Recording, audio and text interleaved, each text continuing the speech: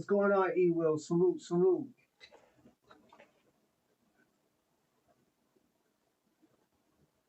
Thanks, you too, man. Let's see.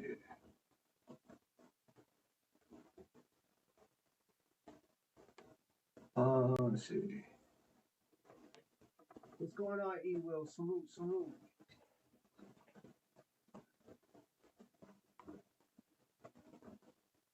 All right.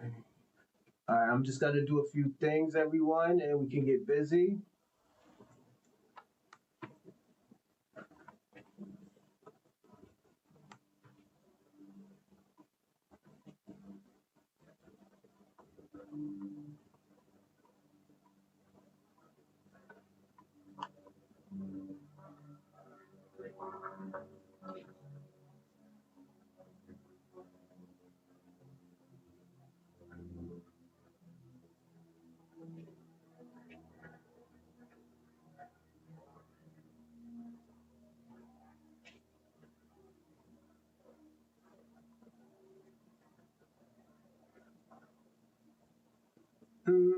Give me one second. I just gotta fix a few things, and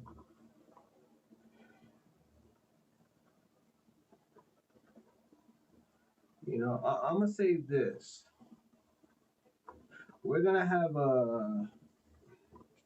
another diaspora topic today, but we're gonna have a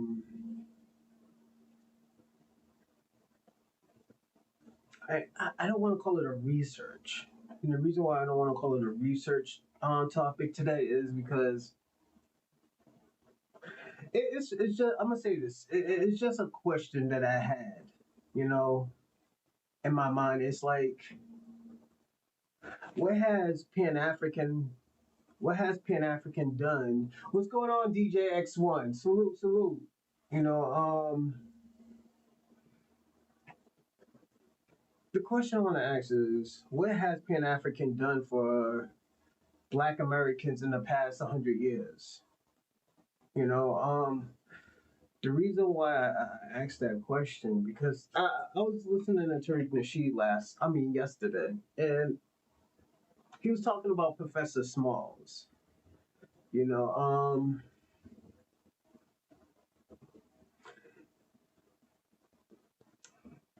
and it didn't irk me, but it questioned what has Pan African done in the past 100 years for Black Americans.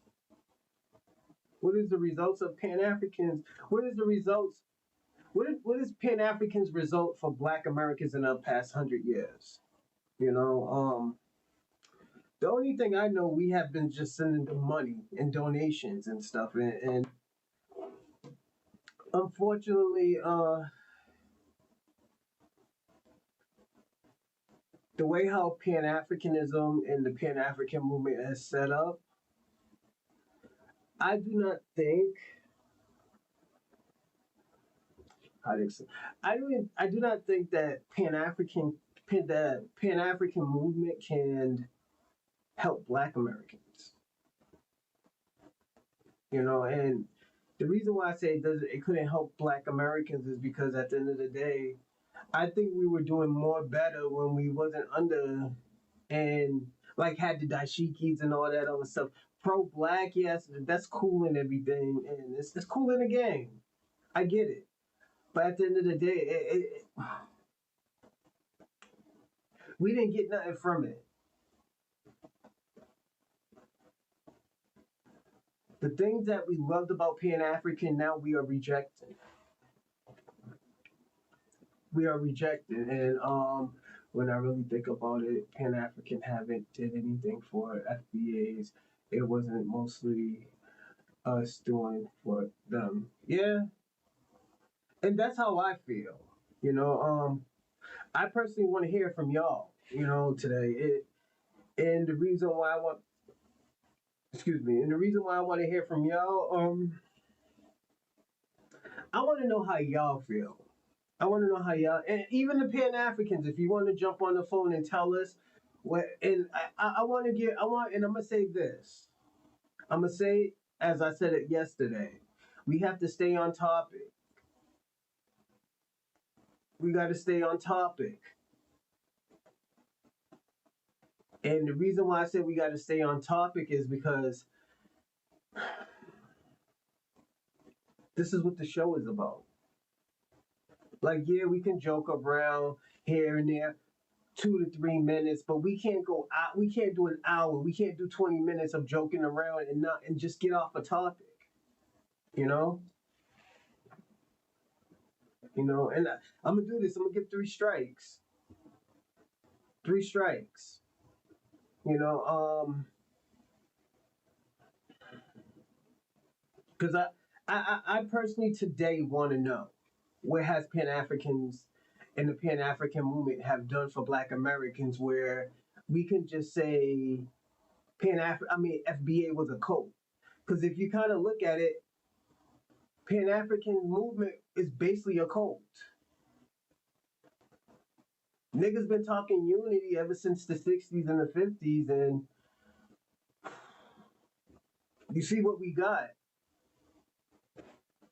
You see what we got. And it's not to shit on the unity that certain people have, but at the end of the day, I don't know where this shit came from, where Pan Africans were like, oh, yo, we're a cult. It just, what makes it sound like a COINTELPRO tactic? Is because Black Americans is trying to empower themselves. Black Americans is telling their own story, telling their own ancestry lineage, legacy.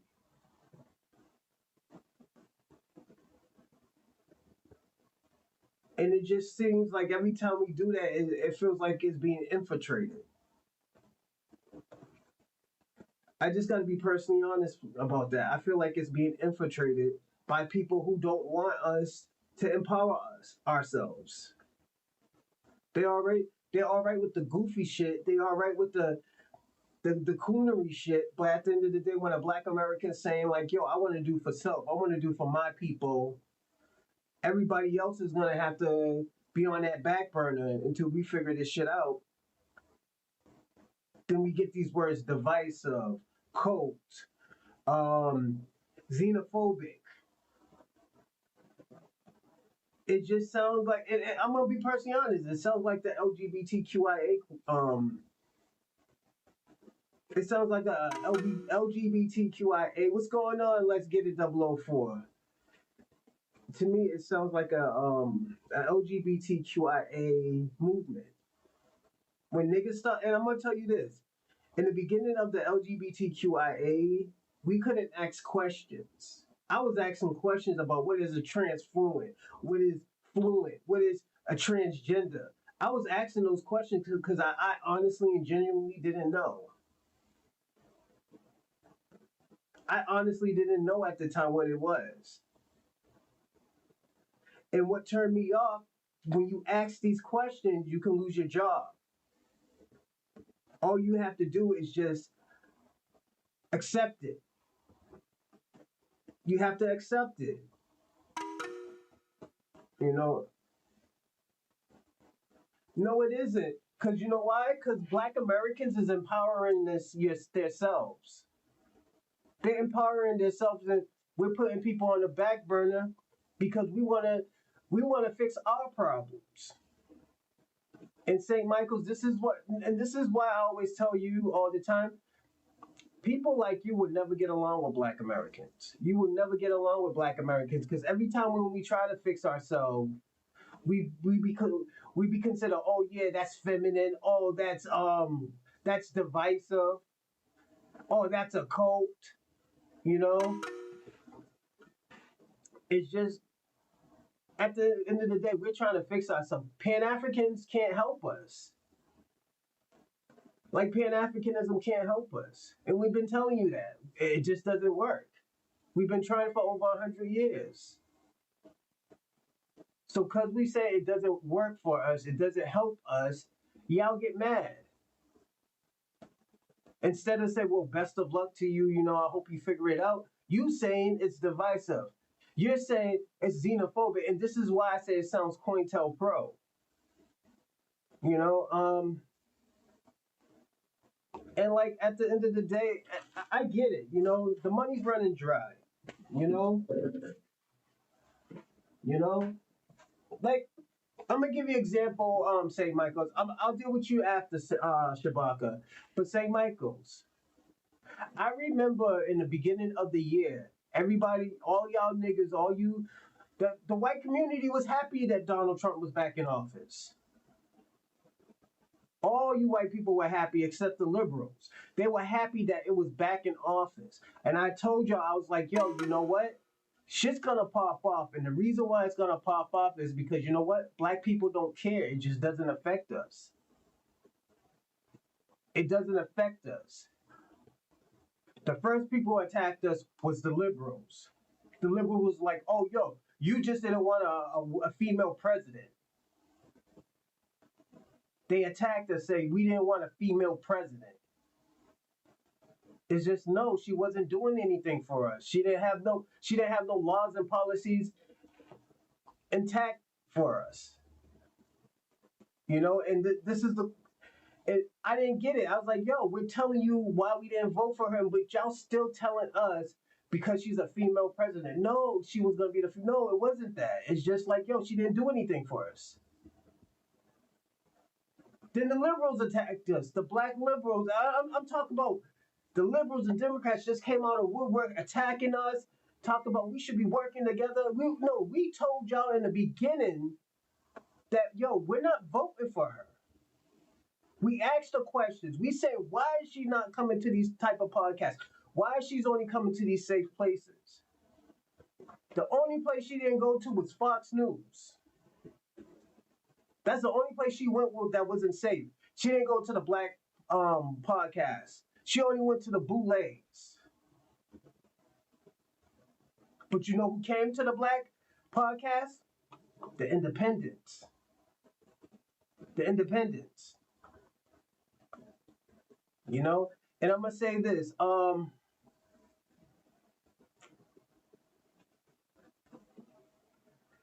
Give me a second. You think that as an outsider, you notice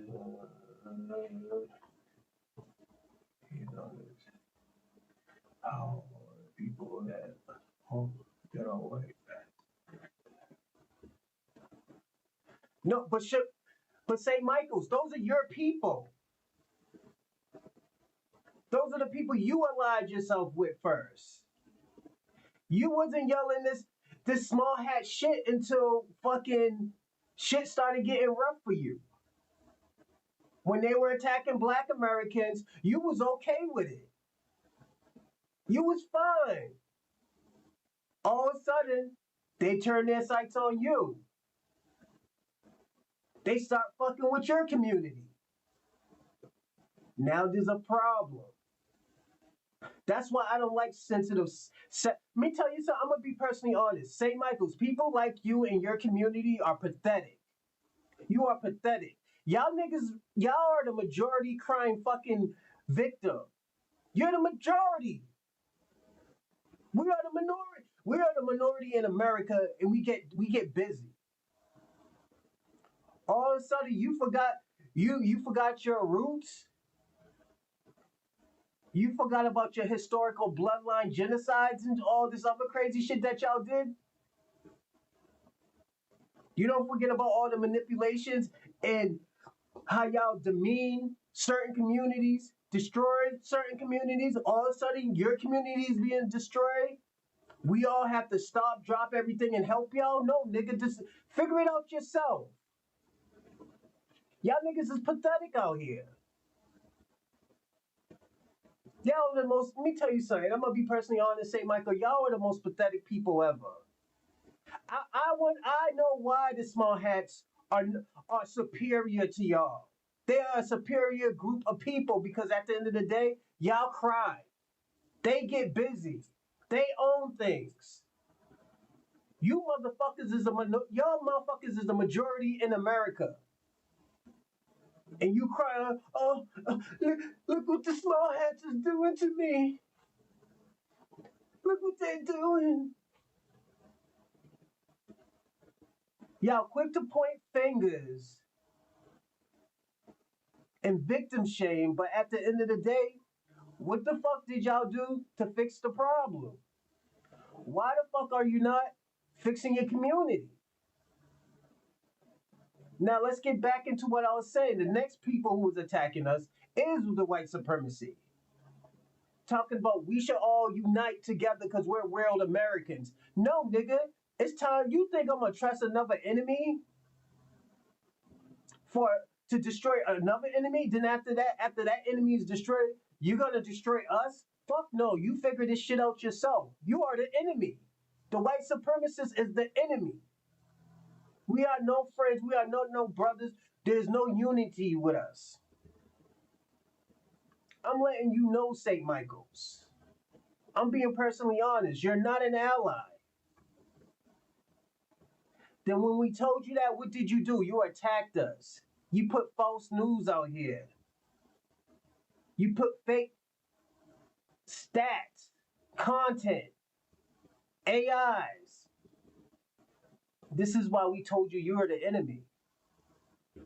This is why we say you cannot be trusted. Let me tell you something. I'm going to be personally honest, St. Michael. It is true. It is true that your community is getting destroyed. It is getting destroyed. But y'all are destroying your community. All of y'all destroying the community. Y'all were the one that voted for Donald Trump.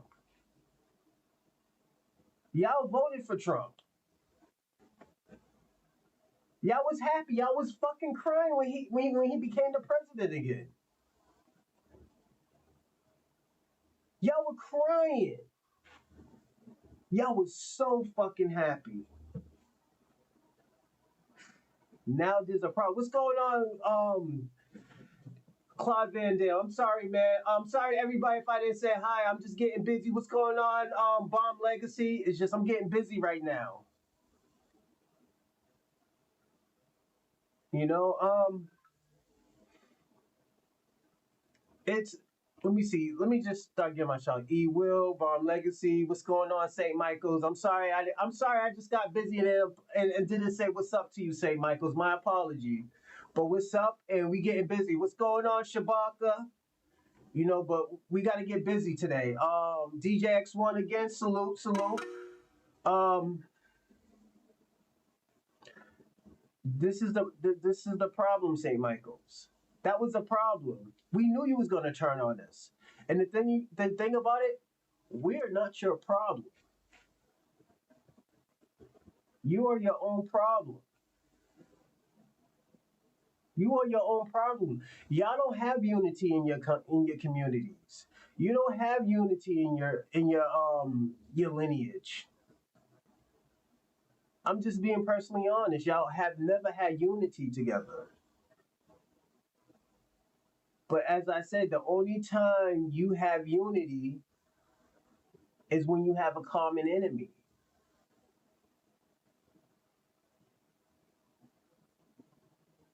That's the only time that y'all had unity. When y'all had a common enemy. And the common enemy has always been black people. But when black people step up, took a back seat and saying, yo, these niggas is gonna figure this shit out. We're not voting, we're not getting into this politics and stuff. We're gonna worry about ourselves. We're gonna worry about black politics. Then here comes, we are all American. And we told you, even the Hebrew Israelites told you that, yo, why would we trust you? And for the last 200, 300, 400 years, you've been disrespecting us. You've been killing us. You've been poisoning our foods. You've been destroying our companies, our jobs, our livelihood. Why would we trust you? You know, this is why I told you, St. Michael's, you can't do anything by yourself. This is why people question, and this is why people found out you couldn't build America by yourself. You couldn't invent anything by yourself. I'm just being personally honest. Y'all can't. What's going on, Jeff? Salute. It's just you can't do anything by yourself. You always need some type of idea. You need some non-white supremacist ideas. Have y'all created something? Yeah, with black components, with black help. Why are we finding out now in 2025, 55,000 components that were invented by black Americans? All those things that y'all saying that y'all built, y'all never built. Y'all just took, you stole. I'm just being personally honest with you, St. Michael's. It's just, see, this is what I'm talking about, St. Michael's. I'm being honest about you. I'm telling you about your culture. I'm telling you about your history. And I'm telling you the flaws of your history. You have a problem with it. Then everybody's fucking sensitive. Why do I gotta be sensitive to tell you about your culture? About what's happening? Instead of fighting, let me tell you something. Instead of fighting the small hats, you should have lied with yourself with the small hats like y'all have been doing for the last 400 years, 500 years.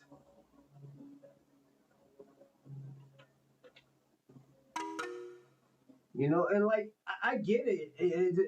It hits it hits a it sparks something in your head because it's about your people. But at the end of the day, y'all have never got along. You haven't gotten along with the Spaniards. Y'all niggas never got along with the French, the Dutch, the fucking even you British people. When y'all niggas got over here, y'all started fighting them. Y'all started fighting the British. You know, so it's just St. Michael's. I get it. It hurts, man. You know, but I'm just trying to not have any emotion about it. I'm just trying to tell you, this is, yo, the year's almost over, and I'm just going back in history. This is why I am talking about this question. Now, the next thing we have to talk about is Pan Africanism.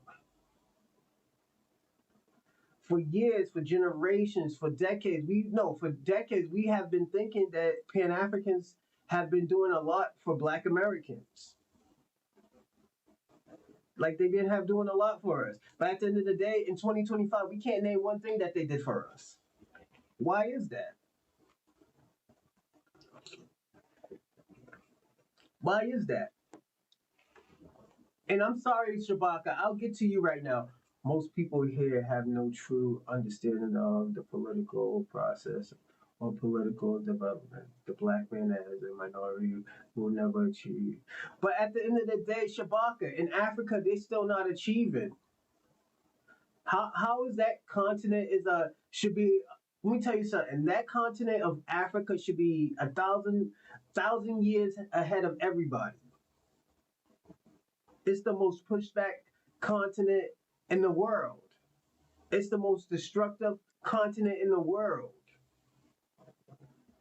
Like, why is that? Why is everybody creating everything everywhere, everything else except Africa?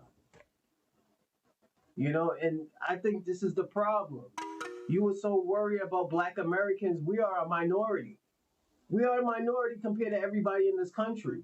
But at the end of the day, we're the most, probably one of the most, if not the top three, top five most achieved people,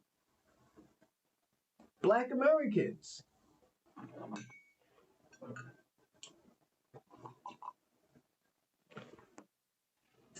And we could talk about any genre, we're the most achieved.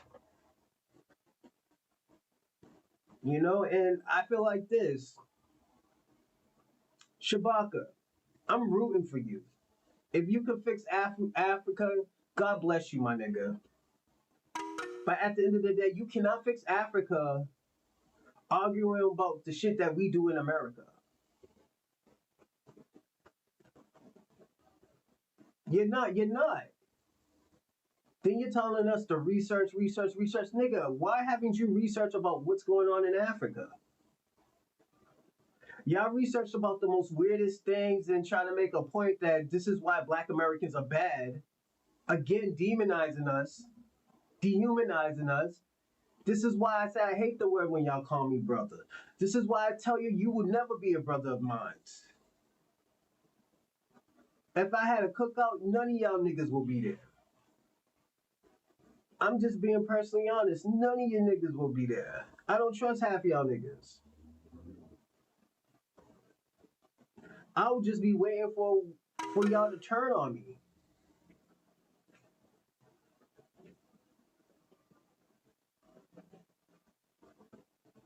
Oh, you abbreviated my name, Saint Michael. Salute to you, but you could just call me Oroshalan. You know that's my name, Saint Michael, right? Oroshalan, right?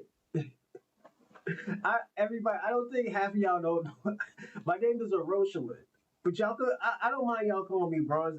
I'm just wondering, I was like, dude, half of these people know my name. Like, I'm gonna tell you this. Only people tell I, it's gonna be funny. Hold on one second. Who wrote that? Somebody said fuck Pan Avenue. Give me a second. Who wrote that? Oh, what's going on? The one. Yeah, I agree with you. Fuck um Pan Africanism. And the reason why I'm on that type of time. I feel like this: Pan Africans never had respect for Black Americans. So I'm on that same time you on, player. Bro, it's easier to type than our social life. Oh, really? Oh, okay, okay. I'll just wonder, nigga. I was just wondering if you knew my real name. It's all right. Even if you didn't, I don't mind you calling me Bronze Reaper. That's cool. But if you're comfortable with saying that, I don't mind you calling me that. That means we all just have a different connection. I mean, we have a comfortable connection with each other. If you call me Bronze Reaper, I don't mind. And the reason why I put bronze is my favorite color. Bronze and purple. Uh, I like purple because it's a royalty color. Um, so yeah. Let me see. Let me see this. Let me see what you say. Say about. I assume Pan Africans don't respect you because they see you as a. No, they have never respect us. They don't respect us because we don't want to be generic Africans. That's their problem. And Pan Africans been getting money from Black Americans for over 100 years, and that money's running dry right now in 2025. You know, I'm just being personally honest, St. Michael's. You know what? I'm gonna do research on that today. So we're gonna watch a few videos, so you will understand what's going on, St. Michael's, and why people feel how they feel. You know, and like I know Shabaka lies, so some of the stuff that he does say, you always have to question, even if he says, "Oh yeah, you gotta read and educate yourself and research." Nigga, my little ass library is bigger than his whole library in his house. What's going on, Convo? Salute, salute. You know, but yeah, it's just give me a sec. I gotta put the charger back in. Um, but yeah,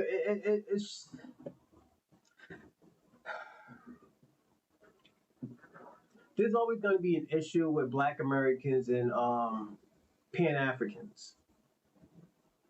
One wants to be a leader, the other one don't have a leader. And I'm gonna say this to Shabaka and Kwame, the shit that y'all say, I think y'all gonna end up getting. You're gonna start putting a lot of people in danger. And I'm talking to Shabaka and Kwame.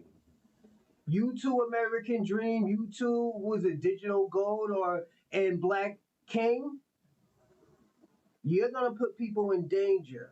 And the reason why history repeats itself. The reason why a lot of leaders died, and this is why y'all keep on calling Tariq Nasheed a leader, to fearmonger people, and a lot you're gonna get one of these radicals to try to shoot at a few people that are who consider themselves foundational Black Americans, because it has happened. It happens in the Black Panther. It happened in the civil rights. It happens in a lot of places. You know, you're gonna get somebody fucking shot. I'm gonna be personally honest with you, Shabaka, Kwame, Black King, and a few other you fucking immigrants and Pan Africans, you're gonna get somebody fucking killed.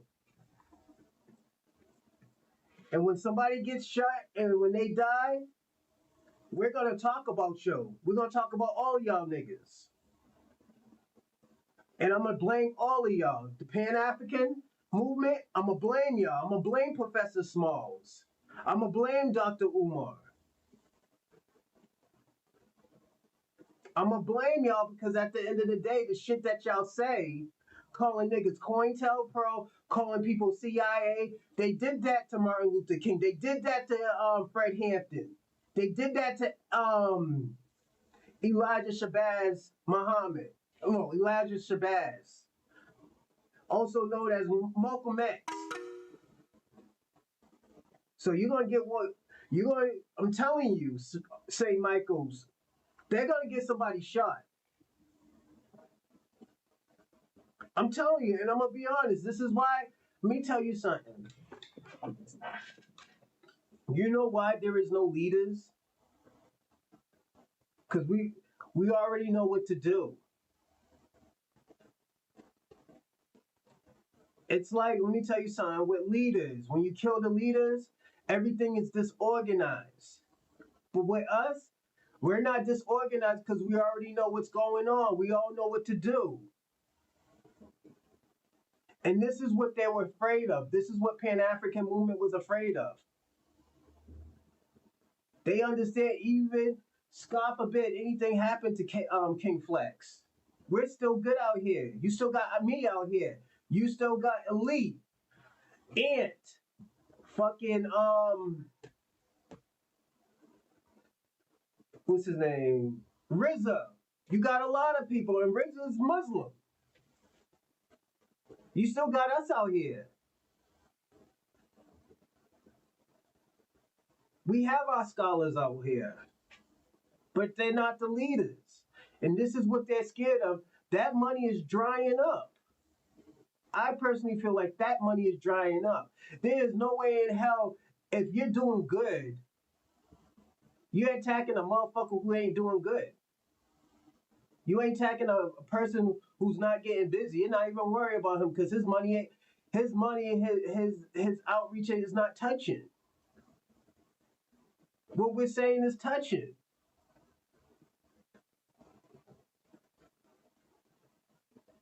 This is why Shabaka says what he says. This is why Kwame says what he says. This is why American Dream says what he says. I'm telling you, you call it us CIA, you call it us informants, nigga. I got a job. I make decent money.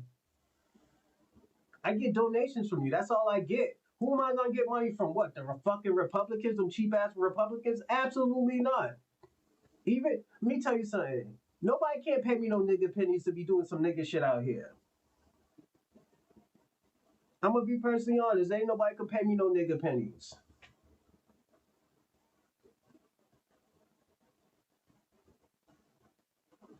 I'm just being personally honest. Y'all can't do that to us no more.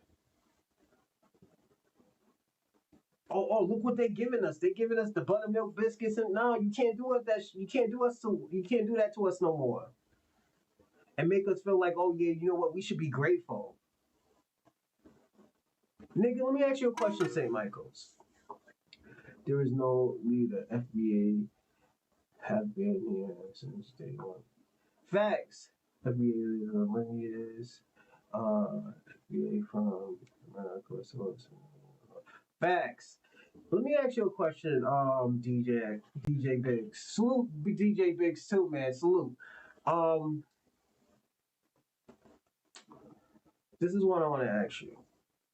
And I might have to leave a little bit, everybody, but just I'll be back. I'll put a video on where it's gonna be like an hour. It's gonna take me like 10 minutes, 10, 15 minutes. I just gonna go pick up my son. I want to ask y'all a question. The question I'm gonna ask is,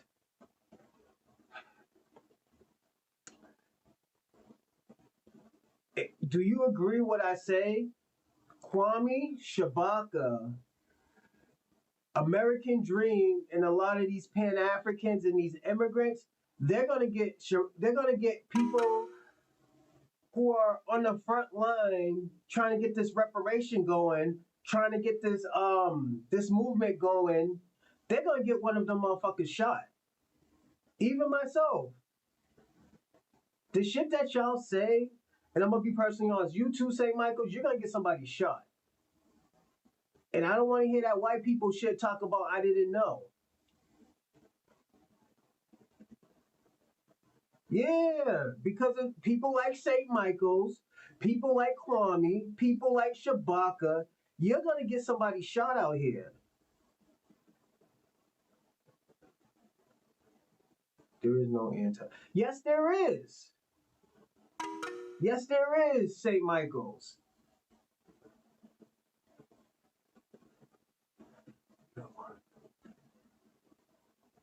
No, I'm gonna say this, Claude Van Dam. There is a white movement that hates Tariq Nasheed. And it's all those people that talk about black Americans, all those people who put out these fake ass statistics, talking about black people have the highest HIV rate, and we look at the ranks in the world, who comes in fourth? Nigeria. Fourth highest rate of HIV in the world. And they talk about Atlanta.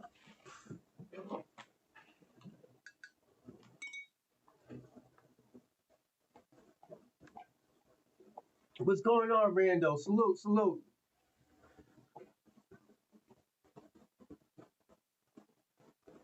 So, shout out to Rando. Sure. Yeah, people like some white pussy. All I told you, Rando, let one of them white girls suck your dick from the back, man. Them niggas going crazy.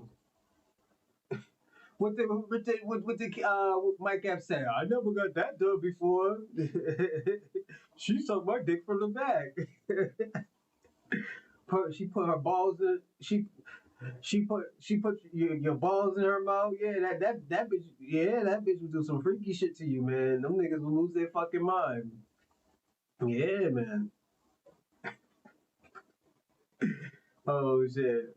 Look at the nations they immigrated from. And you know what? I wanna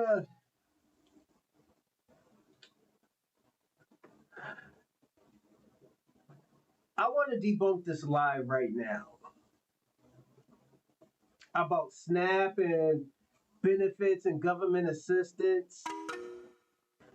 And the thing about it, if y'all niggas want to use statistics, they say 2 and 3 illegal immigrants, also immigrants, are on some type of government assistance,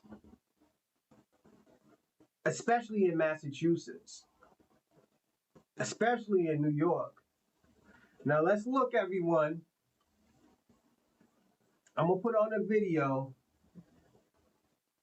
and we're gonna watch. We even got white people complaining. You know, and then everybody, let me start the show. Hold on. Those millions are always deflecting and projected. You know what I mean? Pan-Africans share many of the same talking points against us. Facts. I agree with you, Claude Van Dam. But watch this. I'm gonna pop this video in. This lie that Kwame has been saying for a while, talk about there's mostly black people on some type of government assistance and all this other stuff. We're gonna watch this video. We're gonna watch this video what a lot of people say and what's going on in their states. You know, and I want y'all to be the choice of what y'all see. I don't want to be the talking point of it. I want to show y'all. I want y'all to listen. Africans, I have a question. I'm coming in peace, okay? But I got a question for y'all. So I be seeing a lot of y'all talking about how black Americans on Section 8 and food stamps and how we get food stamps in Section 8. Cool, right? But I got a question. There are certain countries in Africa that do offer assistance to the Africans, but it's rare. You know what I'm saying? You have like government houses where they'll give the people somewhere to stay, but not all of them is hard. But let's just say this. If your homeland, like let's say Sudan, Nigeria, Kenya, wherever you from in Africa, and they offer the people Section 8 and food stamps, will the people in your homeland accept it? Will there be anybody in your homeland accept government assistance? Like food stamps. Let's say they offer y'all $200 worth of food. Also, everybody like and subscribe and comment in the live chat. And also share. It helps the channel and it helps the platform. So definitely share on all your platforms that you can. And if you want to donate, I'm gonna put it in the live chat, everyone. Give me a second. I'm gonna do it right now before we start the show. Just so you know, and just so you can say, yeah, I got it. I got it, homie.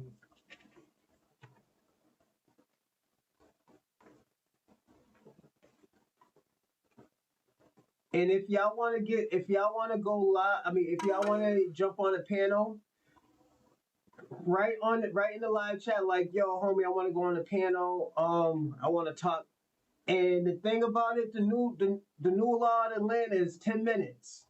10 minutes to talk. The most 15. But here we go. What's going on, Jersey? Salute. And they offer y'all $500 as a Section 8 voucher. A Section 8 voucher is basically where you can use that voucher to pay your rent, or it'll pay your rent or something like that. You know what I'm saying? Help you get in a nice spot so you and your family can sleep there. If they offer that in your country, will your people take it? I want y'all to be honest with me. Or are they too prideful to take? They be like, hey, we're not going to accept the food stamps that the government going to get us, and we're going to not accept the Section 8 so we can have somewhere to stay. We are prideful Africans. We work hard. We work hard to get there. Be honest. I want to know. 500 that I have here, I don't know how come. I don't know how come it went missing. I've not eaten since yesterday till now. I barely drink water. I'm on the street strongly. Even I try beg with my skates. I sweat and I try beg. How are they so easily convinced with no policy or no anything that's being passed? How are they so easily convinced? Yet you see foreigners come over here and people have to earn their vote. These people have just got here. Look at all the things that they're doing for them. These people are coming here getting grants. They're getting easy business, small business grants as soon as they cross the border. The only qualification is that you have to be a migrant.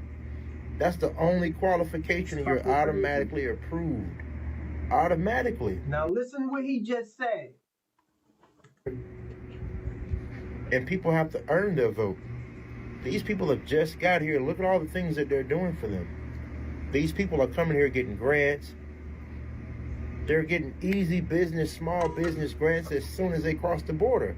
The only qualification is that you have to. Again, Kwame, these are people that are seeing this. I'm debunking that lie that you said. That a lot of immigrants do not take government assistance. I'm debunking that lie. I have to. Give me a second.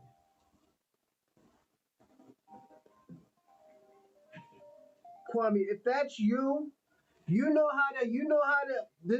the laws, man. Say you want to get on. Don't just call, man. I gotta do everybody the same, man. I gotta do everybody the same. I'm just being personally honest. Again, I have to debunk that. You talked about a whole bunch of black people having SNAP, but listen to what this man just said.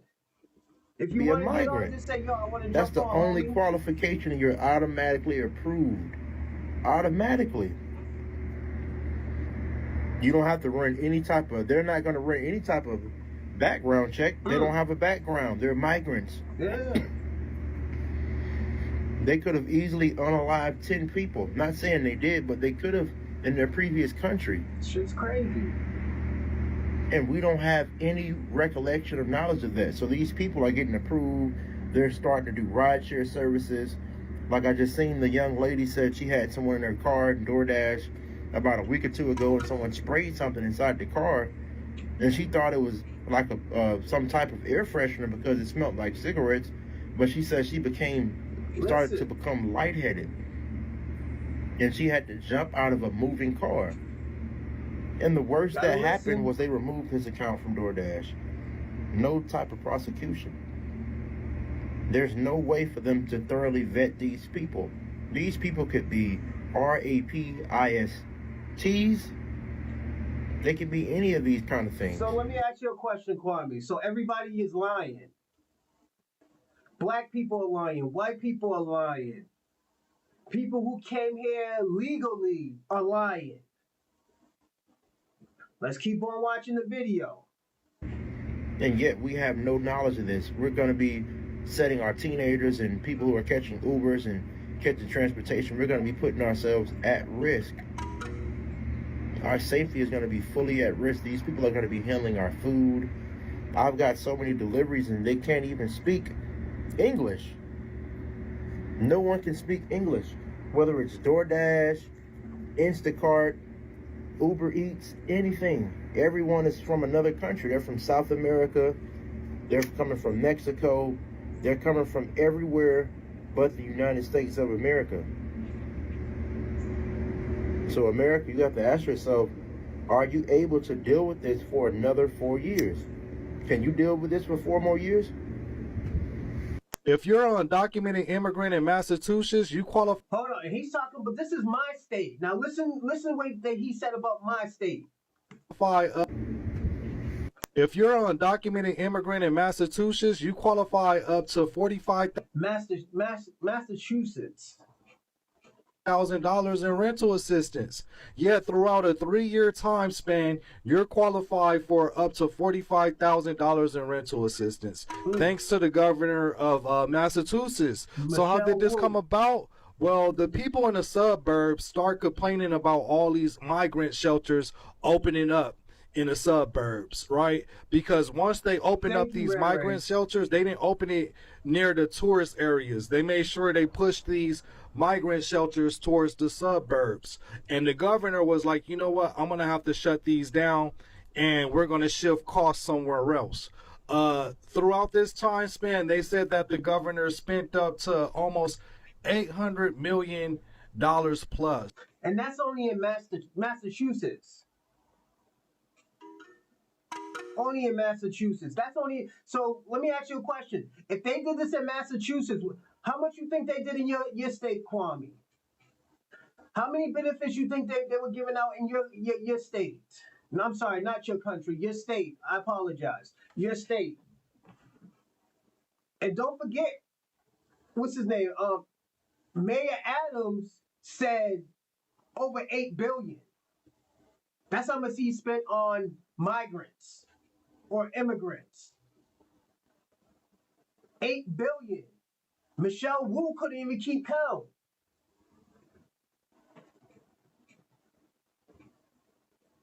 So again, who's been on this government assistance, Kwame? This is why I said your numbers, it doesn't add up. It doesn't add up. In helping undocumented immigrants. If you break it down, that's like almost $1,250 a month in rental assistance. I don't know when the last time y'all had $1,250 a month in rental assistance, but I never experienced that. I could only imagine how much money you could save. You know, I could get Jordan's Unlimited, maybe a Range Rover, you know, but yeah, I'll keep dreaming because they don't have programs like that for American citizens. You know, you have to go out there and work. But yeah, this is only for the undocumented immigrants. Spread the word. Tell all your compadres. Massachusetts is offering up to $45,000 in rental assistance. Spread the word. I forgot, only to undocumented immigrants. Undocumented immigrants qualify for up to $45,000 in rental assistance in Massachusetts. Spread the word. Well, here's a report that you may be interested in. New report from the Center for Immigration Studies show nearly 3 in 5 illegal immigrants' households are on taxpayer-funded welfare support. Well, if it costs the tax... Hold on, what did he just say? From the Center for Immigration Studies show nearly 3 in 5 illegal immigrants' households are on taxpayer-funded welfare support. Well, if it costs the taxpayer so much, what...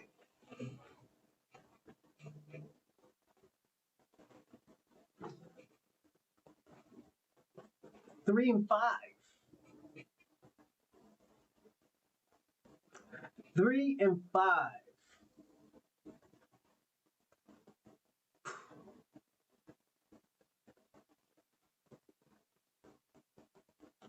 All that money they gave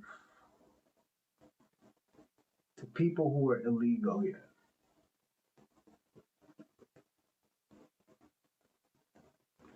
Where does that leave room for Black Americans? I'm just asking a question. Where does that leave room for us at?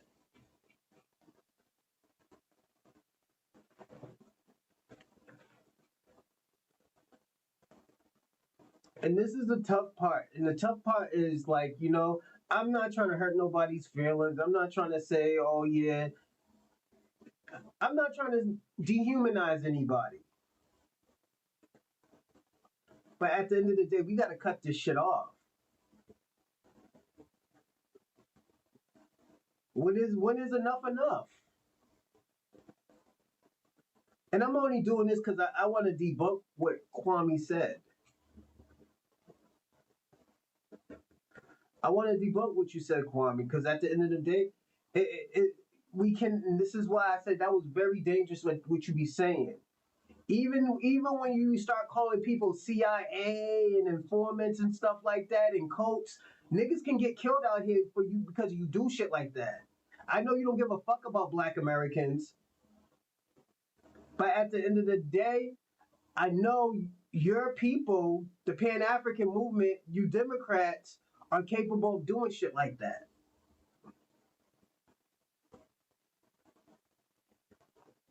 You are capable of doing shit like that. Y'all don't give a fuck. Y'all sending these immigrants over here. You don't think y'all might send a fucking immigrant over here to do some shit like that? All the government system is what. No, wait, no. We heard almost 800 million in Massachusetts. How much you think is in your state right now, Shabaka?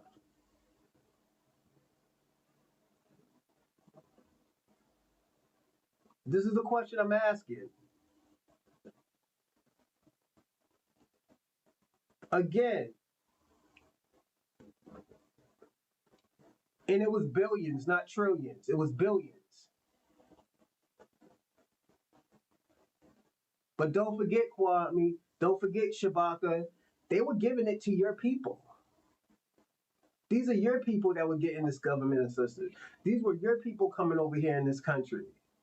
We don't want to hear, oh yeah, we're too prideful to have government assistance. No. It's like somebody say, here's a free $100. You ain't gonna take it? Them niggas gave y'all money. Them niggas gave y'all stipends. Don't forget, some immigrants were getting $5,000 a month. And that's only in food stamps.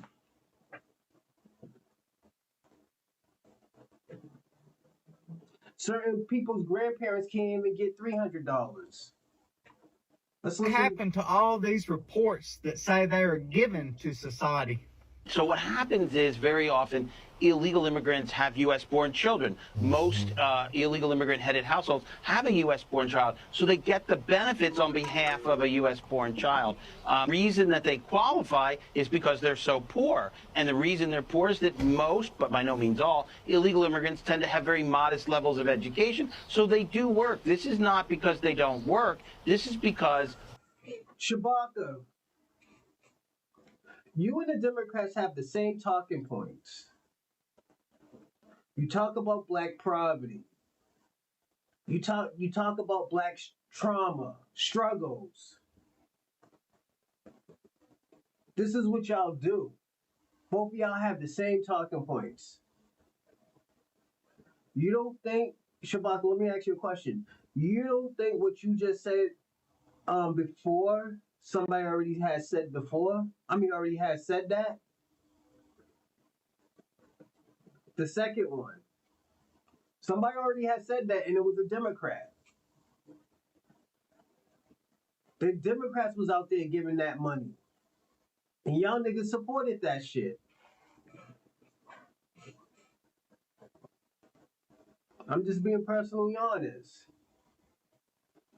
Now all of a sudden everybody, let me tell you something. When niggas was talking about reparations, all of a sudden now all these fucking immigrants is worried about fucking tax money. And where's this tax money? Where are they gonna get this tax money? It's not our fault because it's not our fault that they exposed themselves when they started giving out all these COVID checks. All this extra with $800.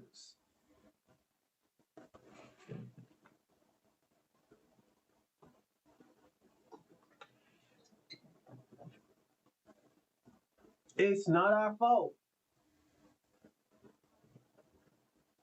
Y'all exposed yourselves. Y'all gave out 3 or 4 fucking COVID checks. Now all of a sudden, where we gonna get money for reparations? We don't have that type of money.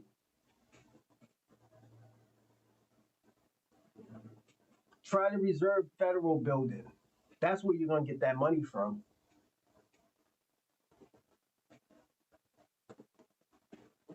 Don't worry about what niggas do with the check. But at the end of the day, just be happy that we are getting help. We're getting the debt that is supposed to be paid to us.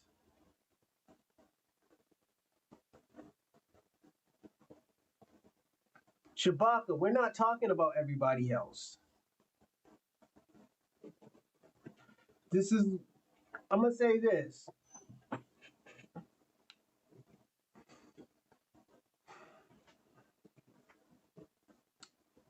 And I don't want to do this, but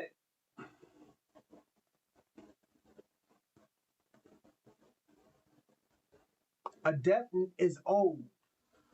If you're mad at we are demanding the debt that is owed to us and our family, and you think we should just forget about it, then you're fucking crazy. And this is why I say there's these hypocrite points in Pan-Africanism. Y'all can forgive the Africans that sold y'all, but you don't want us to collect our debt that is owed to our families. Y'all telling us to go back to Africa where they sold us and they're still doing human trafficking till this day. And this is in Africa, the continent of Africa. In a lot of countries, they do human trafficking of women and children.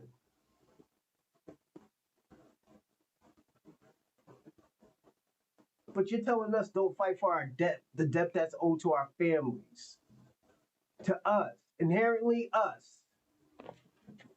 Our inheritance. That's how we looking at it. That's our inheritance.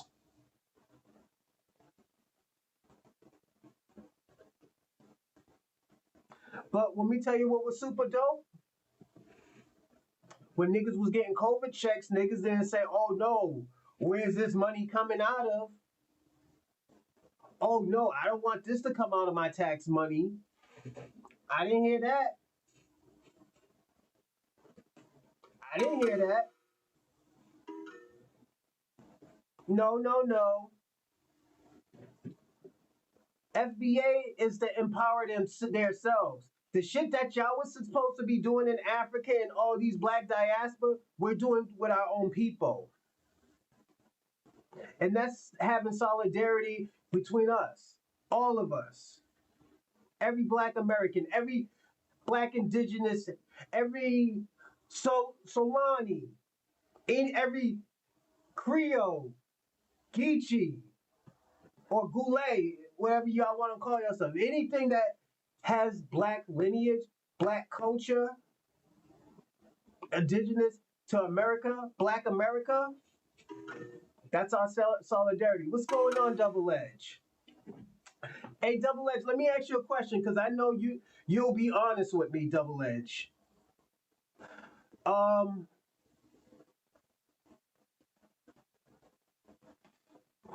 what? And I know you'll be honest. I know Shabaka Kwame won't be honest about what I'm gonna ask you. What has Pan Africans, the Pan African movement, what has it done for Black America? What did we gain? What did we achieve in Black America? And as a Pan African movement? And like in this situation, there's no right or wrong answer. And this is just how you feel, what you think, what's your theory, hypothesis, whatever you want to call it. What do you think?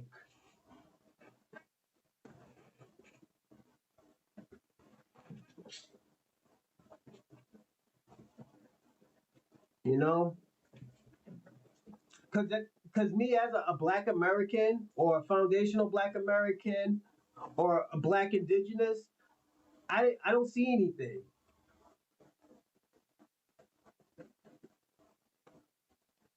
You know, all I did with Pan African it was style a fucking dashiki. I was styling and profiling fucking dashikis out here. You know, when I was younger. You know, I looked like I was selling incense and shit. The migrants are moving here because they're not moving. They're trying to stay. They're kicking and fighting to stay. Shabaka. I'm sorry, Kwame. I can't quite say, but I think they have been trying. All right, thank you, double edge logic. I appreciate that because at the end of the day, I don't see anything. You know, and the reason why I say I don't see anything because I tried to say like, okay, only thing I think they tried is, well, black people try to have solidarity with the black diaspora, you know, and that I'll give Pan Africanism that, but at the end of the day, I haven't seen the black diaspora. We were the only one that who got the memo. We were the only one that got the memo. I think this is the reason why a lot of immigrants is over here was because of the Pan African movement. Because I think that was the only way that we would get solidarity if you kind of look at it. You know, like in I'm gonna say this. What's going on, freshman? Oh, that's let's get it double up. Oh, the Ron show, whatever.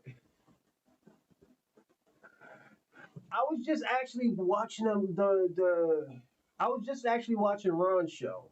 Actually, hold on, give me a second. I think I was just watching him.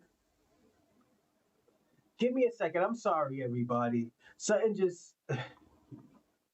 I just want to see something. I think I'm thinking if this is the show, this is what we're talking about.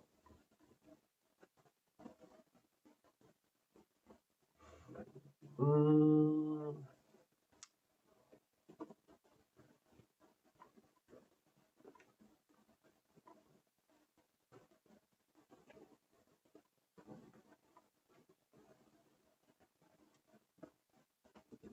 hmm.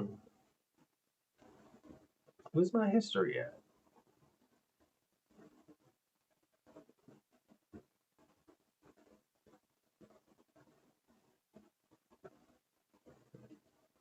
I'm sorry, I can't find it. Hey, yo, I'll get busy when I see it after. I'm destroying everywhere. I should go. Oh shit, they call you Kwamisha now. I'll say this. If anybody wants to get on the panel before I finish this video and start actually get in on getting onto the evidence and explaining certain things, definitely we could do that. I'll give y'all like 3 minutes. I mean, I'll give y'all 10 minutes to talk, definitely. But yeah, I think I was watching the Ron show. But yeah, I want to finish. Let me finish saying what I'll say.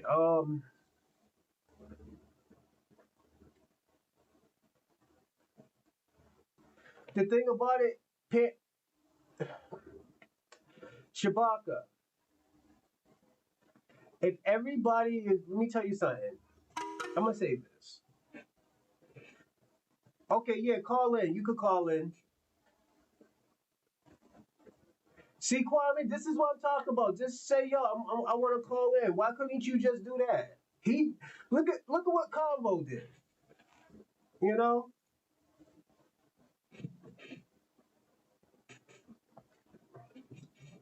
that's all you got to do, man. And the thing about it, I just gotta have just structure. That's all I'm looking for right now. Because Pan Africans fight to unify all black countries, though. It starts there. That's a good thing. Double Edge, yeah, that it starts there, but why are they asking us for help? That's the thing. If Pan Africanism is trying to start in Africa, they can't start in Africa. They got to start with us because at the end of the day, we're not gonna be like, we're not giving no more money to Pan Africanism. Like, let's personally be honest, Double Edge. I have never seen so much hostility from Pan Africans ever in my life. Ever. I'm even talking about even when disagreeing with them. I've never seen so much hostility. Oh, there's a call. Call from FBA Convo. What's going on, Convo? What up? What up? What's going on, Brown? What's up? What's happening? Nothing. Just talking to y'all. Let me see if they can hear you. Hey, yo, y'all can hear Convo? Yeah, let me know. Okay, they can hear you. I think they can hear you. All right. Yeah, I don't take up too much time. What's going down, family? I was just wanted to I'm about to put the timer on now. 2 minutes. Keep going. Oh shit, yeah, no problem. I ain't gonna do no 10 minutes already. I ain't got that much entertainment in me. But look, I just wanted to ask you a question real quick. Mm-hmm. What you were just talking about, you had seen the Ron show. I think last night he was doing exactly what I wanted to do. I was over here on that James Small tip today. Yeah. So when you said that Ron show, what show did you watch that you wanted to comment on? It was like a 5-hour show. It was like a 4 or 5 hour show. If that was him. You know, I think it was like. The title? Let me see. I gotta look this shit up. I don't know if because I've been doing like a million things lately. I just flew a blank, and I couldn't figure out where this my history is at.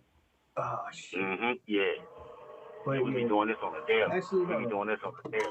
I'll look on my phone. It's easy on my phone. Everybody be over here just watching videos every day. You know, it's either a pro-African, Pan-African space or it's a pro-FBA space. I try to keep myself in pro-FBA spaces as much as possible. I can't lie. I do go to other spaces. I always be telling y'all to go to. You know, just to go ahead and troll a little bit. I think I got timed out. I got timed out yesterday on Sonetta. I got timed out yesterday on Sonetta. So Sonetta wanted to do a show. He said, Brother Reggie got something to say to FBA. I'm like, shit, so I'm over here. And Reggie? I'm just in the chat. Yeah, Brother Reggie, you know, because Sonetta got all of them. He responsible for almost all of them. The Hebrew Israelites, he even has a few races.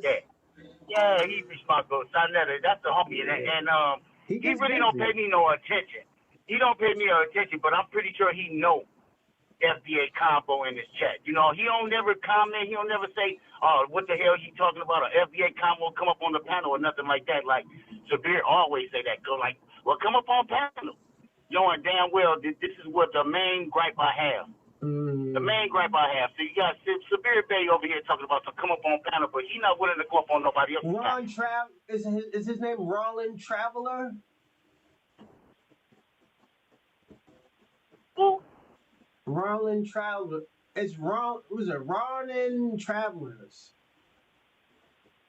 Oh, that ain't FBA News and Updated. That's somebody else.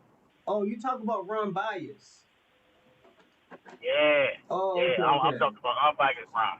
Yeah, yeah. That's all right. I mean, cool. Because like I said, if it's a pro FBA space or not, you can let us know, and when we go over there, we'll be prepared. You know what I mean? We'll Okay, be okay. ready and shit. So, all right. So look, what I was saying, I was just James, tripping on how let's severe get bait. it 004. Thank you. He put his name out Yeah, there. I was just tripping on how severe bait be like, come on the panel, but he ain't willing to go on nobody else's panel. I don't want that for y'all. You know what I'm saying? That's why I keep on telling y'all about other pro FBA spaces. I don't want you to think that the only show is out here is Brian's Reaper show. That ain't the only effing show out here. No, it is So I your want you to show. come out here, come up out off of there, because your name is actually what was the word I was coming with? What was the word? Your name is not clout, but it's another word I'm coming with. It's like your brand, my baby. Oh, my Your brand? brand. Your brand is Bronze Reaper Media. Every time somebody see that shit, they gonna be like, that's my man's Show. So I need you to advertise, you know what I mean, yourself by going in other pro FBA spaces, saying what's up to the cops, to the chat, and then they be like, oh, that's my man's wine, my man's Bronze Reaper right there. Go ahead. Hey yo, Convo. You know it's a Rochland, right?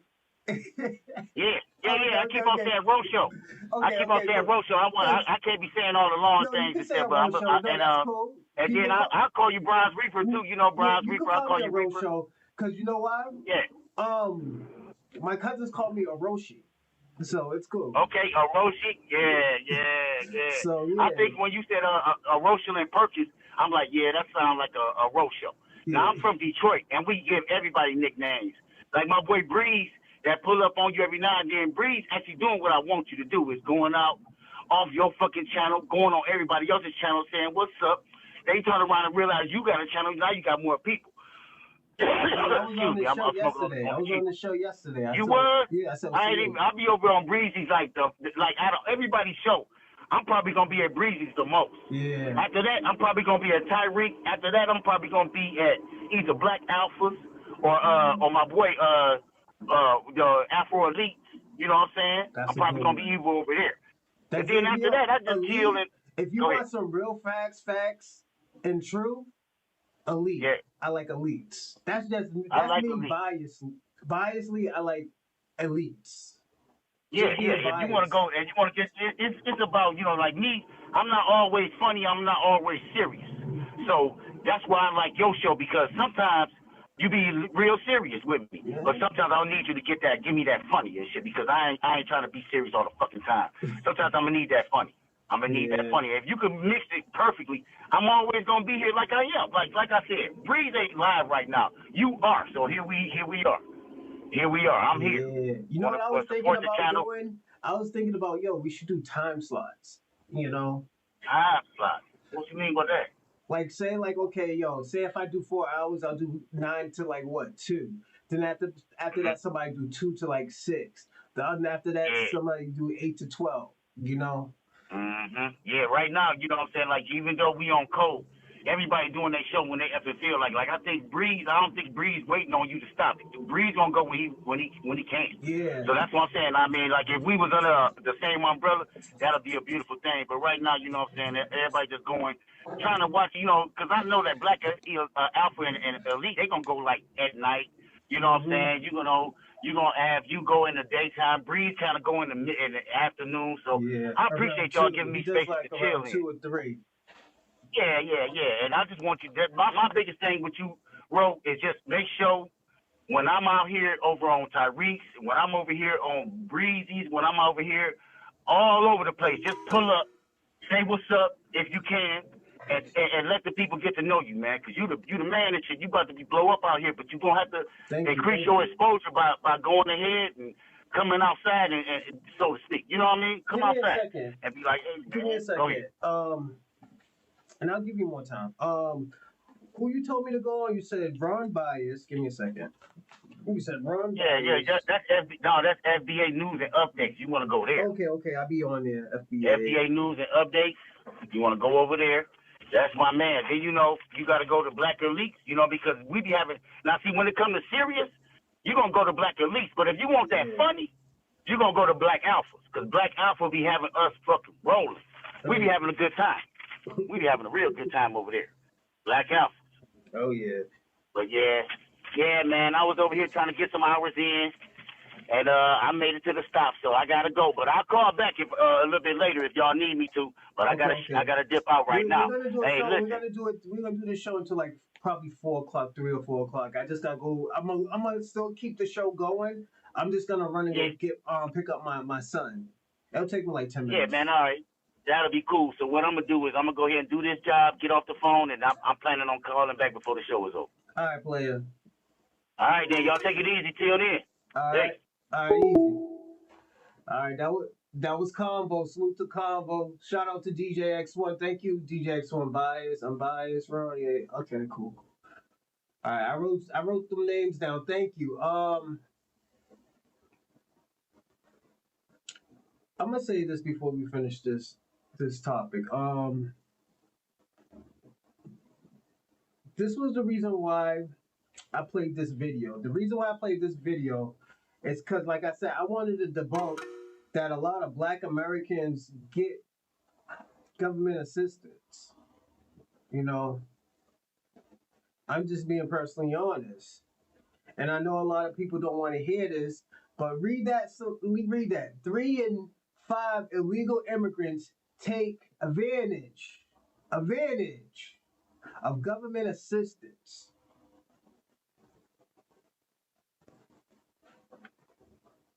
And Black people are not the only ones saying this. Let's listen. They work, but they make very low income. Well, what welfare programs do these people qualify for? And I think what a lot of people don't realize is if you work but make low income, you qualify for everything from food stamps to free school lunch to the WIC program to public housing to the earned income tax credit. So working doesn't preclude welfare use. And what we're seeing is a lot of illegal immigrants do find jobs, but they're poor, and so they, and often their children, qualify for these programs.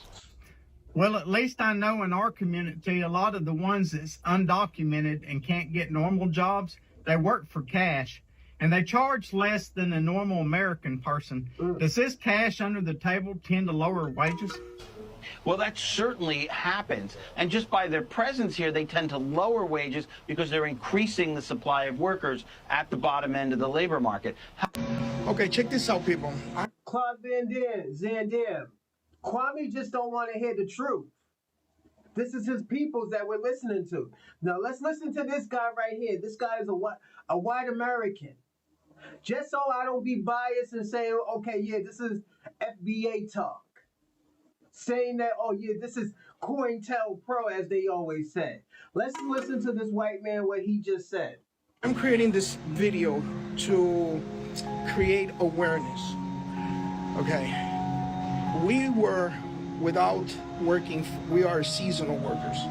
So we've been out of work for about 4 or 5 months, right? So we went to,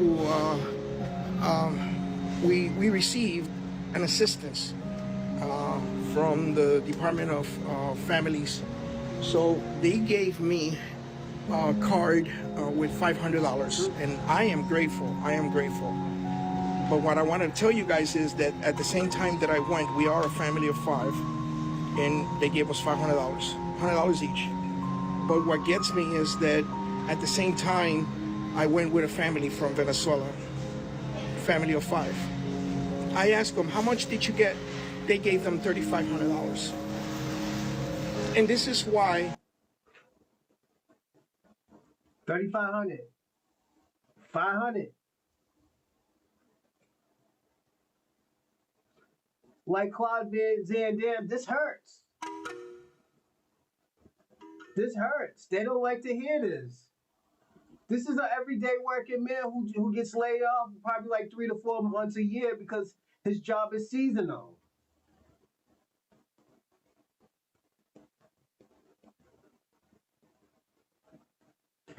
I'm going to say this double edged. We do talk to Congress. And you know what? You know what Congress does? They avoid us. I want you to read this.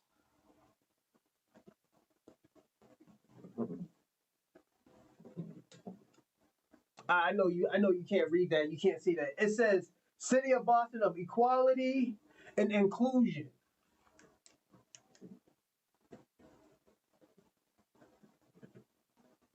Those are the type of people I do try to talk to, double-edged logic. They don't want to hear from us. They know shit's gonna get fucked up and they're gonna have to fix it because at the end of the day, they caused this problem. They don't want to hear from us. This is why I said, you know what? This is why Kamala lost. This is why Kamala didn't have a chance in hell of winning. It wasn't because she had 6 months. It wasn't because she had 6 months. It's because she wasn't hitting the people she was supposed to hit. I'm just being personally honest. This is why they were in. This is why most of these people were at Capitol Hill,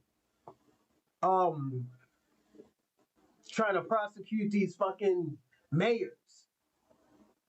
Texas, Boston, New York, Chicago, I think Colorado. They were trying to prosecute them because they're like, where the fuck is all this money? And I don't like Brian Downs. He's a fucking sucker. But that was good that he questioned these mayors. I'm just being personally honest. Thank you. Thank you, let's get it 004.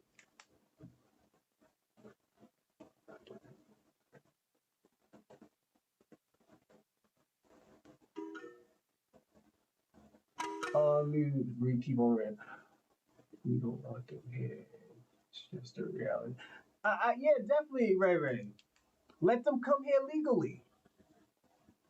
Put it this way.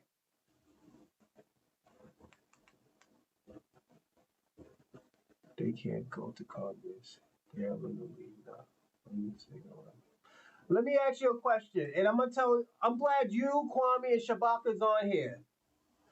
Black King, you're gonna get somebody killed. Shabaka, you're gonna get somebody killed out here.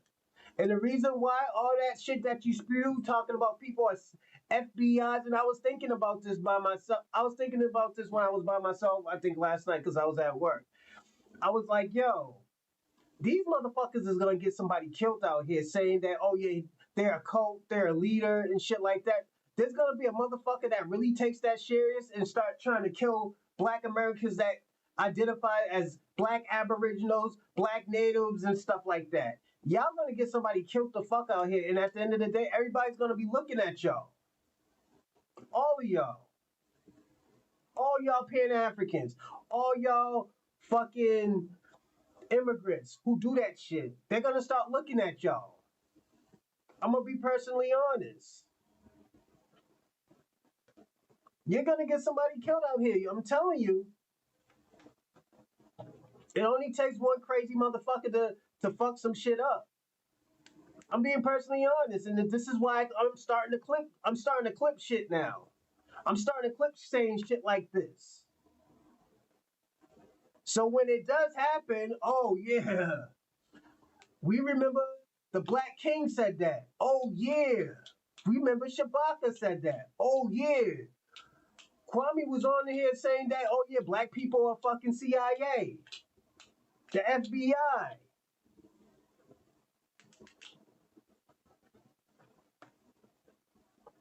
We got it, and the thing about it, I'm not doxing y'all, but at the end of the day, I'm making it clear this is what's going on in these Pan-African circles. This is what goes on in these immigrant circles. This is what they say.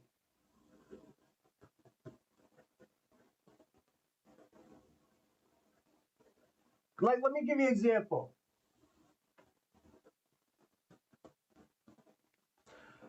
I remember back in the days, Africans used to say, oh yeah, Black people steal. Black people steal. Black people kill. And look what happened in Alabama. The Black woman paid her how she was going to pay her. The $200. She wanted an extra $30 or $50. She grabbed this bitch. She grabbed that old lady by her fucking hair and didn't let her go, and they were beating her the fuck up. That's the shit that y'all niggas cause. You immigrants cause shit like that. So when another immigrant does that shit and put their hands on somebody, that's your fault.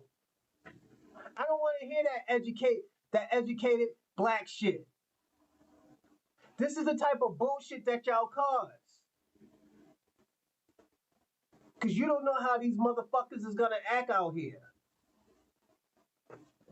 How many times I've been telling conservatives, you got to stop talking to people like that.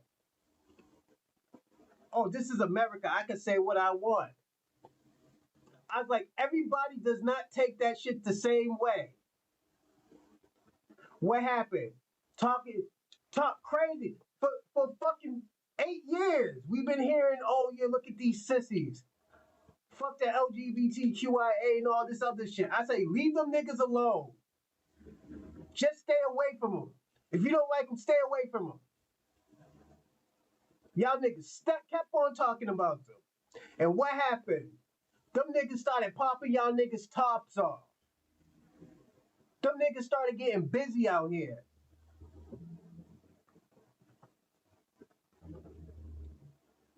Now the white conservative is scared out here. They scared of a liberal talking about their fucking terrorists. How big of a pussy you gotta be saying our fucking liberals are fucking terrorists, nigga? And conservatives, they're pro-gun. You are fucking pro-gun. But you scared of a nigga with a lace front with a gun now. Are you fucking serious? Nigga.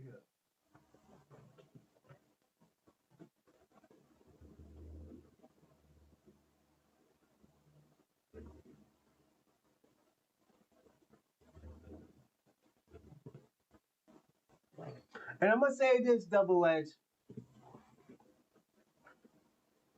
Not the most, and the reason why I'm not gonna say the most, I think who has the most is probably the Caribbeans.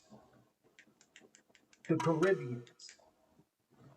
Caribbeans and Brazilians. But I do agree with that, kind of to a certain extent. I kind of agree with that. There are some people with strong African genetics. Yes, absolutely. I do agree with that.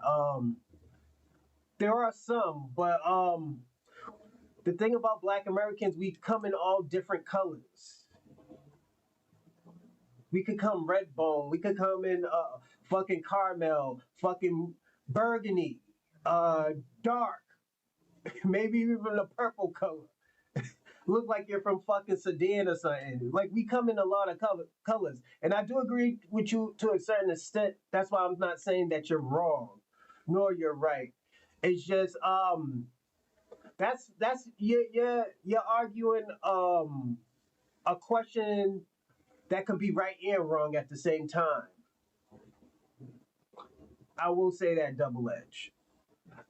Shabaka Pan Africans speak of unity. But the thing about it, Shabaka, a lot of Black Americans don't want to mess with Pan Africanism.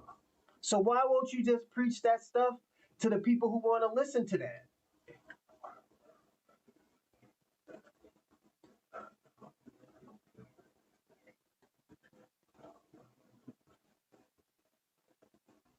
Again, Black King, you're trying to deflect of what I just told you.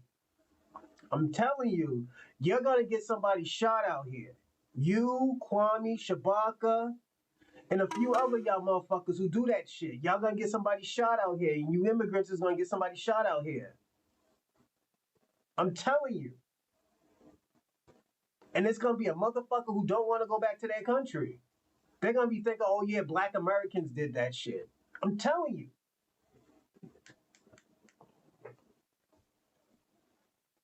Yeah, and I'm agreeing with you. We used to love Pan-Africanism. I agree with you, Black King. But at the end of the day, and we don't benefit from it. Everybody else benefits from Pan-Africanism. And I'm gonna tell you this, Black King. I was guilty of that shit. I was guilty of wearing the fucking the fucking dashikis and thinking that, oh, yo, what part of Africa you think I'm from and all this other stuff. Yes, I was guilty of that. I was led astray, man. I'm admitting that I was guilty of that Pan-African shit.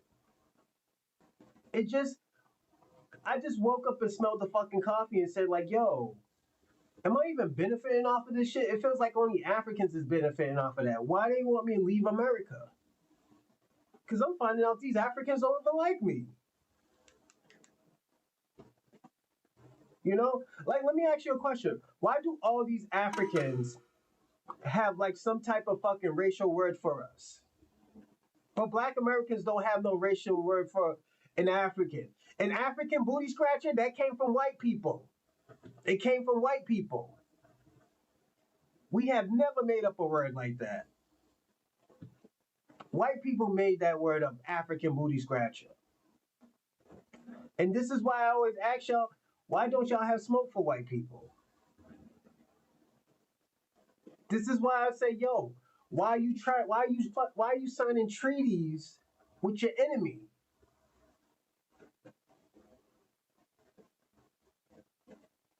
This is why,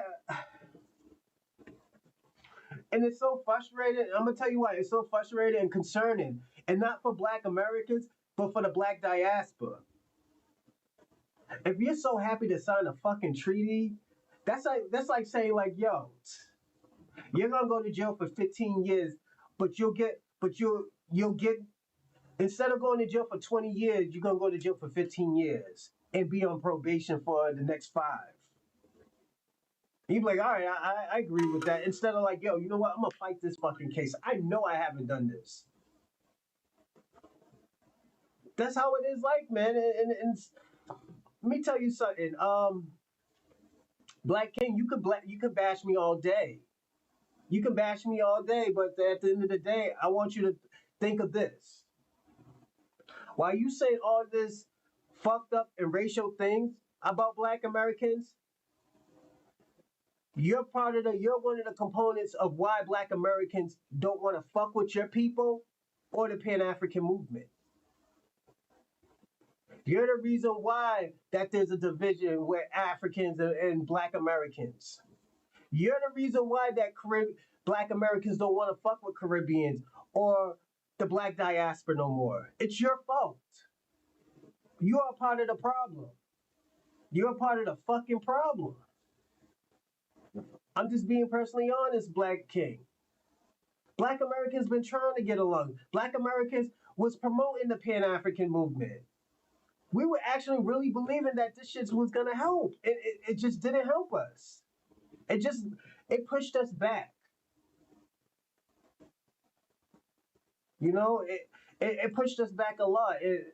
You don't benefit from calling yourself an American either. No, that's not necessarily true. If you are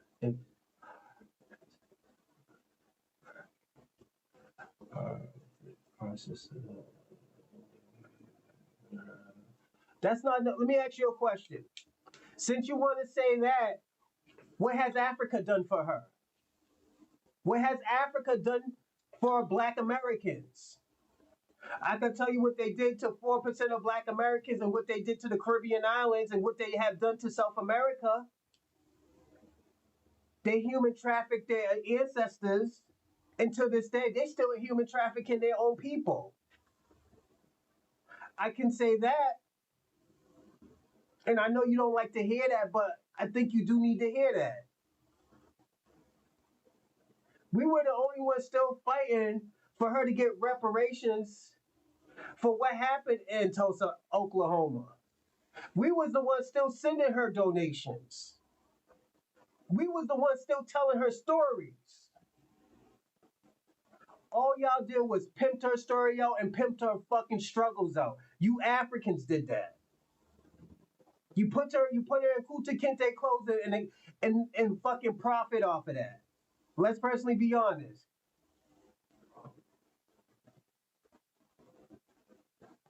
Absolutely. Absolutely. And the reason, what's going on, Charlie Shaw? I'm gonna say this, double edged. The reason, I'm gonna be the person. I'm gonna be a real. I'm gonna be real when I say this. The reason why I do consider myself foundational Black American. And I personally do want to do a show and ask everybody why do they consider themselves foundational Black Americans. The reason why I consider myself foundational Black American because I really do believe I know that my ancestors, my people, my culture were the foundation of this country, were the foundation of these inventions, were the foundation of why this country is this powerful as it is. That's why I consider myself foundational Black Americans. You might say, "Oh yeah, you're African, you Africa." I agree. I have African genetics, but at the end of the day, I have more than just African genetics, though. Can you agree to that, Double Edge, that we have more than just African genetics?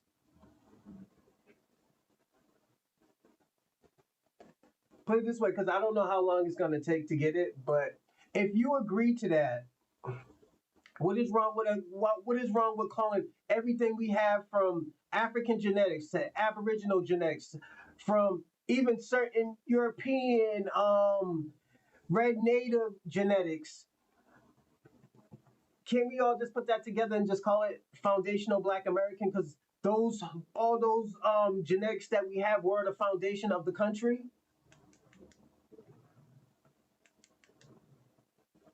DNA tests don't go by. Again, our DNA test doesn't tell a white European that it's American either, but they still call themselves white Americans.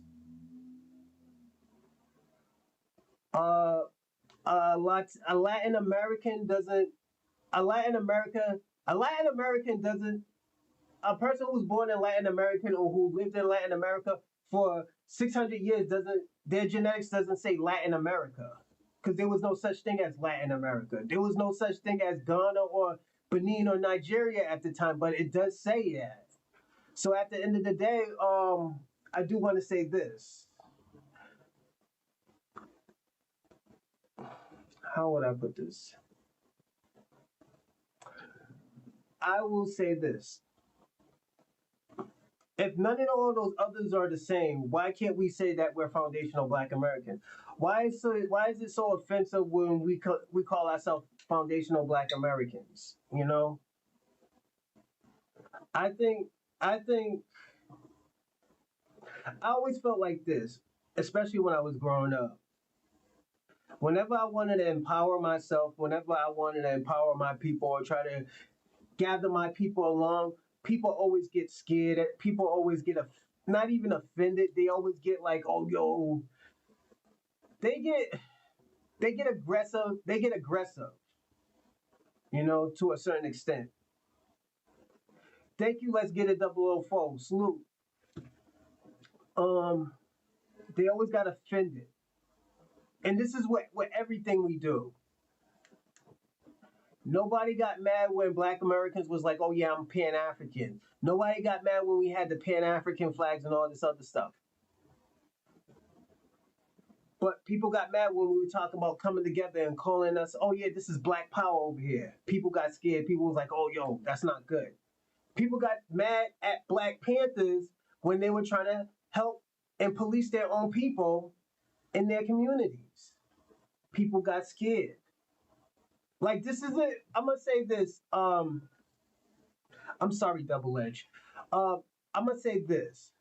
This isn't new to us. This is why when Pan Africans, like when they bugged the fuck out when we were like, "Oh yeah, we're foundational Black Americans," they bugged the fuck out. That wasn't new to us, you know.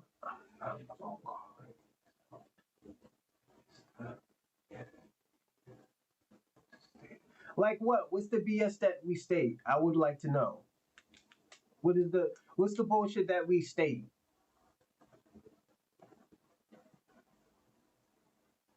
You know?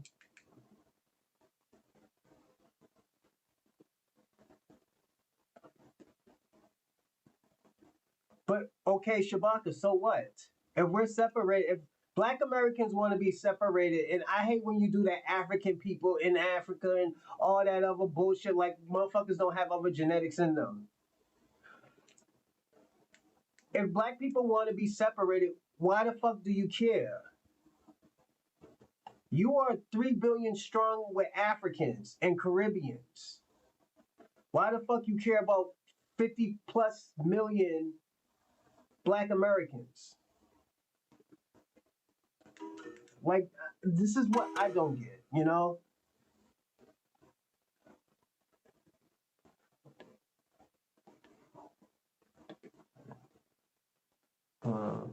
Because if you say we are.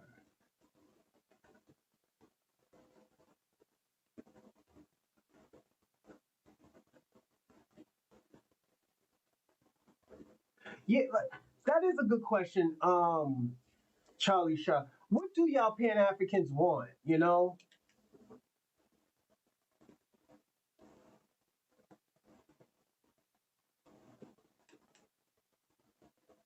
Again, double edge. What are the disrespectful names? You're not telling me anything. You're just like when I ask you something, I need like a an example. What is the disrespectful names? Like I get it. I call Africans African booty scratcher.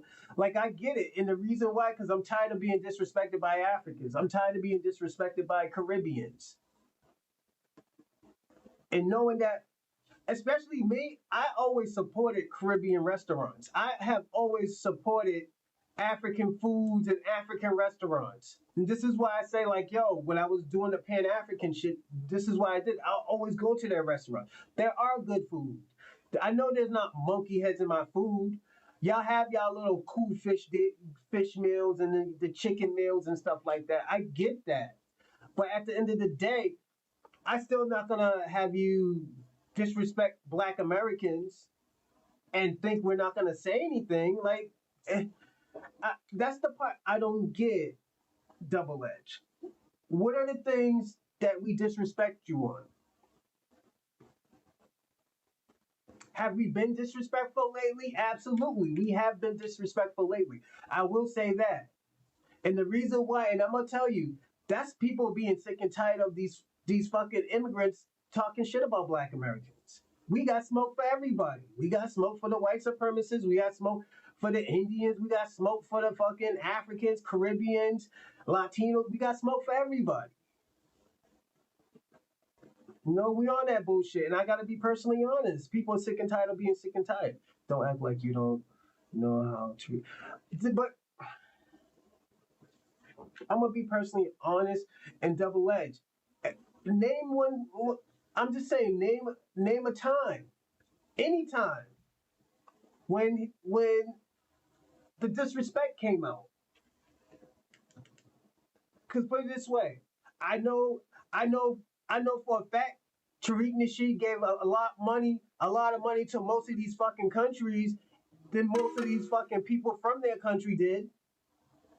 I know Tariq Nasheed put out great videos of their historical culture more than these Africans did.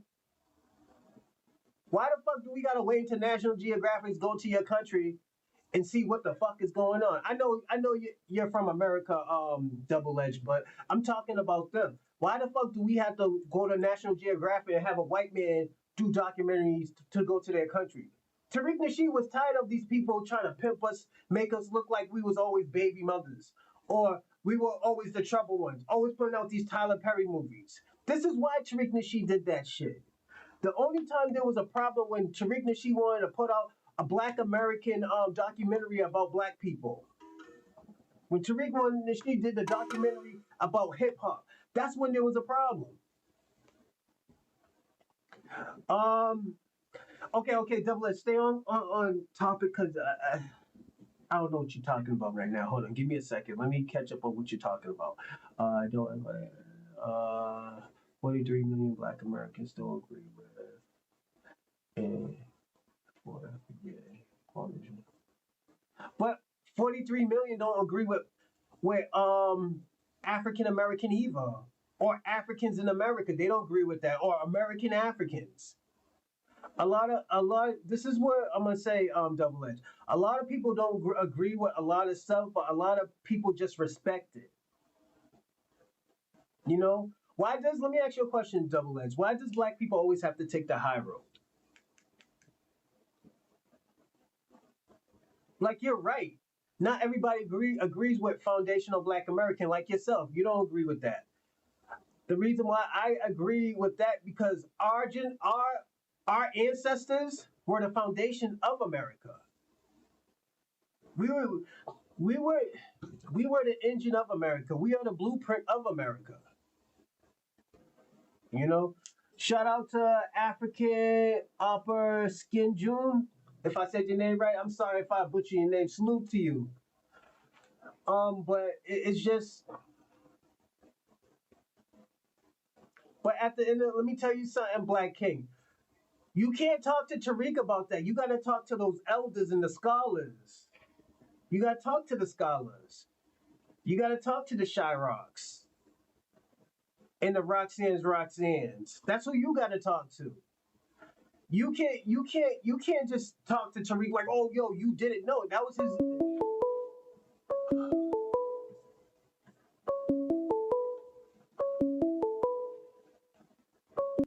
Call from Imperial on Legacy. to accept, press 1. Imperial. What's going What's on? going on? Hey, yo, next time, because I did it to Kwame too. Next time in the live chat, tell me you calling, all right? So I know you're calling.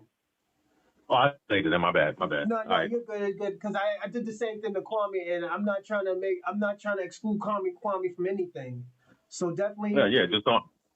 I figured you wouldn't answer if you had to, but I hear you. Okay, go ahead. It's just I'm trying to build my show where Yeah. I have some type of structure. That's all, man. It's not good. against you, but thank you for calling, dog. Yeah, that's what I said. I'll hit you later. It's all good. No, you can call.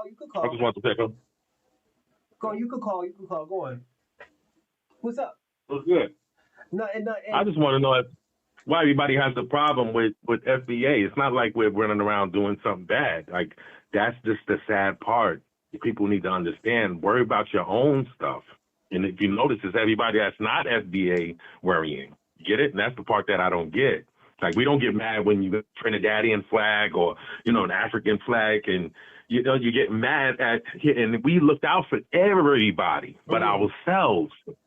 Get it? It does, man. And the thing about it, it's not, the thing about it, this is my problem. I'm not mad that, this is how people feel. I'm kind of like, I'm surprised. As much we do for everybody, as much as that, we supported their food, their culture, where they came from, what they stand for. We was always there. Black Americans was always at the West Indian Festival. Black Americans was always at the dance hall. Black Americans did everything for everybody, but at the end of the day, when it comes to us, we always have to take the high road. We always have to, let's do this later. Let's worry about these people first. This is why I have a problem with my mayor now. This is why I have a problem with my government in Massachusetts. And these people don't want to come and see us because at the end of the day, they know how we're going to act.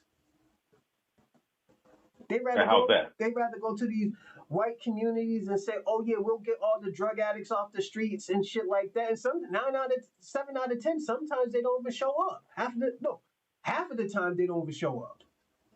Mm-hmm. So this is the thing. This is why I was telling this is what I'm gonna say. Double edge, I agree to a certain point when you say, yeah, we should be talking to our Congress. But if our Congress is not trying to talk to us and we have to always ambush City Hall, and sometimes they put security on us so we don't go into City Hall. Yep. This is the type and they switch up things as we learn them. Yeah. So let me ask they you did a it. They did it with the Panthers. The firearms. Go ahead. Let me ask you a question. Because I know Pan African is I think it's a little bit bigger in your state than in my state.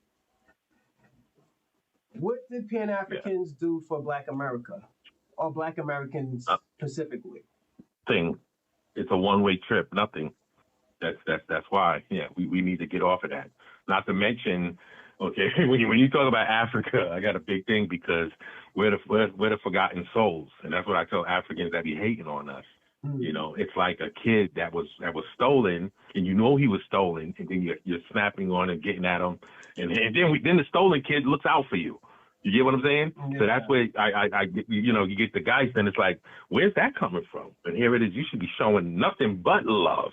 And this doesn't go to Africans. This goes to everybody. Hold on one Because second. if you look at the shout out to Tiger. Salute.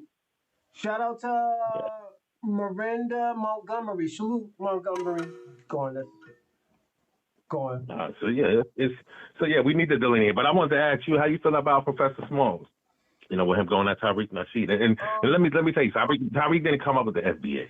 Okay, that term has came up. We would never talk about it publicly. Okay, that's something the FBAs keep privately. But yeah, he didn't. He just basically made it popular. But yeah, FBA is the term, and it's definitely something we need to hold on to. Why? Because that is our lineage.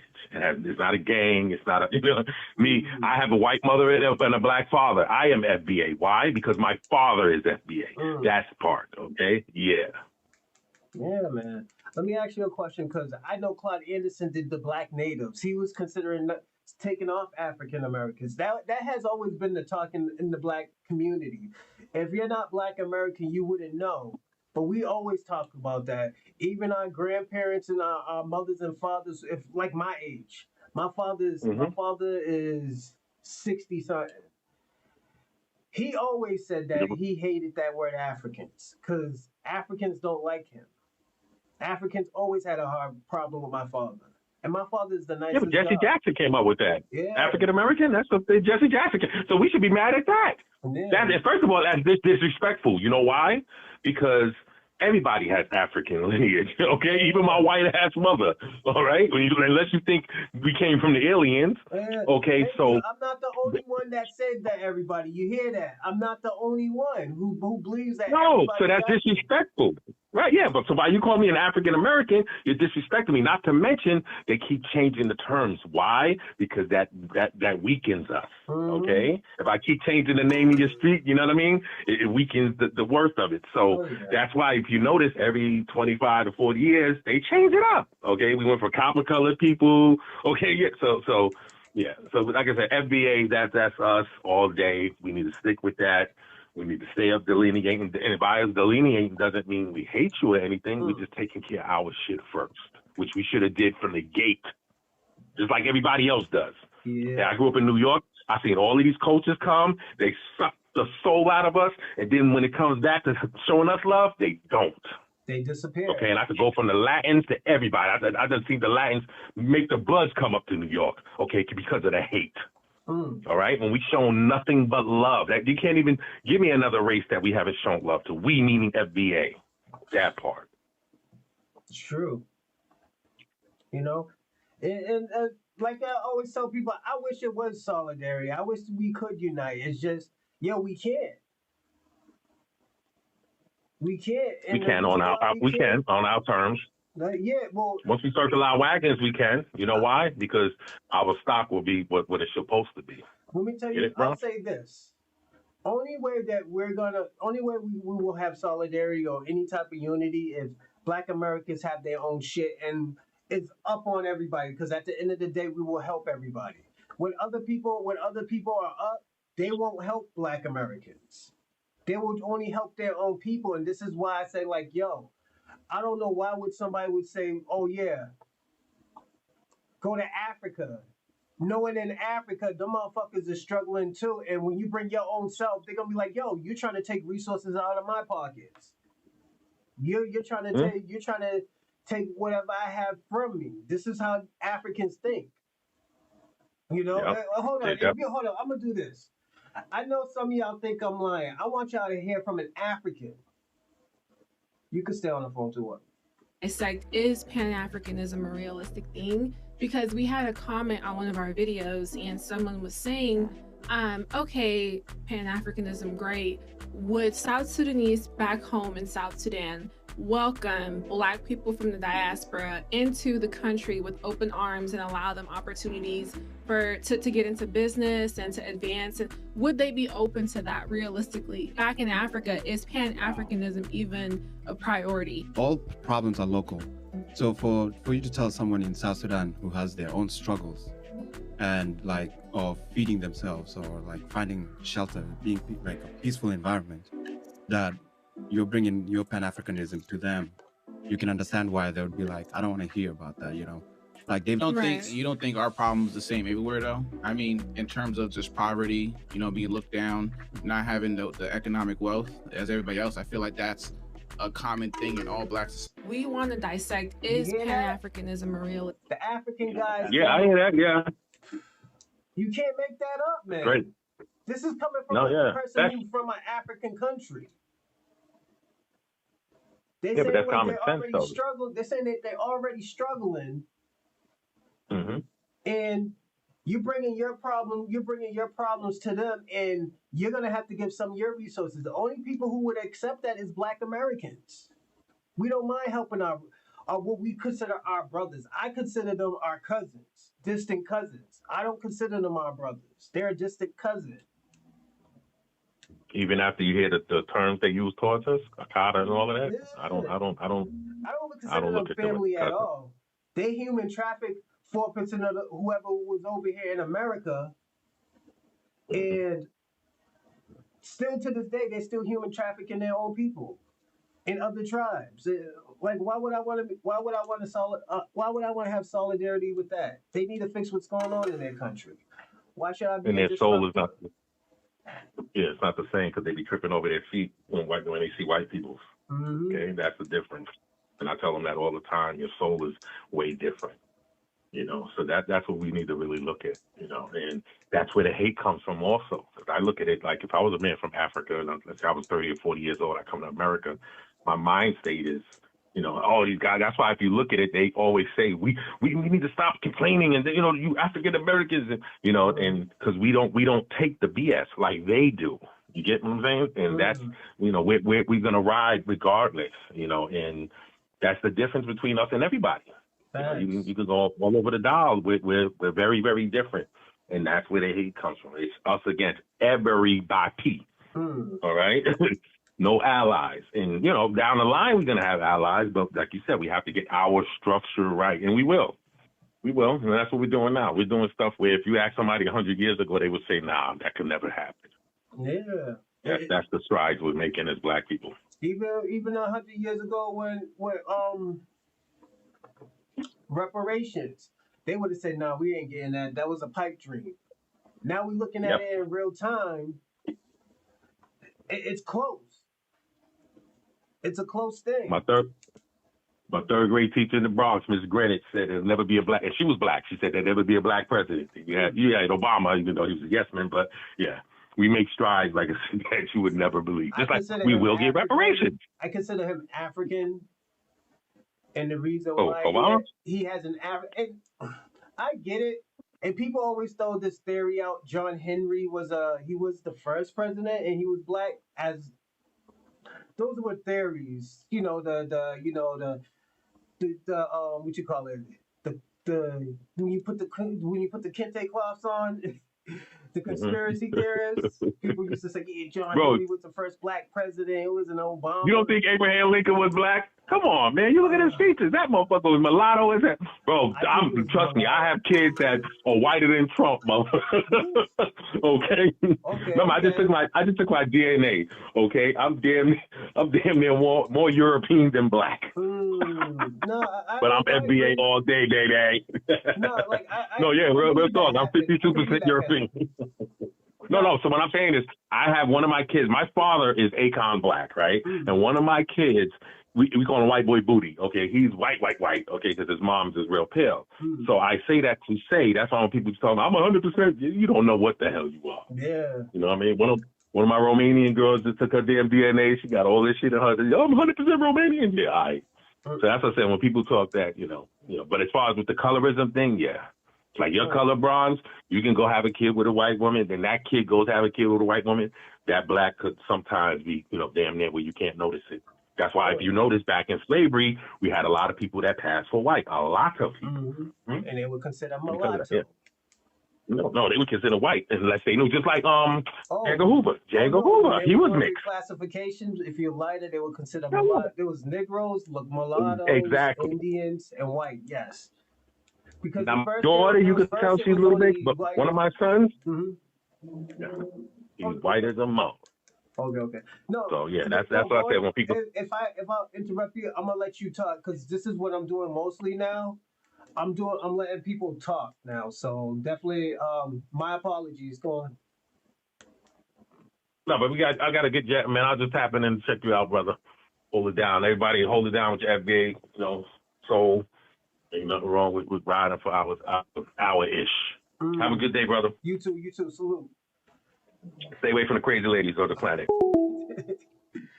Hey, Kwame, if you want to call in, you could call in. I'm just trying to have structure. So, like I said, if you want to call in, just throw it in the live chat, and I'll be like, yeah, good to go. If you already got the number, you already know, you can just call.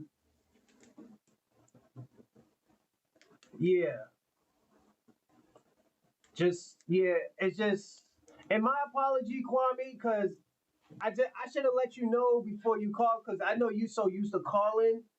It's just, like I said, I'm having structure now. I've been writing down like the shows that we did, ask how I feel about it, the pros and cons about it, and I'm trying to make this a good show for y'all. So yeah, I apologize if things is a little bit different.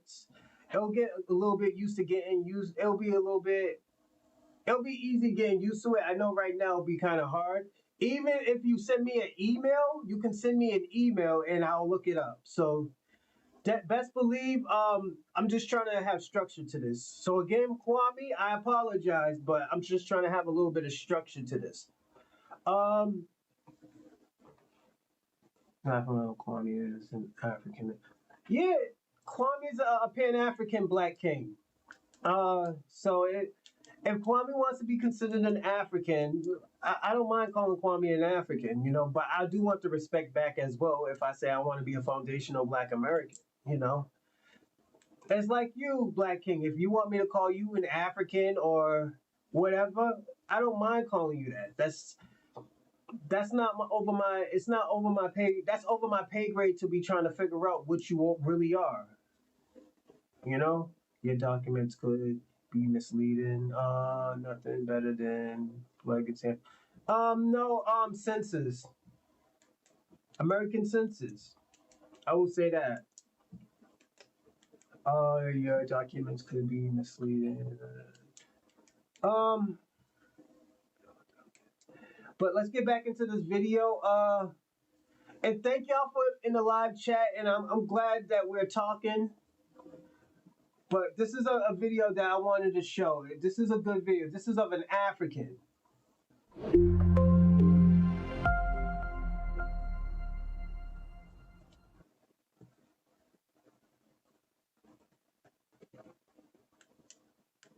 Why has the history of African peoples been erased?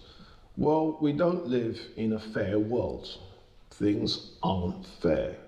You don't get equal opportunities. You get the opportunities that you create for yourself. And if someone gets in there first and they conquer you, they colonize you, they enslave you, they simply make your history disappear to make it look like they conquered, colonized, and enslaved nobodies. When people have a history, that makes you a somebody. So if you remove the history, you become a nobody. And so your history disappearing, nobody's lamenting the loss of that history. That's why conquerors, colonizers, and enslavers make the people whose history they've conquered, colonized, and enslaved disappear. There are psychological reasons why people would want to associate themselves with a history. There is a link between what someone thinks of themselves, what someone thinks of their people, and their history. Now, scholars talk about personal esteem, that means self-esteem, And then you have interpersonal or group esteem, which is what you think of your group or what you think of your race, racial esteem. Self-esteem and racial esteem are not the same thing. Someone can have very high self-esteem where they think highly of themselves and very low racial esteem where they think very badly of other black people. And in truth, most black people have very high self-esteem and very low racial esteem.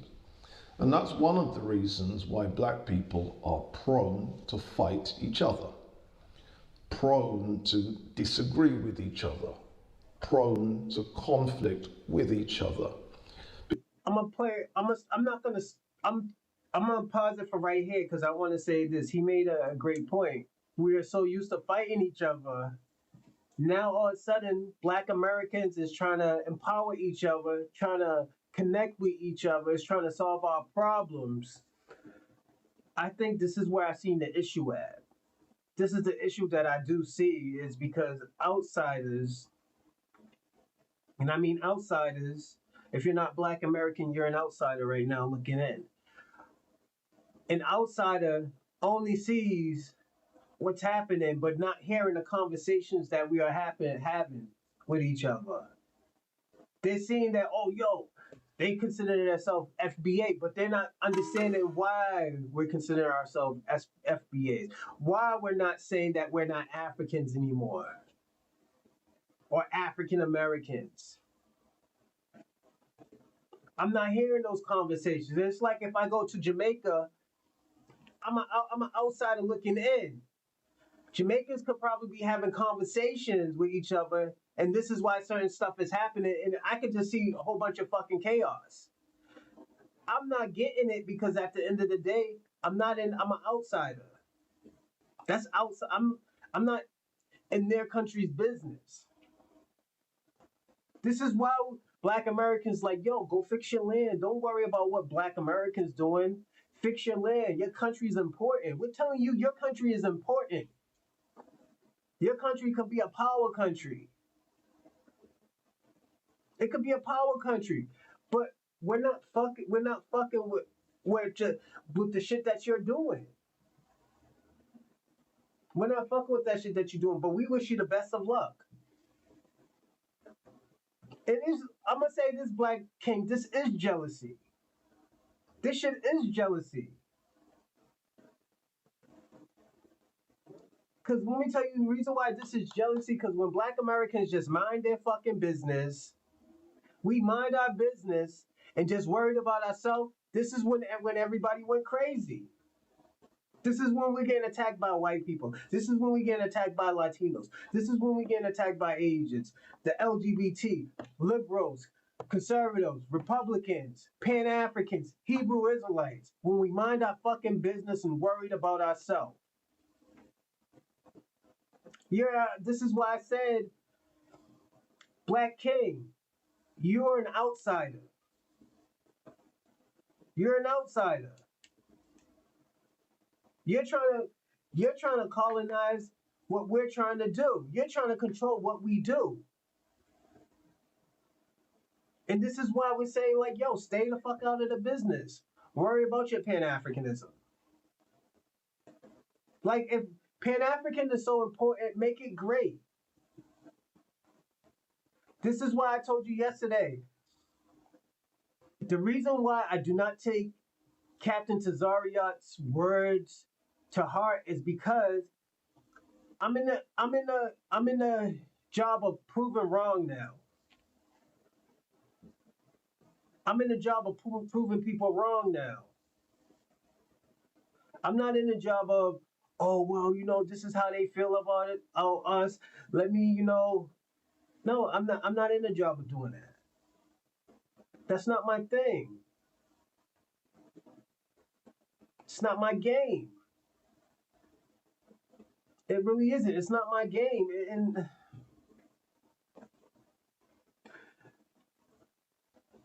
the only best thing I do want y'all to do is I want you to make your country great. The shit that you say about your country, the way how you look at your country, I want to look at your country like that. I don't want you to feel like you have to hide the the dark side about your country. Yo, everybody got a dark side to their culture. Everybody got a dark side of their culture. But at the end of the day, y'all trying to make it look like, yo, your country is just super perfect. The Pan Africans trying to make that Pan Africanism is super perfect. We know the dark sides of Pan Africanism, and that's sacrificing our ancestors. We're not gonna sacrifice our ancestors and make y'all niggas happy. Absolutely not. Because someone thinks very highly of themselves and someone thinks very lowly of their group. And what happens is, if people can call each other the N and the B words, they're really saying, I don't give a monkeys about the black race.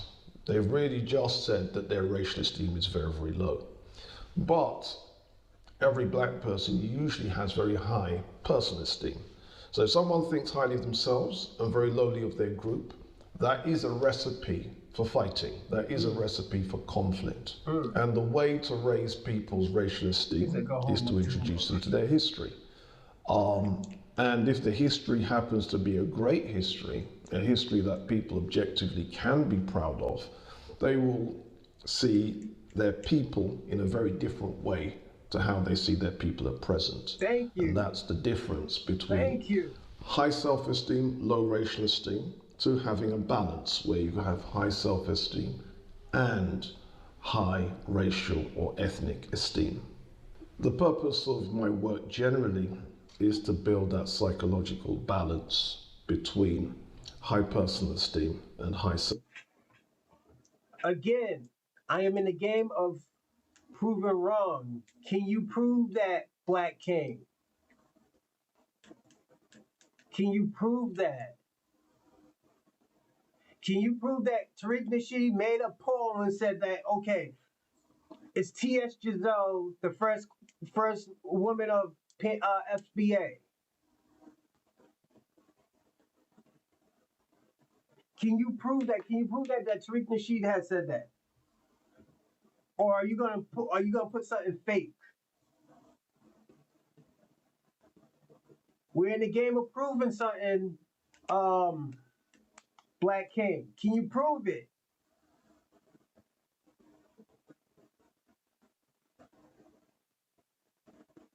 This is why I said we're in the game of proving stuff now.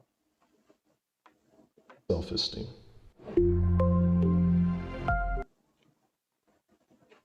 Thank you. And you see what that says? This man said that.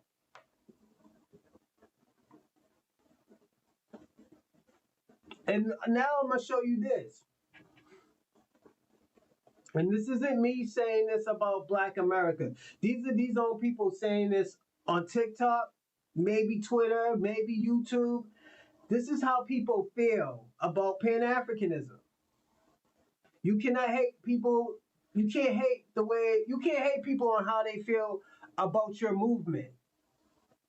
Because they're not trying to say, yo, let's kill all Pan-Africans. No, they're not saying that. They're saying like, yo, I'm staying a far fuck away from it. So again, listen. Hey, what did I tell you about disrespecting my Nubian princess? Peace out. With disrespect. I'll be right back, everyone. Oh my God. The mother of Mecca is right here before me. Do my eyes not deceive me, or am I looking at the goddess Isis herself? Can you do me a favor, my brown skin angel? Can you tap that white girl for me? My milk of magnesia. Oh, after the devil made you, he broke the mold. Well, maybe you and I. Pan-Africanism is dead. That shit is dead. Y'all had 70 years to make Pan-Africanism work. Y'all had 70 years and 3 goddamn generations, okay, of Black people immigrating to America to make that shit work. Okay? Pan-Africanism was launched by Black Americans trying to connect with the diaspora, trying to connect with the continent 70 fucking years ago for our time. Okay? But you can also go back to the Back to Africa movement that happened in the late 1800s and early 1900s, right? 1901, 1910, 1920. It shit didn't fucking work. Okay? You can go further back to the 14 and 1500s when the Europeans went over there to trade shit for African people to enslave them and bring them to another continent. Pan-Africanism did not work then because quite a few of y'all ancestors was sitting up there operating as slave traders and slave catchers to catch the tribes that these people wanted and even packed them up in slave castles and on boats and said, bye-bye, here, walk through this little door, no return. The shit ain't worked in 500 years, and y'all confused as to why in 2025 we are saying fuck Pan-Africanism. Pan-Africanism is dead. But y'all supposed to be smart. Y'all supposed to have all your degrees and shit. Y'all the type of motherfuckers, okay, that literally will see that a relationship with a nigga or a bitch don't work, but you keep chasing that hoe. Y'all them type of motherfuckers. Okay? When something don't work, do something else. You do something else, goddammit. And y'all mad because we have the good sense to do something fucking else with our time. I personally rather work on making the Black American community work. I'm not reaching across the fucking water trying to concern myself with getting along with motherfuckers from other countries. I would more so think it's more beneficial to try to get along with each other in this country within our ethnic group. I think all of our money, our research, our time, our degrees, our brain power, our resources should go to our fucking community. Not be sent any fucking where else. Y'all keep helping these motherfuckers, bypassing your community to help these motherfuckers just for them to get on and turn around and say, oh, we're doing better than you in your own country. Off y'all being Pan-African. While turning around and doing what they can do to hold you down because you have not realized that they are not collaborating with you. They are competing with you. And if this is how black people feel, Shabaka. Black King, this is how black people feel. Now, the question I want to ask you and Shabaka is, what does black Americans benefit from Pan-Africanism? I need to know that question. Again, Shabaka, what does black Americans benefit from the Pan-African movement for the past 100 years? What did they benefit?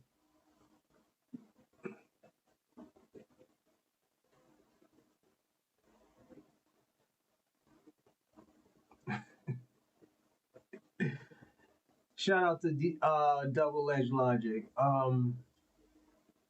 So far, FBA's got chased out of the reparation rally and got chased out of popular radio station.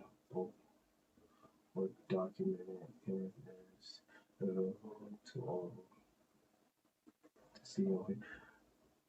Black King, again. What does what does Black Americans has benefit from Pan-Africans from the last 100 years? That's the question I'm asking. What did Black American achieve with Pan-Africanism for that past 100 years? This is the question I'm asking you. You too, Shabaka. I know you like to write, Shabaka, so this gives you a chance to write.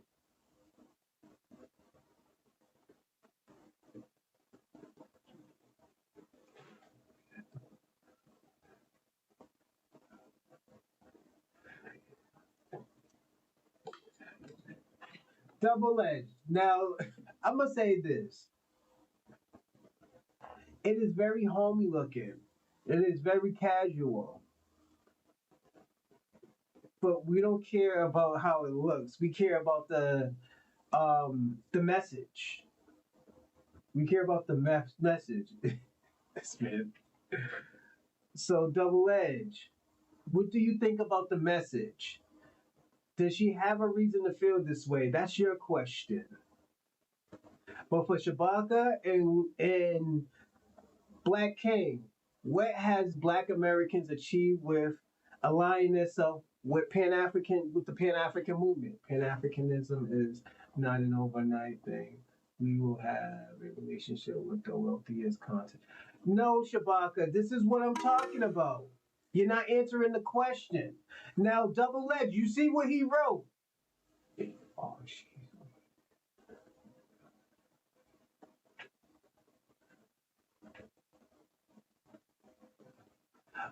Again, I never heard my family say reparation.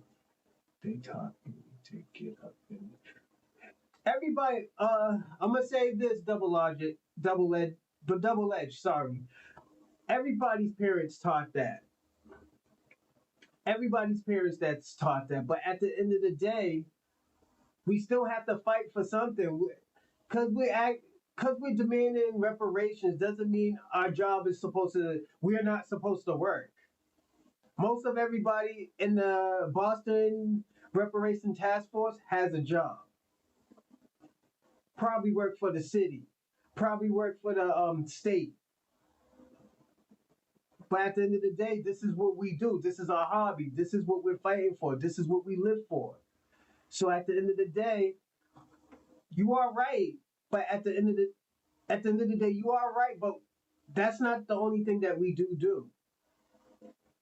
We're fighting for what is right. We are fighting for what is supposed to be given to us. So I get it.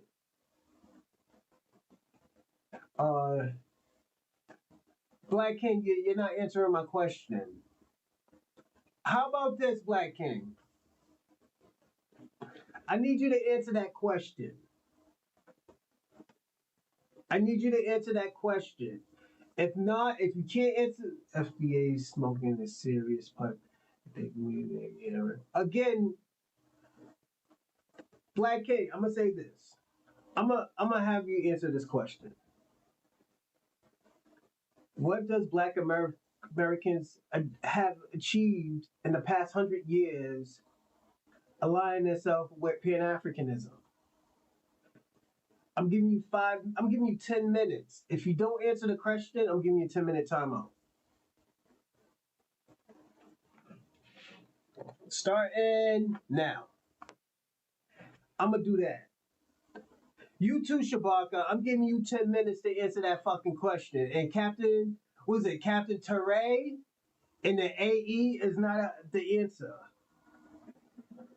What does Black American have achieved aligning itself with Pan-Africanism in the past 100 years? That's the question I'm asking. I'm giving you 10 minutes. It's time to compete, bitch. Let's go ahead and compete then. That's the type of time I'm on. Have a good day. Because at the end of the day, I don't have 10 more years in me. I remember coming up being young back in my 20s when we had to explain white supremacy to these motherfuckers. And now y'all want to holler, we all black under white supremacy. The people y'all had to explain white supremacy to. The people y'all had to explain systemic oppression to. The people you had to explain colonialism, neo-colonialism, colonization to. All these different principles, all these different... So Black Americans did not achieve anything. Thank you for answering the question, Black King. But that means Black Americans haven't achieved anything. Africans have achieved.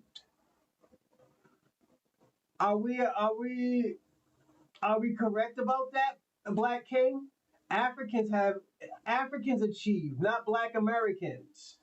We're not supposed to beg. We're not begging, we're demanding. We're disrupting and we're demanding. This is why America's going crazy and everybody thinks the shit's gonna end.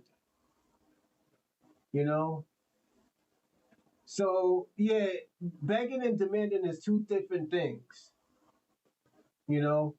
Begging is please Donald Trump help me bring back my uncle from the deportation center.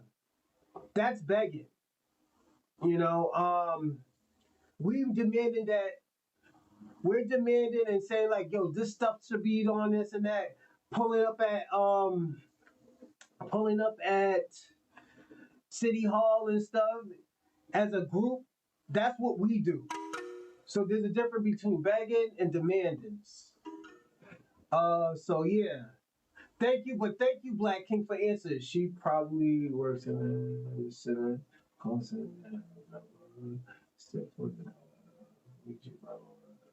environment. I would actually like to see educational. You know, Black King, you know most immigrants aren't college graduates. You know that, right? You making them seem like, oh yeah, they're this high top educated type of people. No, that's not even true. Why do y'all immigrants do that? Make y'all self seem like y'all bigger than what y'all are? Most of y'all motherfuckers is not college grads. I'm gonna be personally honest about that. And I have been to college. I've been to 2 colleges, you know, and it was only mostly blacks and whites there. And maybe some Spanish folks. There wasn't no Africans like that, you know. For concepts, all these different ideologies and theories that we understand that Black Americans have written books about, we had to literally try to find the smallest, most simplest, layman's terms explaining this shit to these motherfuckers like they was in kindergarten. Nah, double it. Just getting worse out. Them motherfuckers didn't even know what xenophobia fucking was until we told them what it was. Just for them to turn around and holler, we're xenophobic every time they catch an attitude. Every time they don't get their way, we xenophobic. We have been literally carrying these motherfuckers on our goddamn back. We don't have shit to lose. The only thing we gonna lose is putting them bricks of motherfuckers that was on our back down. And they know that's what it is. They know that us separating from Pan-Africanism means we will not be carrying the diaspora or the continent no fucking more. That's what they know it's gonna be.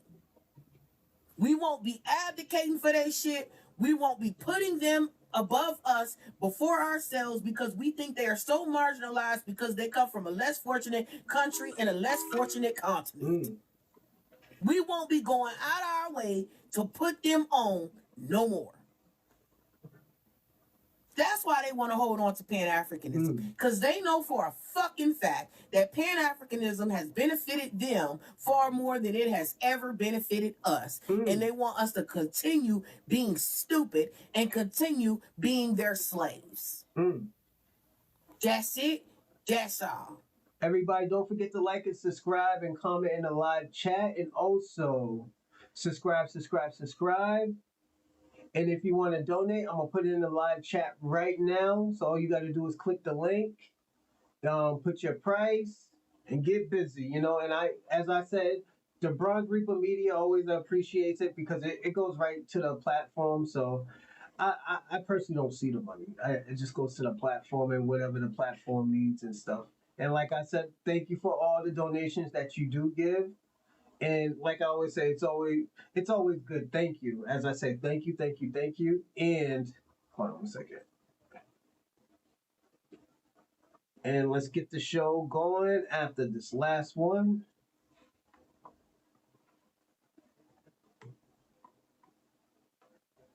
All right, let's go. You know damn well what we've been doing. You know damn well what we've been putting in. And it shows you again, he's willing to undercut FBA to throw a lifeline for Fat Joe? You willing to sell us out for Fat Joe?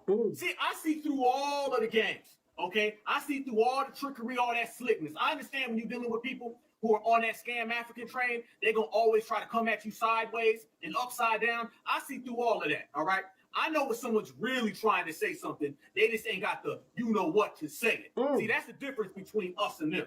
When we feel it, we speak it. You don't like it, deal with it. That's how we get down. That's how we operate. That's how we function. He's trying to get us to see what it's like when anybody can just come around. We already know what that's like. Scam Africanism is no borders. There's no borders with scam Africanism, meaning anybody can show up and do whatever. That's what the hell we just got away from. If you go down the scam, I'm gonna say this, Double Edge, you're right, but there's something that you are missing. This is why the Foundational Black American has formed. We are coming together. We are working together right now. We are getting stuff popping and moving and shaking.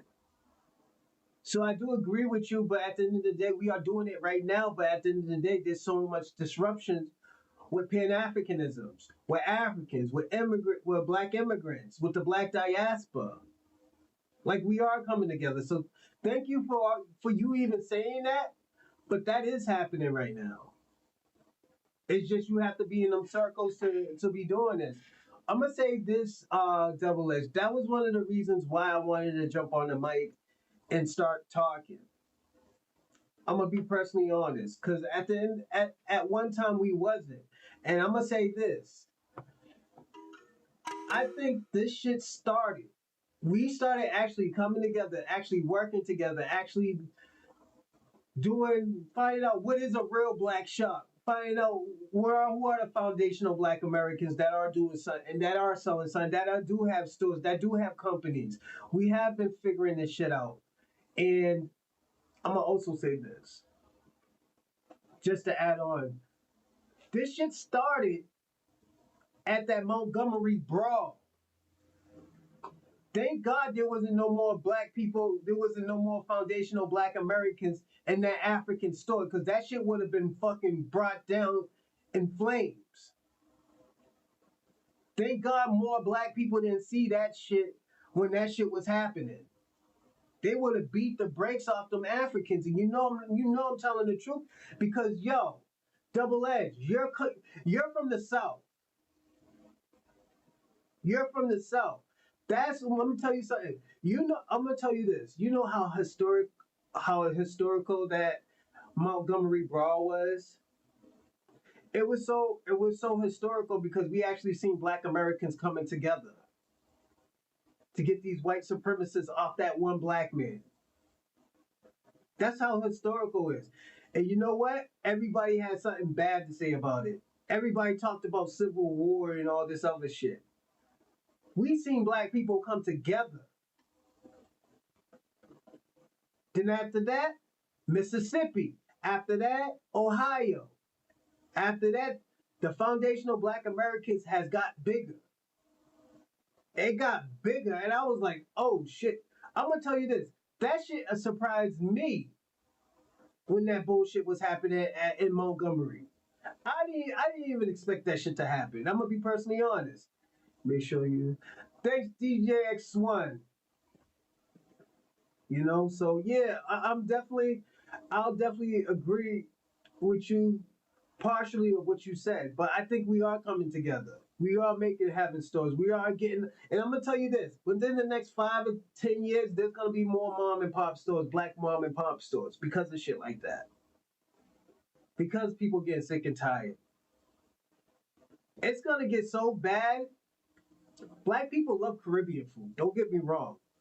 It's gonna get bad that black people will learn how to make Caribbean food, and we're not gonna fuck with the Caribbeans.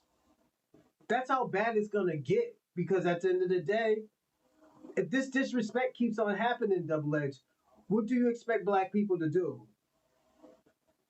What would you do if you keep getting disrespect like that? I'm just asking the question. Africanville family, I'm telling you, you're going to get the same exact thing you've been getting for how long? Scam Africanism money done dried up. I want y'all to go back 5, 10 years ago. Go back 15, 20 years ago. Y'all remember when it was scam Africanism? Y'all remember that? You ain't no damn American. You are from Africa. Remember that real lecture stuff? Remember that? This is what scam Africanism did. Scam Africanism, it made it to the point where you being who you are was a bad thing. You representing your lineage was a bad thing. You were supposed to wave the flag for Zaire. You were supposed to wave the flag for Kenya. Or how he's over there waving that Ghana flag. That's what you were supposed to do. You weren't supposed to talk about reparations. You want to know why we never got reparations? I'm going to tell you why we never got reparations. Because nobody felt that they were American enough to get reparations in the first damn place. They wanted reparations for everywhere in Africa opposed to America. That was the warped logic. We showed up and said, no. When we got in this era, the reparation generation, we cleaned some things up. We said, what we're going to do, we're going to be lineage first. And with lineage means you can represent who you are. You represent who you are, you can get your money. Now you can go collect the damn debt. They were trying to collect the debt from South Africa. I ain't never been there. Right here is where I'm at. All of my ancestors are right here. Once we started claiming that, it was over. So now we are on this lineage, heritage, and culture, and this movement strong. Very, very strong. And this is what they're afraid of. Imagine, y'all, the scam African for all of those years getting over on us, and now the scam African, they can't move us the way. See, this is what they're trying to do. They're trying to move us the way they used to. You ain't an American, you African. You don't need reparations. And if you do, go give them the kidney. They can't move us. We don't budge no more. The things that people used to do that moved us, it ain't working. Not in this era, not in this generation. So it's a different time, it's a different generation. The pro-black and the Pan-African movements really started here in America, right? That's a fact, So that shows we, the enlightened thinkers, we thought. And I'm not taking credit, they had great people too, but a lot of the movement started over here because we seen that we need to unite amongst one another. It was great Black American thinkers, even the Black Panthers had this type of energy. So for us to now switch up on that, I think that it's wrong on our end. Let me ask you something, sir. Why do you think we switched up? I'm not saying. Why do you think I rolled over and said, "Fuck them that"? Because I want to say online, the media has, because what's his name? Kelly was saying just now, he used to love Africans. He has it tatted on his wrist, but when he met him online or whatever, they're calling him all these names. He couldn't fuck with that no more. Wait, so you think all of our experiences, everybody who's on this panel right now, my experience, everybody's experiences when I know ready to come to you, it's based off of online? No. Let me not twist it in that way, right? Because I met people in real life who are African who obviously feel some type of way, and he said, his friends, his parents didn't like him as a kid too, which is fair. But you see, a little experience like that is gonna make you color a whole continent. Shout out to you're gonna undermine all of our experiences and say that it was just him, it was just them. We should have generalized. Let me give you a general example. Westmore, in Baltimore, the mayor of Baltimore, who's half Jamaican, I think, and half FBA, came out and made a statement saying that Black Americans don't deserve reparations. We shouldn't worry about that, and we should just worry about just moving forward. Example one. Example two, we had Kamala Harris come out and say, well, Black Americans, I need your vote, even though I'm not Black American, but I'm gonna act like I'm Black American, and I can't do nothing particularly for you, but you should vote for me because I'm Black. So these are no longer jokes. These are spaces that they're now representing us and telling us what they think we need. Now this is a much more bigger problem. This is not a joke no more. Go ahead, Polo. Ask a question, like, genuinely, right? At that point, I see where you're coming from. So you see where I'm coming from. Okay, go ahead. I see where you're coming from, right? It's a problem when people don't respect you, but they infiltrate. It's on the national level. It is. They comparing their bottom 10%. They comparing their top 10% to our bottom 10%. If we compare 10%, top 10 to top 10, we would dust them in the water. And I'm not saying like this on some, but Kobe knew who could guard Kobe. It wasn't nobody. Nobody. Only Kobe can guard Kobe. Nobody. And I think it's a little jealousy too from the others too. But see, that's because they feel like we got main character syndrome, but we do. We all them niggas. We do. We them niggas. We do. We do. I don't know. We do. Take the flag back, Black man. It's yours. You got it. You got it. That's why I love how my queen really just rattled them all. I love that. She's cosplaying America. She can't cosplay shit that's hers. I personally, by my queen, I mean Beyonce Giselle Knowles Carter. Yes, first of her name. I personally love that. I love that. No, I agree with you 110%. And then just keep it like on the whole diaspora tip. That's why anytime if this conversation was to happen And if we're around people, you know, from the diaspora, the moment they start that, which I consider to be like that ignorant talk of what Black Americans can and cannot do, I'm the first one to stand up and set that shit straight, because it was on the backs of my people. The reason why you're able to come over here, blend in, and act the way you act. Let's get down to it, because not until about really 2020 did you see a lot of Black Americans doing that great migration and going back to the continent.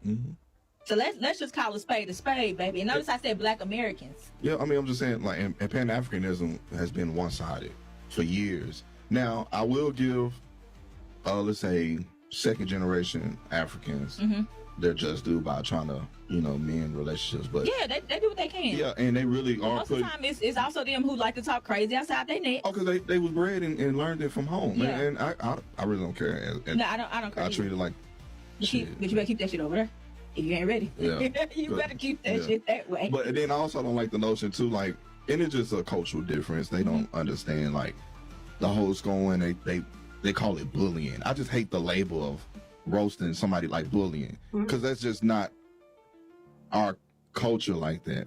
Yeah, because I say, and I can get how I can probably feel. Like you've been attacked. I can see how I feel like you're getting attacked, you're getting piled up on. Yeah. I will never take that feeling away from you. Absolutely. Right. Like But please listen, like when I say is no malice coming from it. Right. You know what I'm saying? And something I always stand true to is I say all the time, Black people at our core, we're just not that type of people. At our core, we're not violent. Violence was taught, babes. The one you own or scoring on the most, that's really the person you love the most. Foundational Black Americans have to go there with a bag. We ain't going over there empty-handed. If we go over there, they want to see what we're holding, man. Let's not play that game. Those African nations are not welcoming us. Ma'am, I've been over there. You're talking to somebody who's been all over there. I've been over there damn near begging for dual citizenship for foundational Black Americans in Zimbabwe, in South Africa, Tanzania. I'm over there begging some of the officials, hey, man, why don't y'all have easy dual citizenship? Y'all have all of this beautiful land. Yeah, it's beautiful, very beautiful out there. But all of this beautiful land out here, just spaces and acres of land that's untapped. We can bring capital. We have access to resources over in America. Why don't y'all open the doors for us and give us dual citizenship with no red tape? Nobody was really biting. That's just the reality of it, ma'am. We can sit up here and talk all that coon. They weren't biting on it. And that was the least they can do for us, because we don't get anything from this whole Pan-African thing. This Pan-African thing has been one-sided. Pan-African is basically foundational Black Americans fighting to get everybody to come over here and eat off us. That's what it's been for the last 60 years. It has been one-sided. Did you say that one more time? Or did you say Ohio, what's going I on? said Pan-Africanism, the whole Africanism thing has been one-sided. And it don't be us over here fighting to help everybody come over here and eat off us, and we get nothing in return, ma'am. Pan-Africanism, ma'am, it is one-sided, is it not? I don't think so. Okay, what have you done over in the continent to welcome foundational Black Americans in large numbers? All you did, ma'am, was spew a bunch of catchphrases. You just said a bunch of nothing burgers, ma'am. I asked you what y'all doing, and you start making up some stuff about some oil. You're just making stuff up off your head, ma'am. Yo, some oil and your family and connect. We got to get together, and let's not have some doubt. Ma'am, this is called babbling. This is called babbling, ma'am. And what it is, a lot of you want to get in these spaces, and you know you're not really bringing anything to the table. So when you don't bring anything to the table, y'all try to babble in order to mask this fact, ma'am. And that's the thing with us. We don't really like people coming around babbling incessantly, spewing a bunch of word salads and nothing burgers, knowing that you're not really bringing anything to the table. That's very passive aggressive. Okay, listen. You guys keep trying to use Pan-Africanism to mask your disrespect.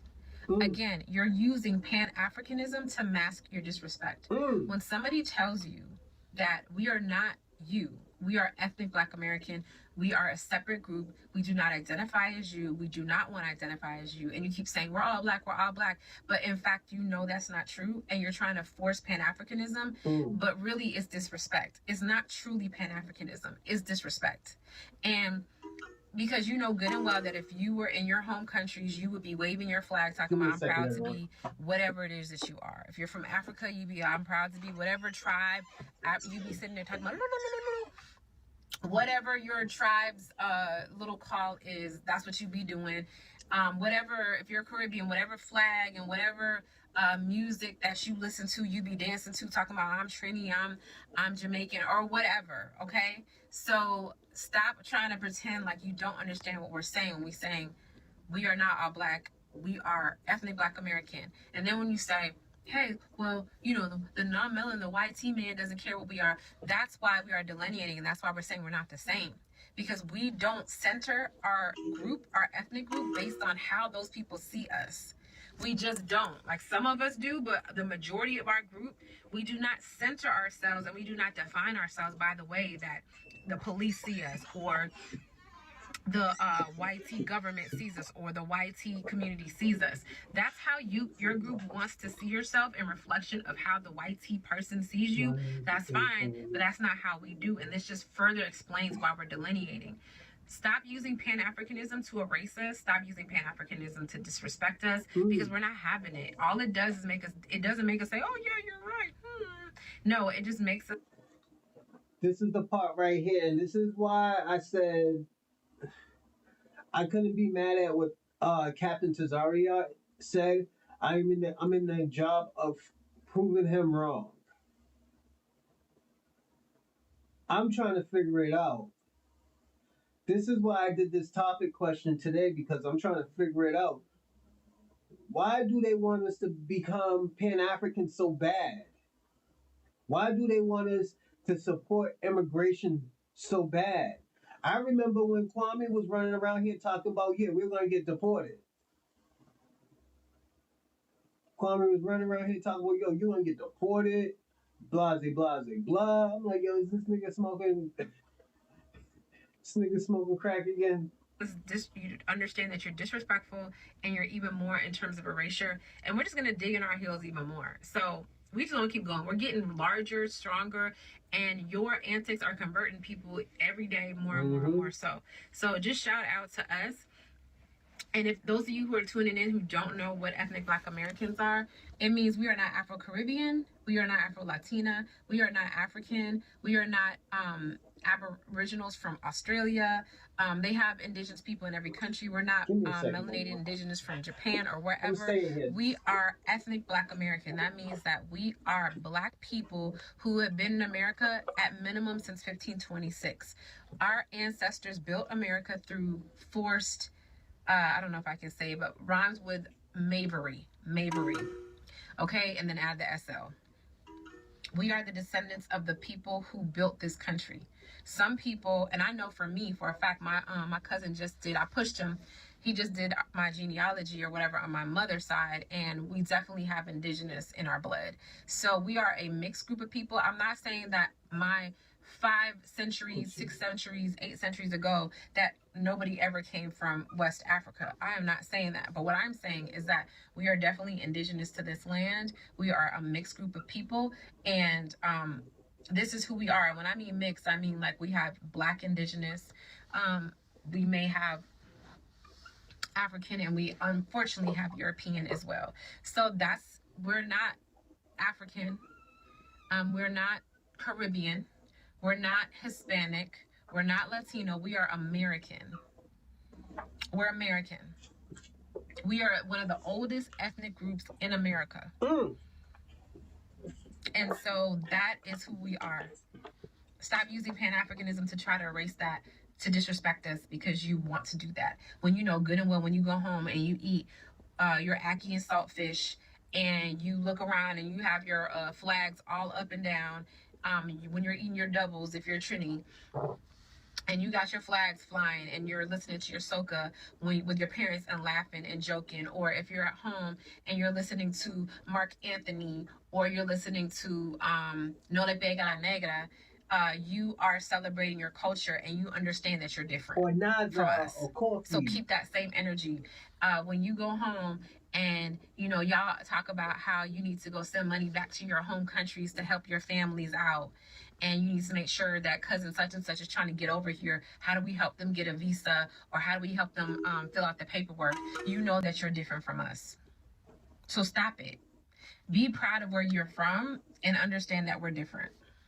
Y'all not about to gaslight me to give me the fuck about that Pan-Africanism ideology when y'all only Pan-African in America, and you're only Pan-African when you feel threatened about white people's racism. Because when white people was using y'all as tools of white supremacy to try to deny systemic oppression, they were saying, oh, well, Africans and Caribbeans were doing better than y'all, and y'all was pushing that same rhetoric. Where the fuck was Pan-Africanism in? Where the fuck was this, we black progression and this and that? Then, no, you niggas happily sat on that fucking dog bed where white people told y'all was better than African Americans, and y'all sit right here and repeat the same rhetoric. Same thing where African and Caribbean culture didn't even blew the fuck up. Only a couple songs blew up. You niggas got a big fucking head, and you came in our spaces trying to dictate Black America what the fuck Black America celebrate. And what we do in our spaces, they was to come in our space telling us we're tired of Black American culture. We want African and Caribbean culture. We told y'all fuck nah. Y'all gonna do that shit up north. The only thing I say about Black Americans, at least we told y'all fuck nah. When it came, y'all think y'all come in our spaces and tell us what the fuck we can and can't do. Niggas only talk about something. I'm tired of Okada food. I'm tired of Okada food. I'm ready to go back home. I'm tired of hip hop, all type of shit. Right? Telling Black Americans we're the white people, Black people, because we was telling y'all people were being xenophobe back towards y'all.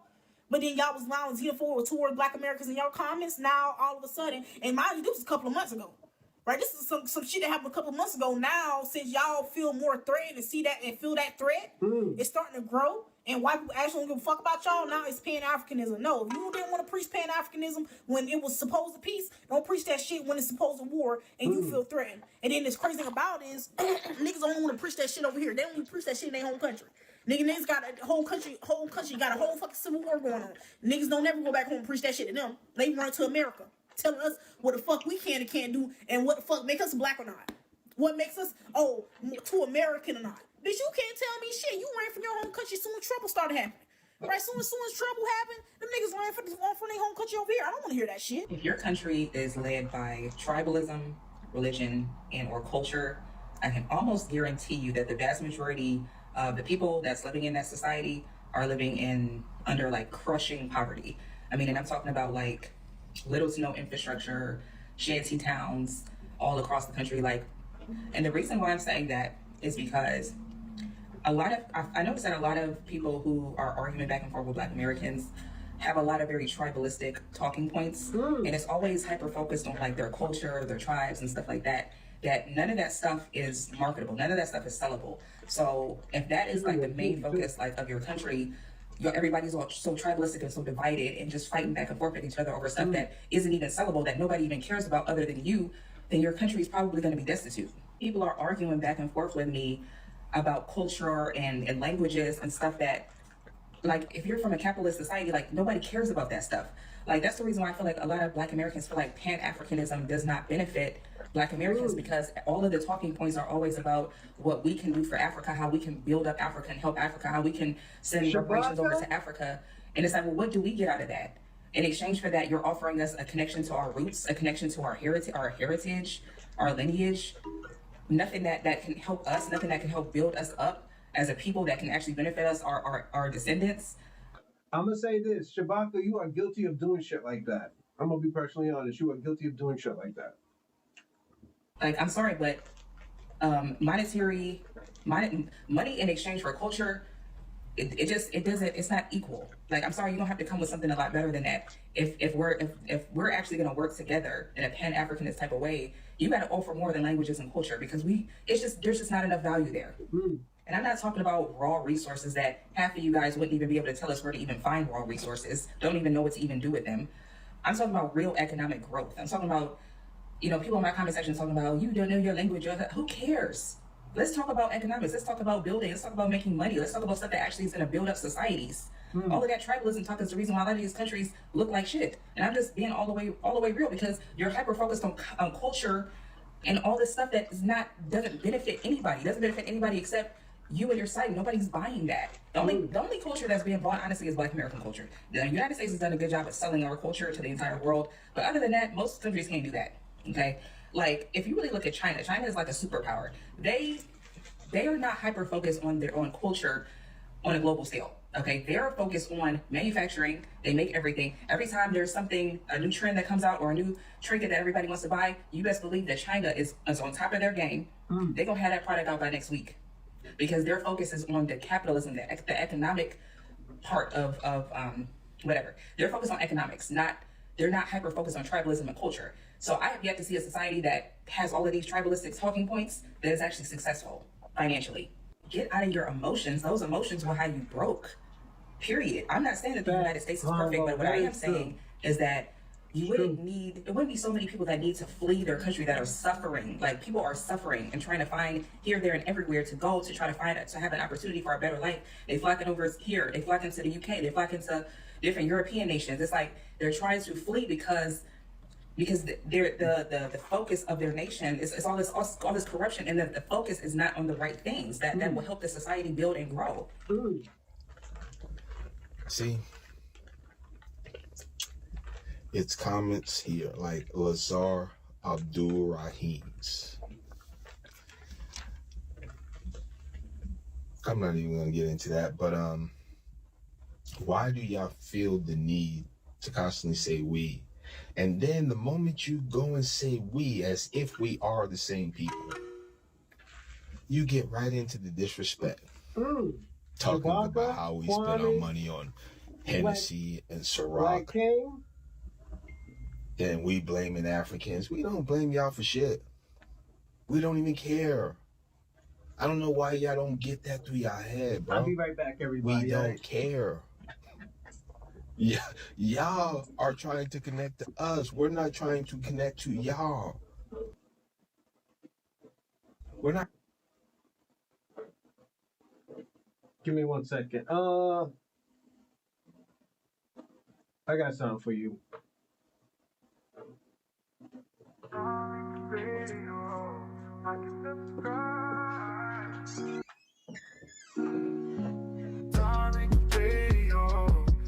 Subscribe.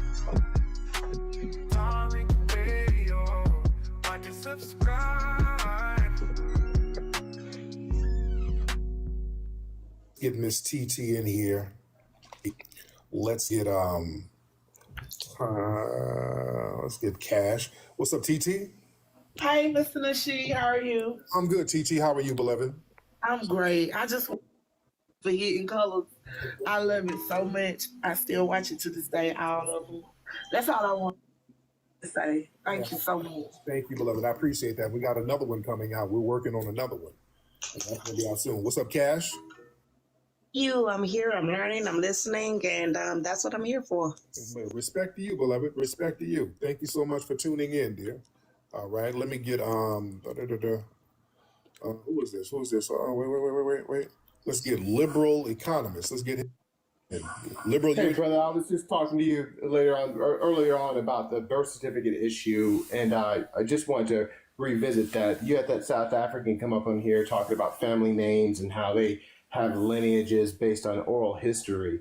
And I just wanted to impress upon you not to let them off so easily when we're talking about African lineage versus American lineage, and how Black Americans can document our genealogy all the way back to the 1700s. Whereas Africans, they can't. They just simply can't. West Africa does not have a written library or store of information to where they can independently verify their lineage. That was my point, to read. Right, absolutely, and that's absolutely correct. Now, I'm trying to be nice to the lady, but she kept babbling, and but that is what it is. Mr. Congo Bo. Yo, what's up? How you doing, man? I'm good, Mr. Congo Bo. How are you? I'm good, man. I don't know what's the hit about, man. We all won. What's the division about, bro? Well, you tell me, because you guys are in spaces talking about foundational Black Americans all day, every day. So what's that about? I think the energy can come from both sides, man. The foundation, whatever you want to call them, foundation Black American, Africans, we both talking about each other. But not really, but go ahead. I think you know, this is the internet. Anyone can say anything, right? Right. And if you come on the internet, you need to have a very cold heart, because you're gonna get the negative and the positive side of the internet. Mm-hmm. But if you have a soft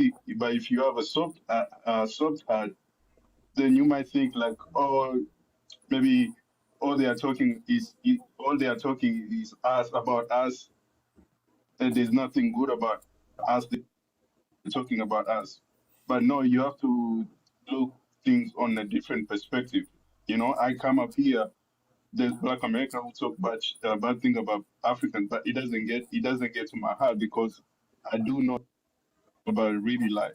It's not about real life, you know. Mm-hmm. So yes, it doesn't really get into my mind because I know it's the internet.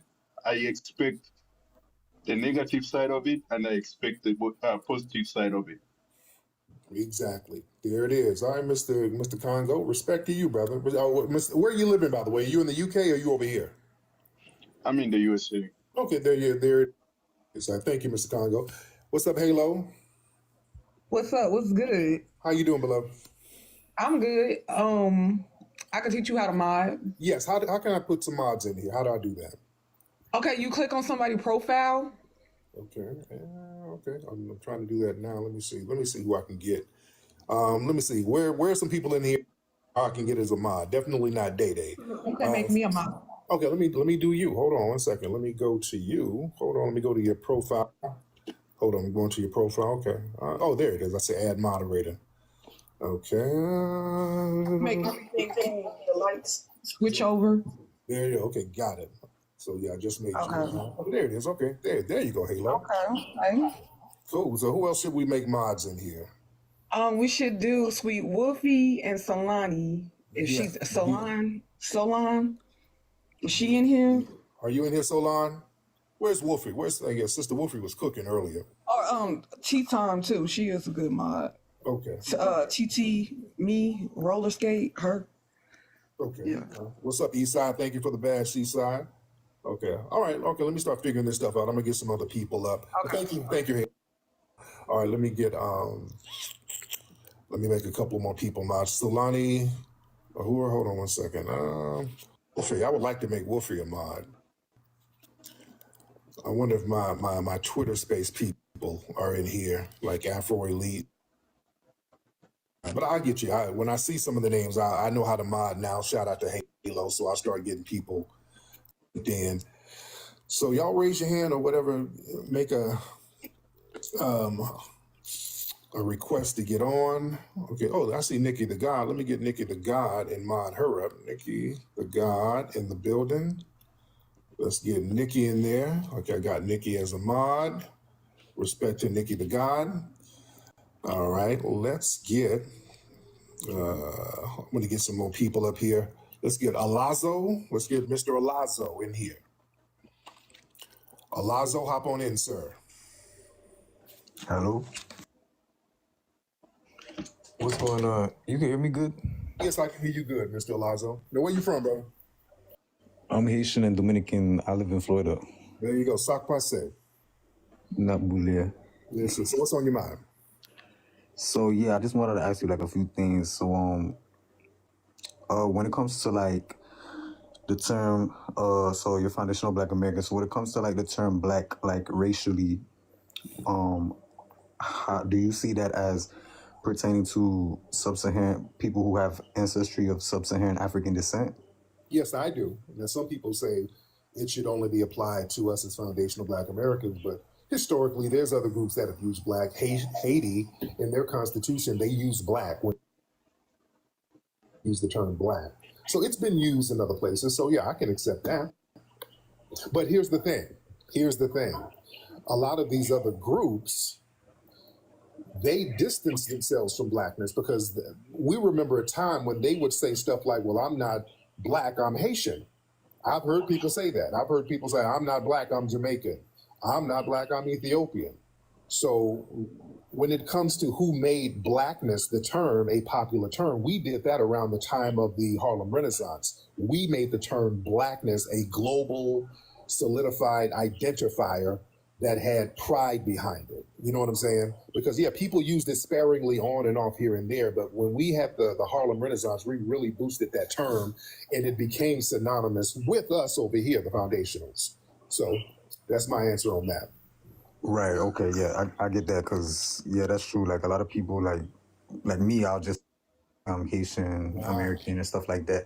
So but I still know I'm Black. So it's just you got people on this app that'll try to tell you understand the whole context within it being like ethnically, like how African American and stuff like that, Black American. Like, I have no problem with that. Me personally, I've never ran around here talking about I'm African American or Black American, so I don't got a problem with that personally. But you do have people running around here trying to tell Haitians and Caribbeans like y'all are not Black, or like y'all never ever considered yourself Black. Now, you were somewhere in some space talking greasy about me. Were you talking greasy about me? Oh, don't pay attention to them. I don't even know who that is down there. Oh, okay. All right. Okay, somebody said, hey, he was just somewhere talking greasy. Okay, all right. Okay, but anyway, but thank you so much, Alonzo. Okay. Somebody said he was talking a little grease. Okay, let's get, what's this brother's name? What I don't know what your name is, brother. Yeah, you know what? We've actually spoken before. I go by the name Zeph and on Instagram and stuff like that. But you could call me Cash here. It's second way, but you could call me Cash. Now where did we talk before?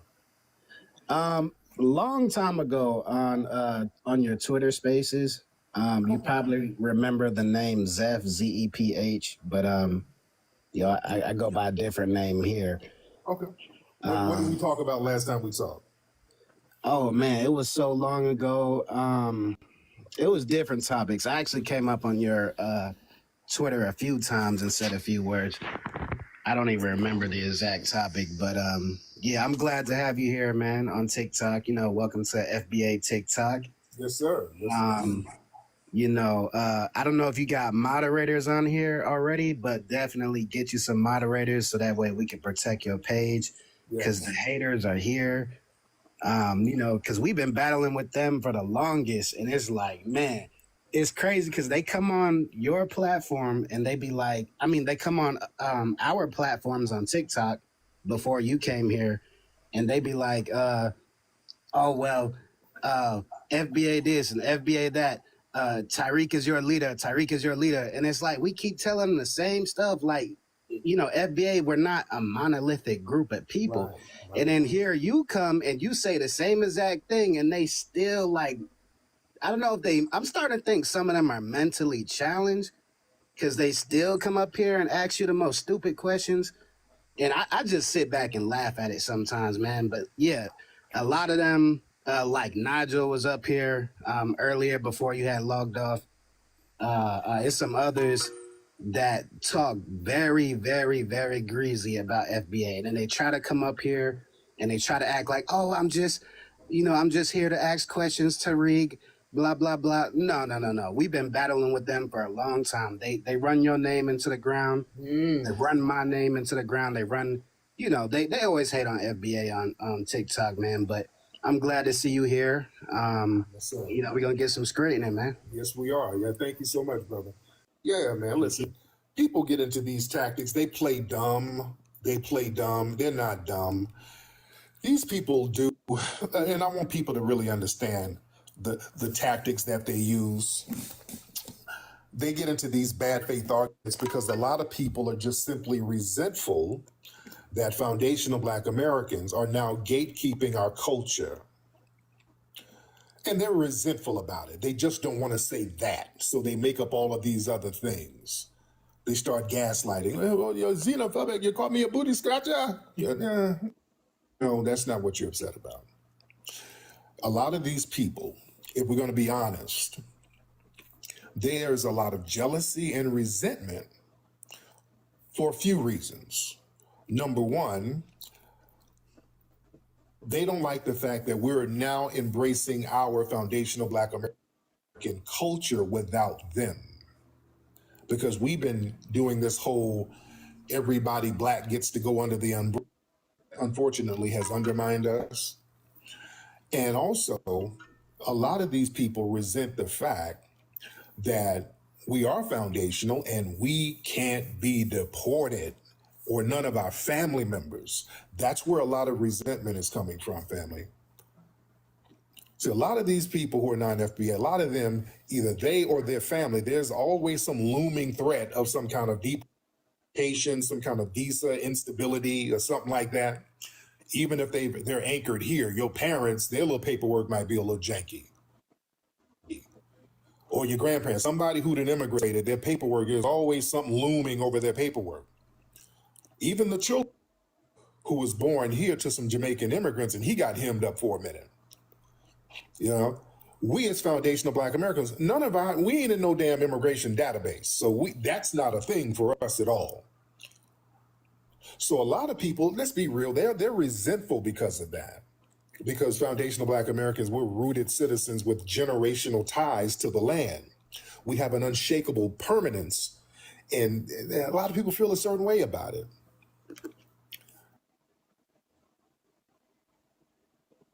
Yeah, and we don't need Pan-Africanism in order to validate, cling on to Pan-Africanism really as a tool for identity consolidation. That makes sense?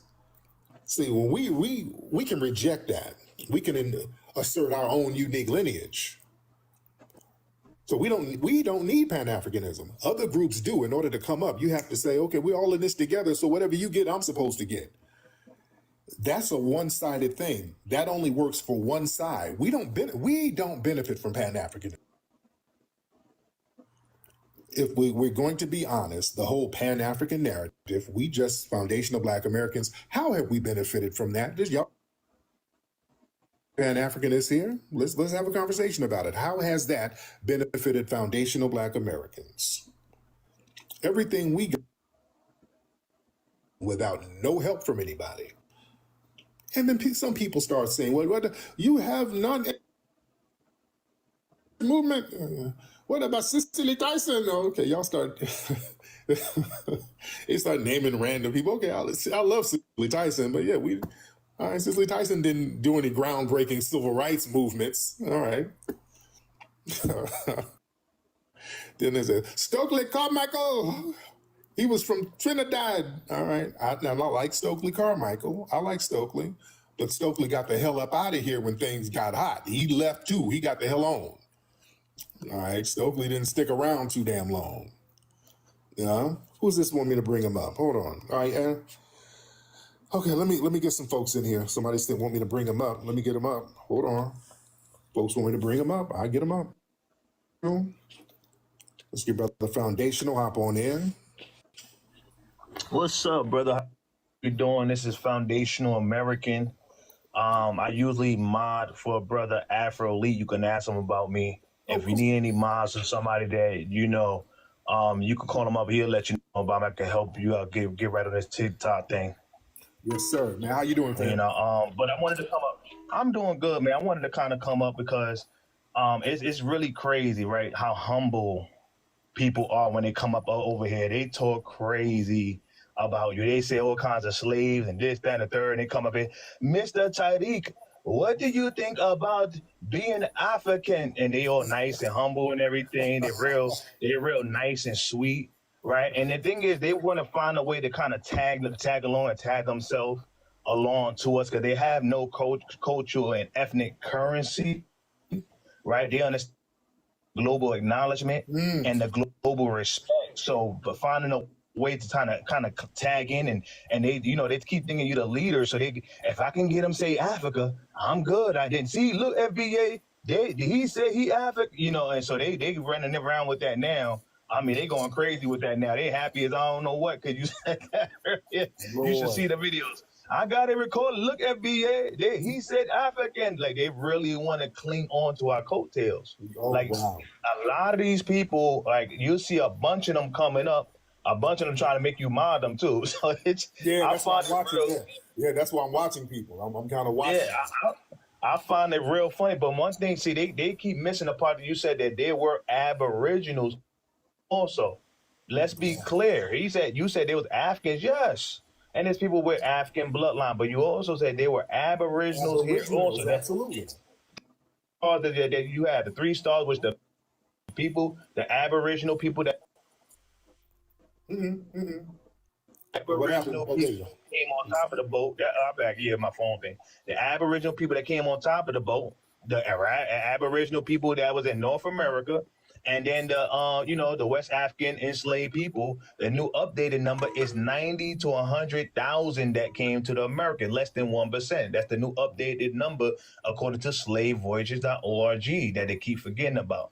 And according to the 5 million American Indians alongside the 90,000. So even if there was an admixture, right, there will be an American Indian and African. They will do that if we go with the breeding farms.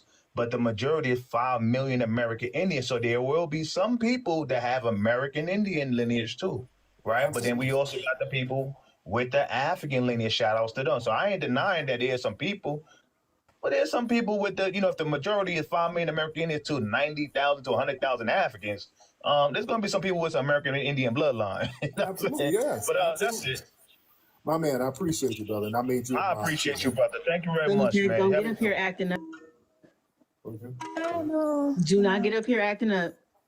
Hey, Solani. Hey, Brother Tyreek, how you doing? I was just coming up to let you know. Oh, I was going to say you can mob me. Okay, are you familiar with this Honey Blossom person? Oh yes, Honey Pack is well, I like her, but she is a troll. She's a troll. Ronnie, stop embarrassing me. No, because don't get up here acting up. I'm not. Oh my God, like Solani really. Hey, Mr. Tyreek, Okay, Solani, if she act up, Brother Tyreek, if she act up, drop her. Yes, indeed. Okay, thank you, Solani. Honey Blossom, where you from, beloved? Hey, Tyreek, I am from East Africa. I'm Ethiopia. How are you doing today? I'm good, ma'am. How are you? I'm doing good. I'm so happy. I'm so happy to be up here with you. I really appreciate you. And, I appreciate, what the Americans have done for me to enjoy America, so thank you. Mm-hmm. How long have you been here? Don't listen to these haters. Like, they're just jealous of me. I'm a baddie. But yeah, how was your day? I see that you're new to TikTok. How are you enjoying it so far? I absolutely love it. It's good so far. But let me get some more people. Thank you so much. Okay. It sounds like you're trying to get a 90-day fiance. I don't know what you're saying, ma'am. Was she dissing me yesterday? Uh-oh. Was she talking greasy? She's not Ethiopian. They said she's South Sudanese. Uh-oh. I knew I heard flies in the back. Okay. Let me get some more people in here. Okay. Let's get what's your name, brother? Arali? Let's get Arali. I think that's his name. Arali. Mr. Arali. Hop on in, sir. Or ma'am. All right. This is. Hello, Arali. Yes. Tariq Nasheed. This is a real Tariq Nasheed. Yes, it's not the fake one. It's me. What's up, man? Now, how you doing, brother? From you. I'm doing great. Now, what's that flag? Where are you from? I'm from Uganda, East Africa. Uganda. There you go. So what's on? I was speaking with the Ugandan earlier, but what's on your mind? Yeah, I'm saying, what did these tethers want from you, bro? What did they want from you? I'm not taking your lineage. Hey man, I'm here. Yeah, I'm here. And, what took you so long? What took you so long to? I don't know, man. TikTok. I don't know why. And I had a TikTok for the longest, and I would put stuff up periodically, and people kept trying to get me to come over here. So yeah, I said, let me hop on here and chop it up with the family. So it's all gravy. It's all good, man. Yeah. Yes, but thank you so much, brother. All right. Let's get what's your name? Something. All right. Somebody a mirror something. Hi, Tariq. Hello, ma'am. Thank you for letting me up. I'm good. How are you? I am good. Now, where are you from? I hear an accent. Oh yeah, I'm South African. Oh, there you go. But I was born in New York, but I'm currently now in South Africa. I came back after I got married. You in Cape Town or Joburg? Oh, Cape Town. How do you Cape Town? Yeah. Yeah, I've been to Cape Town. Love it. Oh, how did you like it? Loved it. The people were absolutely beautiful. Yeah, it's beautiful. Yeah, it's like a mix of everything. I'm happy you went. Oh yeah, absolutely. So what's on your mind, dear? I had a question, right? Not based off anybody else, but based off of I want to ask you so for me, I have a special situation, right? Where I was born in the States. I was born in New York because my dad worked in government and stuff as a diplomat. Okay. But then I went to school. I was born in New York, went to primary school, and then went to boarding school in another country, and then again went to college in in America again, right? Because my dad was stationed there. And then I got married, and then I got my master's again in America again, and then I got married, and then I moved back home, right? My question is, right, for someone like me with a unique situation, would I still be considered like a tether? But what, did you do something tetherish? No, because I've been accused of being a tether and an anchor baby. Well, tether is an actionable offense. It's something that you do. It's not what you are. There are a lot of people who are immigrants here who are not tethers at all. When I go on the road, some of my staff are the African immigrants, Caribbean immigrants. They're not tethers. But if you do something to undermine, disrespect, or denigrate a foundation of Black American, and you're not of the lineage, that would put you in a tether category. So have you done that? Have you denigrated some people? No, I haven't. Okay. So I have a question too. So can I ask another question? Yeah. If that's okay? So I don't want to waste your time. Hold on. Yeah, So, let me ask the family what happened to the chat area. I can't see I nothing. think it's gone. It makes your mods probably turned it off. Okay, can the mods? I think they want people to like the chat. I think that's what they do when they turn off the comments. Okay, so who turned the comments off, guys? Okay, all right. Which one of y'all turned the comments off? Okay, somebody turned the comments off, and I don't know who. Hold on, wait. Okay, which one of y'all turned the comments off? Okay, I want to see the comments. Okay. Has someone shown you how it works? I think they're looking to show you how it works. Yeah, I'll put it back on. Okay, awesome. Yeah, you got the comments back on. So I don't know which one of y'all turned the comments off. Okay, but go ahead, yeah, go ahead. So can I ask another question? Sorry, Yeah, I'm not gonna waste too much of your time. Go ahead, Okay, go ahead. So I have companies, right, that currently like donate money to only like Black nonprofits, right, and it only helps Black American women. So my question is, because I'm African, right, and I'm still like integrated in American culture, how do I learn from you guys, right? I'm not gonna get offended anyway because I'm learning as the process goes. But how do I respond, right, as someone who's existing? Sometimes I feel like I'm getting, like NBAs or Americans are barking at the wrong tree. Sometimes it feels that way. Sometimes I'm not blaming them, right? But sometimes how do I respond to that especially if Black Americans are like 13% of the population. So when people make comments to me like, oh, get out of my country, it feels a little offensive because I feel like I've contributed enough. And I feel like sometimes I'm like, dang, are Africans coming here for the 13% of Black Americans, right? Or are they coming because of you guys' contributions? Nobody has taken that away from you. But my question is because a lot of people, how do we interact, right? Is it fair to say that Africans are coming, that we're trying to interact with the other population and not necessarily the 13%? Especially if you're being accused and told to go home. Is that fair?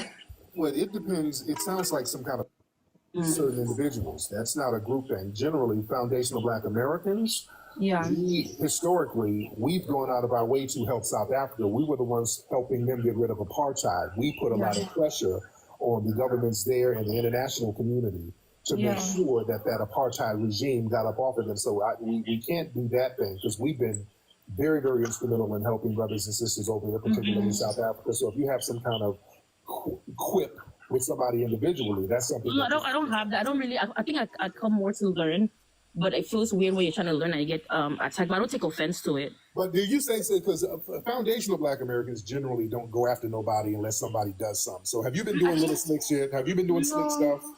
I haven't because so I haven't. I think sometimes when I get called like the M word, and then they tell me I'm from Lucy, but I'm like, all of us were from Lucy. So it's like little things I'm learning as I've spent time on the app because I'm not as familiar. So my question sound like you might be doing some kind of passive aggressive, and it sound like you might be doing something slick. But thank you, ma'am. There's people in the chat room like, oh, she lying. Yeah, that doesn't. She sounds kind of disingenuous. Sounds like she's saying stuff and doing stuff to people, and she's getting checked. That's kind of what that sounds like. All right. Let me get some more people in here. Let's get Maui Lee. Maui Lee in the building. What's going on, Tariq? What's going on? I was first introduced to you when I was watching Hidden Colors. And, yes. My only question, by the way, great production on that, by the way, but so much. I wanted to ask you, did you ever plan to like take that concept and do something with that yourself? What do more movies? What? Well, like just putting out like information like that people may not necessarily know about and distribute it to the masses. Well, that's what I do with the movies. Yeah, that's what I do with the movies.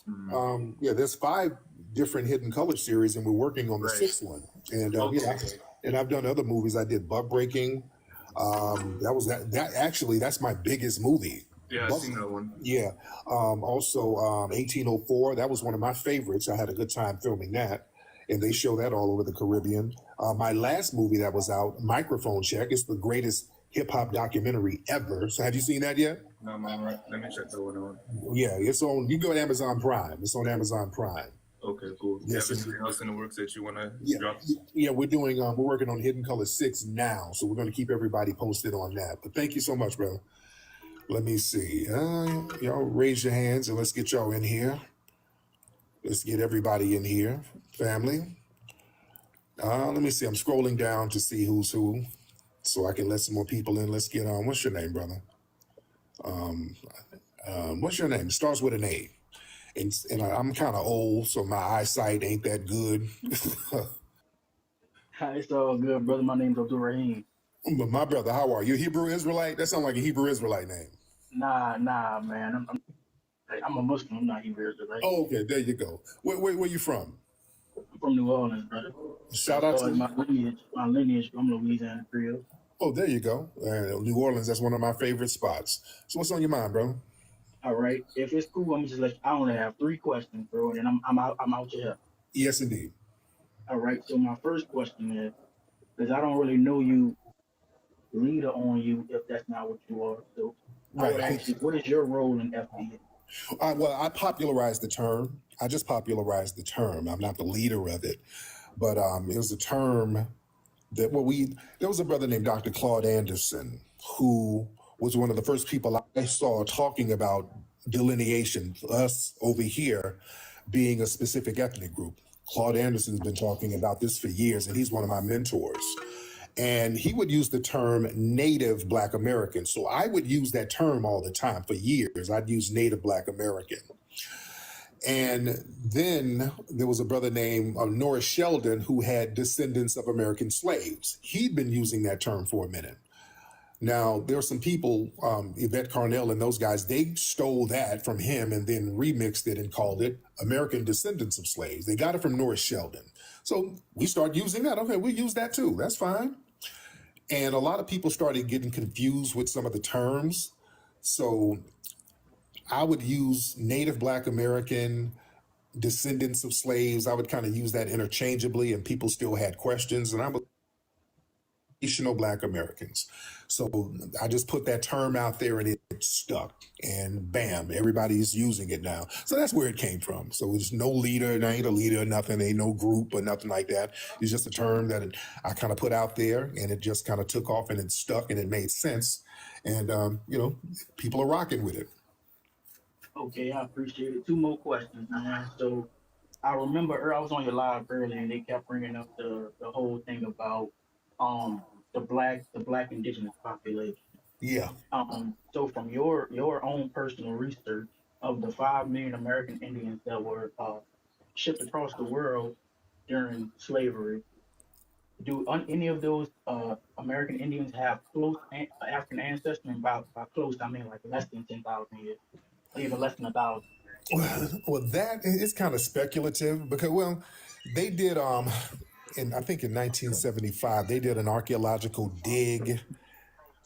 It was in one of the Caribbean islands, I think, and they found some Native Americans who had African damn DNA. They found out that they were sub-Saharan African, and this was a, quote, Native American that had been here for thousands of years. All right, I'm back, everyone. That is kind of speculative. People have been traveling from Africa over here, they're trading with the people here, and there had already been Black Aboriginal people here. And there's so many books that's out there that proves this. There's all right,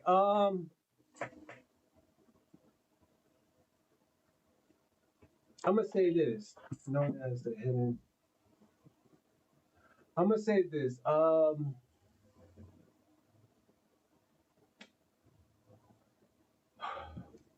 because I was listening. I just had to go pick up my son real fast. I'm gonna say this. I feel like, and this is just for immigrants. They fear, they hate what they don't understand. It has always been like that. Um, First of all, I know foreigners will never love or never accept blacks as equals, black Americans as equals. It's just a hatred that you will always have for black Americans. There will be some that will treat us as equals, but there will always be biasness towards how you feel about us to a certain extent. I do believe that. Well, I truly doesn't. Um, so of course you're gonna hate Tariq Nasheed, man. Even I'm gonna say this: a person can do so much for you. If a person does something for himself, a person will always hate because at the end of the day, a person always feels entitled. Not all, but most. You know, for you gotta understand, Black Americans, nothing was ever handed to us. We never had anything handed to us. We always had to fight. It's different from people coming from another country and just getting benefits and government help. You know, it has always been like that. You know, and also too, I will say this, and I'm gonna say this: Pan Africans are guilty for what I'm about to say. Pan Africans have never really seen Black Americans as brothers and sisters. They always seen Black Americans as a money bag. Even Marcus Garvey, he always seen Black people as money bags. You know, he knew if he would have came to America, Black Americans will support them because we are loving and we're always giving people. That's why a lot of y'all come to this country. Then after that, you think you could say and do whatever you want towards Black Americans. It has always been like that. That's why we have disrespectful immigrants. This is why we have a disrespectful Pan African. Even certain Hebrew Israelites don't want to respect Black Americans. Like, and I'm gonna say this: what Captain Tazariak said, he said that shit all out of emotion. I gotta be personally honest. I still fuck with Captain Tazariak's content, but he did that shit out of emotions towards Black Americans.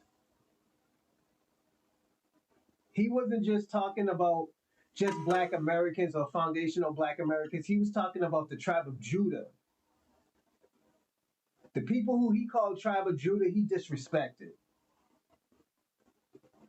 He disrespected the tribe of Judah. And I gotta be personally honest about that. I'm still waiting on any intellectuals who identify under Ryan Coogler. Ryan Coogler.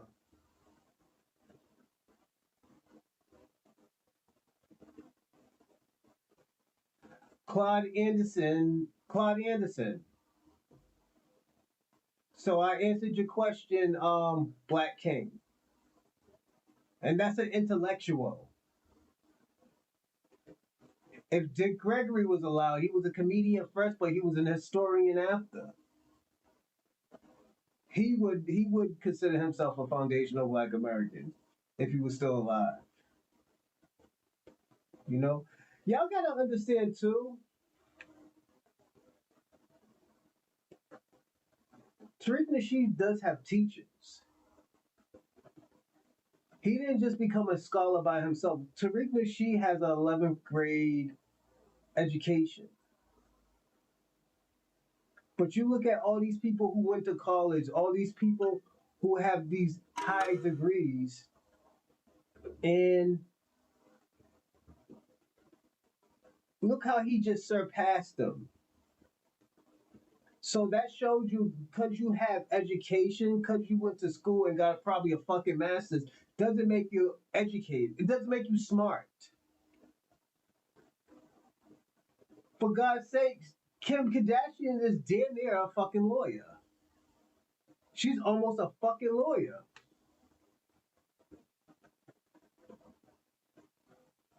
So what you're saying is it doesn't hold no weight when you start talking about college and education. You think? Let me tell you something, Black King. Cause you think your white daddy gave you some education. You think you're better than Black Americans. This is why Black Americans don't fuck with you. This is why Black Americans look down on your country.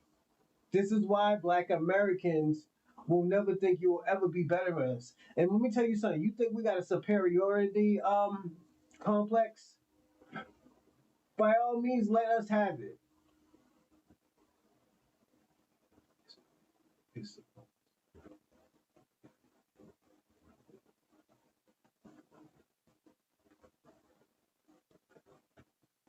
Well, I will say this. Cap destroyed you Pan-Africans. So we can talk about that if you want to talk about it. But at the end of the day, I wouldn't bring up Cap and Pan-Africanism because Cap don't like Africans. I will say that, you know. We watched that. We watched half of that already. But I'm gonna watch this one. However, now we're gonna watch why Pan-Africanism won't work for foundational Black Americans. You know, so this is what I'm saying. Reading comprehension. No, you have said that dozens of times. You said Black Americans. Foundational Black Americans are Black Americans. So I don't care how you cut and slice it, they're still Black Americans. You have a problem with Black people, Black King. I don't give a fuck if you put Black King in it, you still have a problem with Black Americans. Stop acting like we're different. You know Black Americans and FBAs are the same. You're not even black. You're a fucking foreigner. And I'm saying that like, yo, your people don't even consider themselves black. They consider themselves their country. So if you're from Jamaica, you're Jamaican. You know, so at the end of the day, and as I said, you know who you was talking about. Don't play fucking stupid. Don't do that white girl shit. All right, Black King? I know you're notorious of doing that white girl shit because I will sit you down. I'm very serious. I gotta be serious about this with you because at the end of the day, this is the second time you did that white girl shit. You know? Narrative. So let's get back to the Dr. Eric kind of thing. You literally will get scammed here in Africa. You will lose your money in Africa. And don't nobody care about your experience. At the same time, why they marketing to you? All you're going to get is sorry about that. All they're going to tell you. They're going to tell you nothing else. I'm sorry. Jeremiah Kasimba, go sit on it. Okay? He said go sit. All they're going to tell you is I'm sorry. Nothing else. You risk your stuff. Ain't no protections for your ass over here. For the most part. They want you to take the risk. Also, I gotta say this too. Black King, shout out to you because actually, I'm gonna say this. You suck as a Pan African and an immigrant, but you're a good representative of what Pan African is. You know, it's a hateful fucking group. If you don't follow Pan African, you hate them. So at the end of the day, I will say you are a great representative of a Pan Africans. Because they don't like Black Americans. I understand that, and it's cool. You know, I'm not crying no tears, shedding no tears for no fucking person that don't like me. I won't even lose sleep. You know. Come over here. Come do this. Now, to be fair, I'm gonna say this: Uganda never really says that. So you know, but most countries are even inviting y'all over there. Now they trying to even take you over to Burkina Faso, where your ass don't have no level of a chance to really do nothing over there. Even if you were to get residency, who got Hold up, did you hear that? So all y'all niggas will be talking about that Burkina Faso stuff. You're talking to a real Pan-African in Africa. Now listen to what he just said, everyone. Come over here, come do this. Now, to be fair, I'm gonna say this: Uganda never really says that. So but most countries are even inviting y'all over there. Now they trying to even take you over to Burkina Faso, where your ass don't have no level of a chance to really do nothing over there. And this is why I'm telling people, why go to Africa? What is in Africa for you? What does Africa got in store for you? These are the things that you have to ask. Those are the questions that you have to say, okay, you know what? Is this true? Everybody, don't forget to like and subscribe and comment in the live chat and in the comment section. And also, best thing, share. And also, if you want to do a little bit more, donate. You can donate to Venmo, Snapchat, and Super Chat. I do try to advise y'all to do Super Chat because I want to see what your comments is on top when you do subscribe. So, but if you can't, don't worry about it. Don't mind. Hold on a second. 1, 2, 20 years. Oh shit. But if you can't, anything is dope, so I will say that. So let me put this in the live chat right now and we can get back to business, everyone. And everybody also who gave cash out when I was gone, thank you. I appreciate it. All right, now let me do this. This is Super Chat right here. So if you want to support the business, thank you. I appreciate it because I know times is hard, but thank you for your support. Even if you were to get residency, who that cares about you takes you to Burkina Faso? No, tell me one person. No, it's almost like this. Double edged, don't lie. You know them niggas did not move to Africa. I'm gonna even say that. Oh shit, Dude Jackson is coming back to Africa. I can see that happening. Oh shoot, is it all right? Oh shit, my shit is acting up. Give me a second, everyone. Let me fix my joint. Hold on.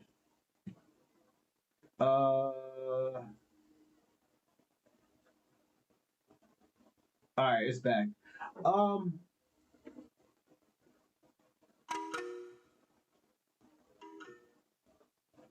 My education makes me American. Delusional.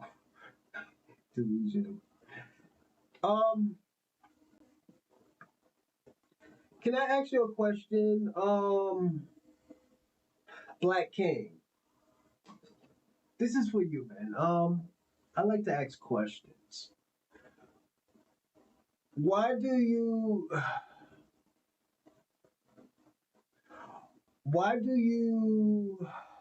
what's the word? Why you pride yourself on white education, European education? I do want to ask that. You can really tell, show us intellectual education power. Let me ask you a question. Why you pride yourself on European education? If you understand what I mean. Like, it seems like you're prideful that you have white education. And it's cool. Like, yo, you could do whatever you want, but did you go to like a HBCU school or did you go to like a prestigious university? I'm just asking the question. It's nothing like, oh, yo, you're a fucking idiot. No, I just want to know, why do you pride yourself on European education? Because if you went to an HBCU school, you wouldn't be talking to Black Americans like that. Or you was just a cool when you was going there. So the question I'm asking is, what's the hatred towards Black Americans? We like I'm gonna be personally honest. Black people don't have nothing to be jealous over immigration, or immigrants. Y'all fled the country. Y'all fled your own country. And like this is the crazy part. I always have to say this. Y'all always talk about how beautiful your country is and you're going back, but actually technically you usually stay here in black and you usually stay in America. Like this is why I asked that question. You know, why does Shay amongst the kids? Can't say. No, O'Shea lives in Africa.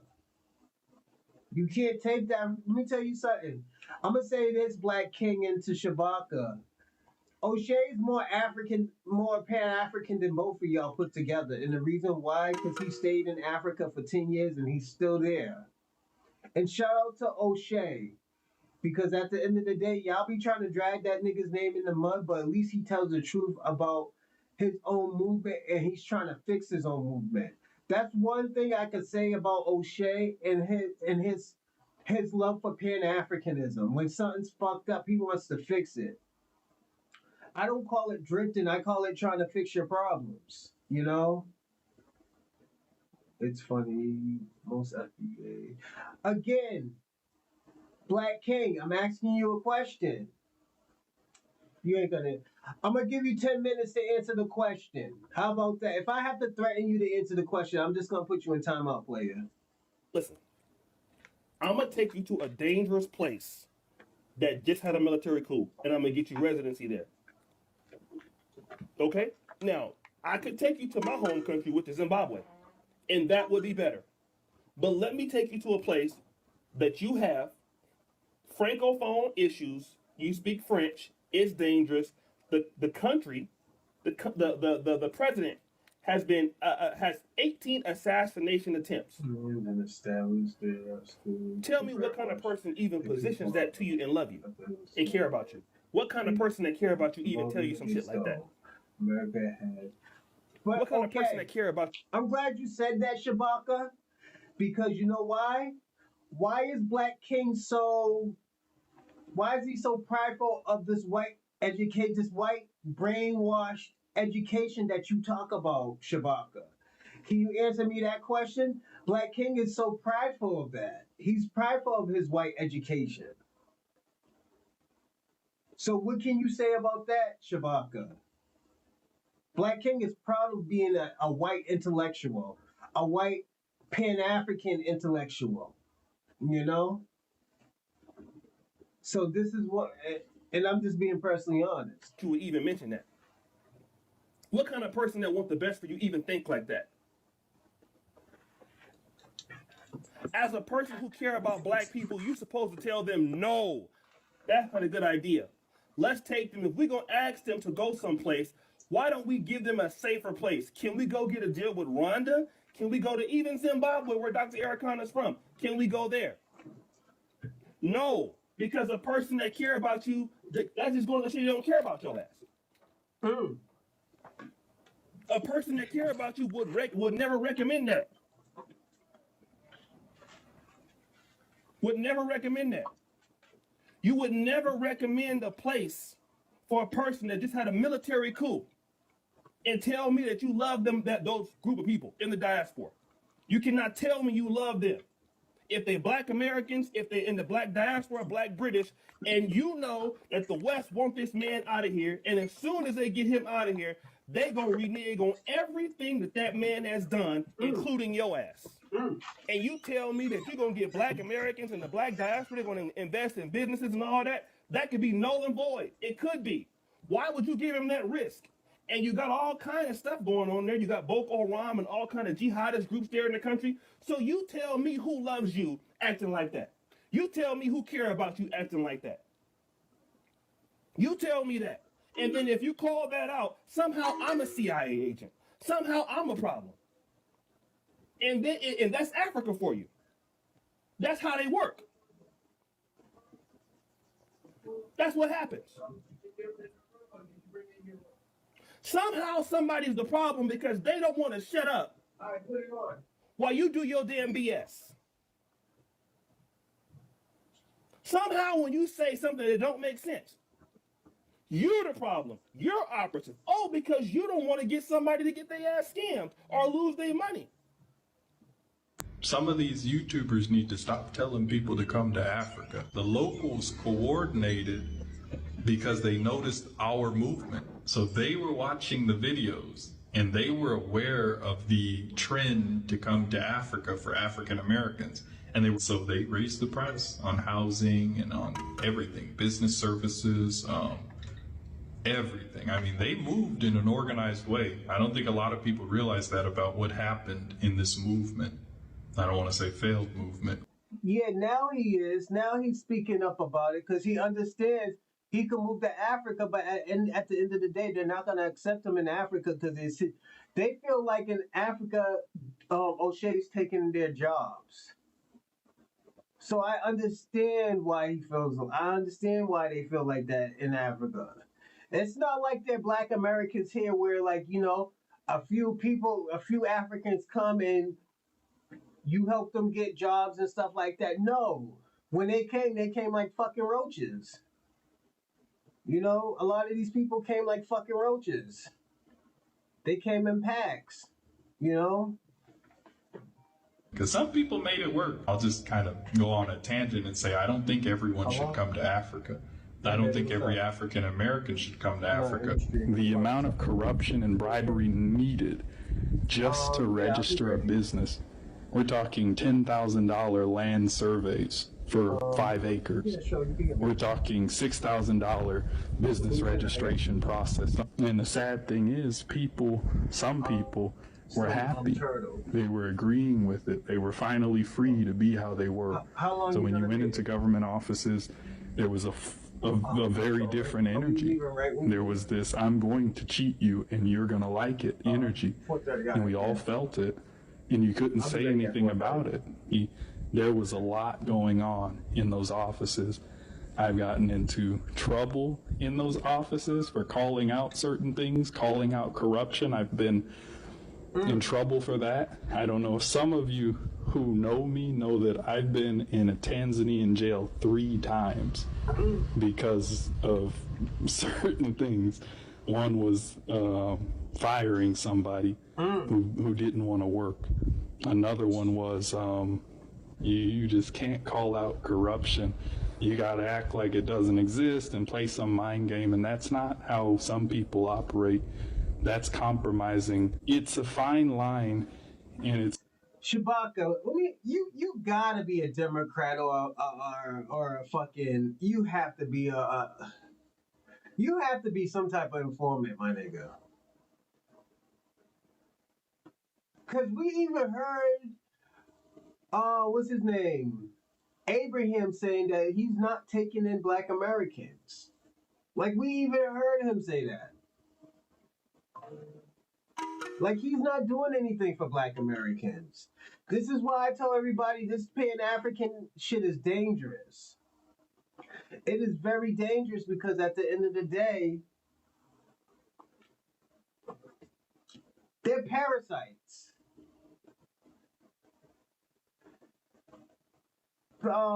Pan-African movement is a parasite. It doesn't do anything for Black Americans. It doesn't help us at all. So, and this is the problem that I have with Pan-Africanism. I always had this type of problem with them. I'm not saying that I don't like them, but at the end of the day, like you see the shit that Shabaka puts, he talks about Abraham, but Abraham does shit for Black Americans. He would never in a million years help Black Americans. The person that did try to help Black Americans, the government wouldn't let them help them. And I'm going to say this. I think Africans are in cahoots with the Europeans. I'm going to even say that. I'm even go farther than say that. Like, and this is why. Why would you hate somebody that helps you? Like, what What is the logic of that? It's like, why would you hate somebody that helps you, that loves you, that you could come into our community and you know what? Whatever you want to create, we'll buy. We'll help you buy. We'll help you be successful. Like it blows my fucking mind to the core because at the end of the day, I don't get why these motherfuckers do shit like this. Why the fuck is this shit so backwards? Why is so much animosity against us when we say like, we do not want to support Pan-Africanism no more?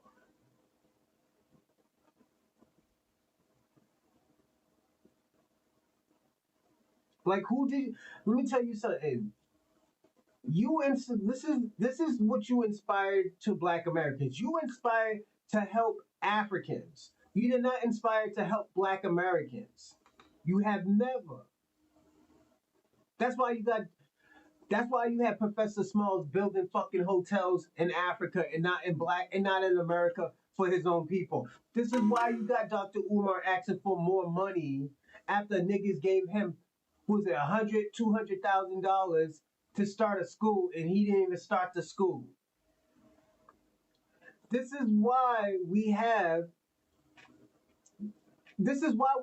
Pan-African members disrespecting Black Americans, talking down towards Black Americans, forgetting how much that Black Americans gave up for them. This just doesn't make any sense anymore. Like, y'all gotta understand, Black Americans is tired. We're tired of your lies. We're tired of your promises talking about, oh yeah, the kingdom ain't gonna be built in one day. Nigga, you had over 100 years to build this fucking Wakanda shit that you talked about. This Akon city that you talked about. To control your resources when you talked about it. You had over 100 years. Then your leaders, like Marcus Garvey, never went to Africa. He went to the UK.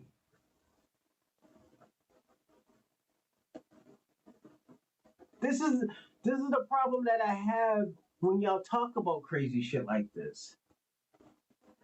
And I'm still to this day rooting for y'all. I'm still rooting for Pan-Africans to do some type of bullshit. It might take you another 100 years, but at least if you do it, you do it.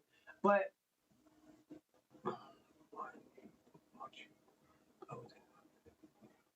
I know Double Edge, but they don't want us building anything in Africa either. They don't, Double Edge. We heard a lady in Africa talk about like, my kid don't want to go to Africa because he's brainwashed of thinking that like, they treat him like a man in Africa and they extorting this nigga. He thinks that they treating him like a man and they extorting him, Double Edge. Like, this is crazy. If we're gonna fight, Double Edge, this is all I'm saying. If we're gonna fight, why won't we fight in a country that we call our land, that our ancestors built, that our ancestors sacrificed, that they died for us to have a better life, Double Edge? Why the fuck are we gonna go to a country that couldn't be built in and they had 1,000-year head start, Double Edge? Why the fuck we gotta build? Why do we gotta go to their home and build? Why can't they come here and build with us? That's the problem, Double Edge. You just said somebody go to a hotel. Yes, Professor Smalls. And he's gonna get that shit. And the thing about it, he's gonna get that shit taken away from him. He's gonna get that shit taken away from him. And he just don't know. This lady was telling him, and this lady was telling people that like, we can't own anything if we're not citizens of that country. And even if we are citizens of that country, it's only good for 100 years. So that means if you pass that on to your family members, they can actually take it away. At least in America, it could be a family thing. It could build equity. We can't build equity in Africa, Double Edge. And you know that, man. Look what Professor Smalls is going through right now. That Pan-African shit is drying up. And you know I'm right, Double Edge. I almost call you Dr. Edge. Double Edge. It's drying up. A lot, and you gotta understand, look at the decrease of people who were in Pan-Africanism and look at Pan-African now. In America, people are just not fucking with it no more because at the end of the day, it doesn't benefit everybody. And let's personally be honest, Double Edge, the reason why a lot of Africans and Jamaicans and Caribbean people don't fuck with us because it just doesn't benefit them. Only time they fuck with us is when it's beneficial. And you know I'm right, Double Edge.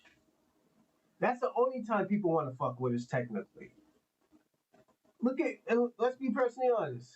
Doctor. Yeah, I almost called you Dr. Edge. I almost called you Dr. Edge. It's a tiptoe eggshell sort of dance you have to do there, and I don't think a lot of people want to do that. I fell into the trap of thinking that it was, my job to stay and push and push and push and push against something that was done. And I poured more time and more energy and more resources into projects that were not going to succeed at that point. I made the mistake of feeling obligated to something that no longer had the favor of God on it. And unfortunately, many others made the same mistake. You are always in Africa. You got the African Day Parade. You don't see the Africans. You got the festival that be going on in Brooklyn, the band festival, the African festival. Where's the Africans at? When we doing our rallies and our marches, where's the Africans at on your side? Talk to us really about that, man. Listen to this. See, let me tell you something. We think slavery in America was something. Slavery in Africa is still in force. You talking about deaf, blind, and dumb. Don't confuse because somebody got on some printed cloth that's printed in Holland or India that you're looking at an African cultural expression. That's not an African cultural expression. That cloth was printed in a European country and then sold to Africans. And they've accepted that as their cloth. You understand what I'm saying? Just that piece. Now, they do speak the language, but they know less about their history than you and I do. So you've got a deaf, blind, dumb, backwards person speaking an African language, coming from the African country, came here to be a parasite on their own people with no respect for themselves as human beings, and then because they speak a language, try to make you play you off like they got something culturally that you don't have. The most culturally enforced African in the world is the African American. Most of the movements that have changed the world that allow all ethnic nations to profit has been our movement. And so we get peed on and played down because these people are so punked out and scared of the white man that they feel because they're scared of the white man, they got to be against us. Are they our people, brother, or are we our own people now? No, we got to understand two things. We have a race and then we have an ethnic place. Ethnically, we African Americans. Just like a guy from Africa, he can say he's African, but there's no country called African. He's either Nigerian, Ghanaian, Malian, or something. That's his ethnic nation. Racially, we are together, but economically, we may well be enemies. And we have to be clear on that. That our economic enemy is just that. And if you deal with your economic enemy like it's your friend, you're going to be the loser at the end of the day. Now, we raised the question of Pan-Africanism in this hemisphere. You know, we had the brothers from Trinidad, and then you had W.B. Du Bois, and we created this phenomena. But Africa has never created a Pan-African movement. You understand? Africa has never really supported a Pan-African movement. We had a couple of people in Nkrumah and Julius Nyerere and Mugabe, but most of Africa never gave a damn about a Pan-Africanism because they're still bogged down in the colonial slavery. Remember what I said, Black King? If somebody gets hurt, it's gonna be because of you, Kwame, Shabaka. Just remember, man, you gotta use your words wisely. Calling people cults and shit like that. This is how black leaders get killed out here. COINTEL infiltration tactics like that. That's one thing I'm gonna tell you. I'm telling you. If you too, Shabaka, if your email gets full with crazy emails and messages and stuff, you know why and what you did. Me, I let you say what you want on this podcast, but if like I said, I will clip it. I will clip you saying that shit. And if you get death threats and all this other shit, nigga, you did it to yourself. Niggas is doxing you at your job and shit. That's on you, my man. That's why I always tell y'all, be careful what y'all be saying about, like, calling people cults and stuff. Cause you might get a real crazy bozo nigga to really go dumb out. Then we was like, damn, I don't know what happened. Nigga, I know what happened. You was running around here calling niggas cults and shit. You was running around here calling niggas COINTELPRO. Even though I think half y'all are. Because y'all didn't take that, we don't want to fuck with Pan-African shit. Y'all took it very to heart. You took it to heart that niggas didn't want to fuck with the Pan-African shit. You took it really, really bad. I'm just being personally honest.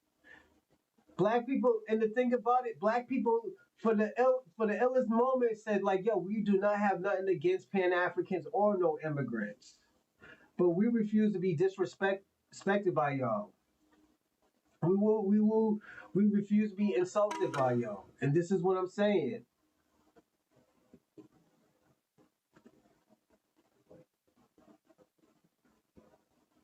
But what is he saying about Pan-Africanism right now?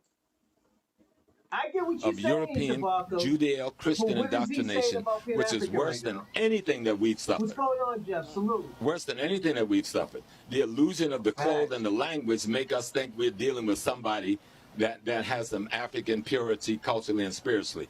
You're dealing with a confused, backwards Christian that love Europe more than they love their own ancestors. They would not even use an African word for God. You know, in Ghana, if you talk about being a traditional African, you might get beat down in the street. You understand? You're ostracized on the radio. Movies are made to show African culture as being the devil, while Christian culture is coming in as the savior. This is TV shows and... We reacted to it, and we debunked most of his lies. Was his documentary good? No, it sucked. It was a mediocre documentary. My kids can do better documentaries with my camera right here, so I'm just being personally honest. On TV in Nigeria and Ghana every day. Y'all think y'all slick, huh? All you Africans. No, I get you. One thing about Black Americans is real fucking resilient, okay? When we want to find something out, we gonna find it out. But see, we not as stupid as y'all think we is, okay? Contrary to y'all belief, like I keep saying, a lot of our ancestors, y'all. What the hell? Give me a second, everyone. Here. Check out this content I got for you. It's gonna blow your mind. Okay, so truthfully, when was you at? Okay. Yeah, we ain't reading that. Oh, what? What? That's crazy. And get this, it says that these Africans settled in Africa. They don't come from Africa though. Like the Africans themselves? Well, that's crazy. It's crazy. We keep telling y'all to leave us the fuck alone. This shit like quicksand. The more you move, the deeper it get. That way. Y'all wanna know something crazy? Every time when a melanated person from America say that they're part of the Olmecs, white people never deny this. But every time a person claims to be an Olmec from America, you know who always have something to say? Who? Black people. Who? Well, to be specific, Black Pan-Africans. Oh shit. White people know this. The world knows this. The white people don't never deny it. And matter of fact, white people are the ones that told us, along with us knowing this history. Go look on the History Channel. They tell you in your face that the Olmecs are black and they're from America, and we are and we are those people. But it's just funny how that I'm gonna say they this. know it. And Double Edge, I'm gonna put you on the spot. Double Edge be double dipping, my nigga. Cause you know why? This nigga could be promoting this Pan African bullshit, and when that nigga get when that nigga get his reparation check, that nigga he's gonna say fuck Pan African. Double Edge, you know you are too. You be double dipping, my nigga. You double dipping, and the reason why I would say you double dipping, watch everybody. You gotta see this nigga on the yacht with cocaine and white bitches like Marcus Jordan, nigga. Say I'm lying, Double Edge. Say I'm lying. We know it. But it's like everybody that's like shout out to Double Edge. Don't know it. Nah, for real. Just like, am I bugging? I be watching the History Channel. I watch all these documentaries. White people love talking about the Olmecs, and it's at this point. It's like the white people. It's like, you know why I don't. Excuse me, but you know what is that these white archaeologists, these white astrologists, these white geologists, right? They've been on these TV shows and they tell you the people from America before Columbus was. Hey Kwame, let me ask you a question. Why don't you ever show your face? I want to know why Kwame never shows his face. That's what I want to know. Black. The Olmecs were black. They also tell you that the Olmecs all correlates to the Indians or correlates to the African Americans. They literally tell y'all. Give up on Pan-Africans. Give up on Pan-African movement. Then you give up on Pan-African movement, I'll think about giving up on the Reparation Council. Only Pan-Africans, Africans, and Just other say ignorant you black can't explain. people are the only people that are saying that black people aren't Indians. Black people aren't the Olmecs. Only black people are doing this. Now, if I'm wrong, cool. I know some Native Americans are doing that too, and that's only because they want to fit into that description. But for those who don't want to fit into our description, they let us know all the time on television, in media, in documents. They literally tell us the only people that says that we're not what we are black people and other haters. But seriously, if I'm bugging, let me know. Africanism does not benefit Black America. Here's how. Black America support Pan-Africanism. That's saying everybody has a land except you. And when I say land, I mean indigenous land that they come from and they can go back to or they are still in. People on the African continent like Nigerians, Kenyans, Ghanaians, so forth, it would make sense for them to support Pan-Africanism no matter where they go across the world. Guess what? They still can go back to their land. They still have a land. So for them to support the unification of Africa, that makes sense for them because they still have their land. It's going to benefit them and it's going to benefit the African continent. The problem with the Pan-African ideology is that you assume that everybody who has been told that they're African is actually African. So with that being said, Black Americans over in the United States, for us to support a Pan-African ideology, that's basically giving up your heritage here in the United States, essentially giving up your land and giving up your birthright. When we talk about Pan-Africanism, we also have to have the conversation about colonization. We also have to have the conversation about secret societies who hold the real truth of the world and have gave the masses of the people, no matter what your ethnicity is, a different version of the history of the earth. You get over to the American continent, we're talking about places like Haiti and Jamaica, islands that are more homogenous, Negroid, or what they will call black today. even though they are being deceived that they're from Africa, even though they did accept the Pan-African ideology, at the same time, since their island is more homogenous and it wasn't as much immigration to their islands from all over the world, like in the mainland North America, what we call today the United States, for these people in these islands, these melanated, dark-skinned people who truly are the real American Indians but have been brainwashed that they're from Africa as well, even if they do take a Pan-African ideology, guess what? They still have their island. Like, They're still claiming their island. Even if they're brainwashed believing that they're from Africa, they still have the island. You know, because they're still the majority on their island. Because the lack of immigration from all over the world to that island. Not saying the islands, of course, has been colonized and people have immigrated to the islands, but not on the scale as the mainland North America, what we call the United States. That's why and this is how it differs from us over here in the United States. When a so-called Black American accepts a Pan-African ideology, you don't have a land. Where is your African land? When you accept, where is your land? Where are you going to build at with a Pan-African ideology? Because you're actually giving up your land when you say that you're an African. When you say that you are African and you have no African ancestor, you're giving up your land. You're giving up your land. See, because everybody has someone where they can be homogenous to themselves, they can be in control of, not integrated in. See, when a Jamaican, when a Haitian, when a Nigerian, a Ghanaian, a Kenyan, all these people, if they ever get tired of the United States, they can go back to their land. They're not giving up the power and the title and the right to their land. They're just saying, hey, build Africa. As an American, a so-called Black American who's the real American Indians, when you say that you're a Pan-African, you're giving up your whole title to any land, because where are you from?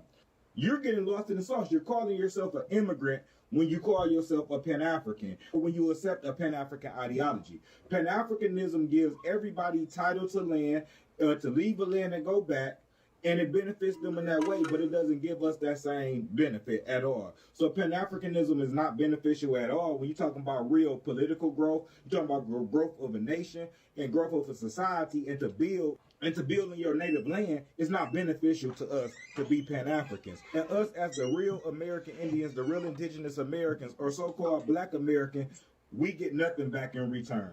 Africanism in essence gives us our birthright. Nigga, y'all been creating that Pan-African currency ever since Gaddafi was alive, my nigga. I'm gonna be personally honest. Y'all don't have that type of power to be creating that type of currency. I gotta be personally honest about it. You know, you don't got that type of power. Black King, you can't pay what generation of ancestors I guarantee you, not one single VA has provided any evidence of what? I'm confused. Black King, what you talking about? Our history, our heritage, our identity, right here in the Americas. Whole time, instead of focusing your energy and building inside our communities in America and making America greater and learn how to get along here in America, because it happened. We have a lot of different nations here, a lot of different ethnic groups here in the United States. Instead of learning how to get a whole of America and take control in our communities in America, it's putting all our apples over in Africa. Whole time, we don't even have a land because they saying, hey, America's not yours, and it's deceiving us to put our energy over into Africa and this whole romanticization of Africa. And whole time we're in our land. So when you accept being a Pan-African, first of all, you giving up title and the equity that you have here in America from you being the indigenous America, and the history and the equity of the United States from you being from the foundation of the United States, because they built the United States on top of our land. So saying a Pan-African, you're giving up everything, including your land. Meanwhile, everybody else is benefiting because they can leave, come and go. They can leave their land, go other places in the world, and go back to their land. Sitting here in limbo, not putting our energy inside of North America, United States, and building inside our communities and building up our own land, and just learn how to build a better country and a better nation inside our own communities. Our first nation, which is your community and your ethnic group. And then the second nation, which is our country here in the United States. We're putting our energy into the deception instead of uncovering the history, the heritage, and building on that history and heritage right here in our own land. But let me be clear, this is nothing against Africa and the African people. But as an indigenous American and the American people, don't be tricked right from the house, right under your feet by being bullied into calling yourself African and being deceived into a Pan-African ideology. American. That's why they labeled you as such. They don't put differentiation between white people. We labeled ourselves as Can bad. I say one more thing? It's Go crazy ahead. how like Go no, ahead. okay. I ran into this lady from Iran yesterday, right? And I noticed with immigrants that's not black, they never ask me where my parents from. I say American, or they ask me if I'm American. I say yeah. They say okay. White people too. They be like, oh, you black American. That's because they know. Yeah, but it's always black immigrants. I gotta tell. They want to know where my parents from. It's not the rest of them. Mm-hmm. I seen this thing where this guy in Arab, this Nigerian girl was over in Italy, and they was asking her was she black, and she was like, yeah, but they asked her to differentiate. They was like, are you black American? As in black American, or are you from a different black country? Americans better. And then she was like, yeah, I'm Nigerian. They was like, oh, so they actually, the host is right. They know the difference. It's I can't stand the foreign one is lying talking about white people don't differentiate. Yes, they do. Because we got Irish, we got Italian. In Chicago, we got Irish and Italian, and they let it be known that they don't like each other, that they different. We got the Slavics up there. We got the JEWS people. Yeah, we got Jews. Who they are. We live with white Americans. White Americans know exactly who we are. And they know who they is. That's why I'm like, stop lying and saying white people don't yes, they do. So this whole Pan-Africanism thing, I just want y'all to tell me one thing that they have done. Look, who's the most popular Pan-Africanist right now? Dr. Umar Johnson. In Ghana, right? No, I'd right? say Ibrahim. Ibrahim Traore. Dr. Umar Johnson said he is the prince of Pan-Africanism. Bro, what has he done? What has he done? Hold on. Why are you taking Umar? Why are you time out? Did y'all know? Time out. Dr. Umar Johnson says that he's the prince of Pan-Africanism, but he said foundational Black Americans should not. Hey, bro. We don't know. Hey, bro. That man said that we do not deserve, that we don't need reparations. Does that sound like Pan-Africanism to you, sir? Exactly. No. But exactly. Right here, hold on. That's why we say it's a scam. Let me finish. Like, here's the thing about reparations. I think Black Americans deserve reparations. Black Americans should receive reparations. Are white people going to give us reparations? Probably not. So we have to figure another way. Probably not. Ain't no another way. What you mean we gotta figure another way? You want to know what the way is? Delineating. That's why we delineate. How we get reparations. How are you going to get? All right, the biggest difference that I noticed between Black Americans and Africans with this. Them niggas get scared when you start talking about delineating. That shit ain't fucking healthy. Why you fucking lying like that, Black King? You don't lie like that, Black King. I mean, Africanism has 0 wins in the last 100 years. Oh, shit. That's true, man. They needed help from Black people, especially in South Africa. The whole conversation about delineation is not how they look. It's how they think. Black Americans are very much community-based. That is how they were able to be successful in the civil rights movement. That is how we're able to do economic boycotts and be successful. That is how Black Americans are arguably the most successful and influential Black people in the world. Whereas Africans, they are 54 countries, thousands of tribes. They don't see kinship based on Blackness. They don't think of you as their brother or sister because of your complexion. And that is the key difference between the two. So you can't expect them to come to America and all of a sudden change their mindset and say, I see this Black American as my brother and sister, somebody I should look out for, somebody I should, like. And because we share a common struggle or we have a common goal, I don't see it as that. It's about me, my tribe, my family, and about us elevating. So this is why people are saying delineation is important, because you have individuals who look like the collective, benefiting off the collective, but they don't have the collective mindset. Black Americans are very much, how is it going to affect the whole? We know we are judged on the whole. Anytime anything happens, like that's a great name. Hey, yo, Black King, you should call yourself White King. That is a great thing. You should do that. Because there's nothing black about you. I got to be personally honest. You seem like you went to a white school. Did you go to Stanford? Stanford is known for the shit that you do. Did you go to Stanford, Black King? And it's a brother. Why he had to do it? let's get on to it because I'm gonna leave in the next 15, 20 minutes. I wanted to do.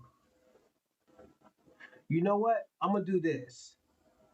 Damn, Double Edge just left. I'm gonna do this last one. All right. Ghana had its year of return. But now it's 2025, and we have to ask the question, will Ghana lose a lot of its diasporans in 2025?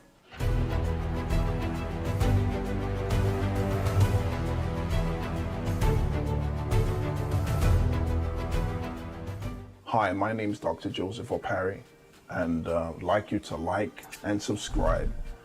Click below. I've noticed there's a lot of you watching, both on BitChute and on YouTube, that are not subscribed. If you subscribe, you'll be notified, and also if you make more comments, we can improve everything for your viewing. So don't forget to like, subscribe, add some comments on this footage so we can ramp up and increase the quality of what we give to you. So, as I said in the beginning, Ghana in 2025 has lost some diasporans who came in 2019 looking for greener pastures in this country. A lot of these, when they came to Ghana, got under that romantic impression after they had visited Cape Coast and saw the slave castle and all the other tours that they did, really fell in love with Ghana, and so decided to move back to what a lot of Americans call the motherland.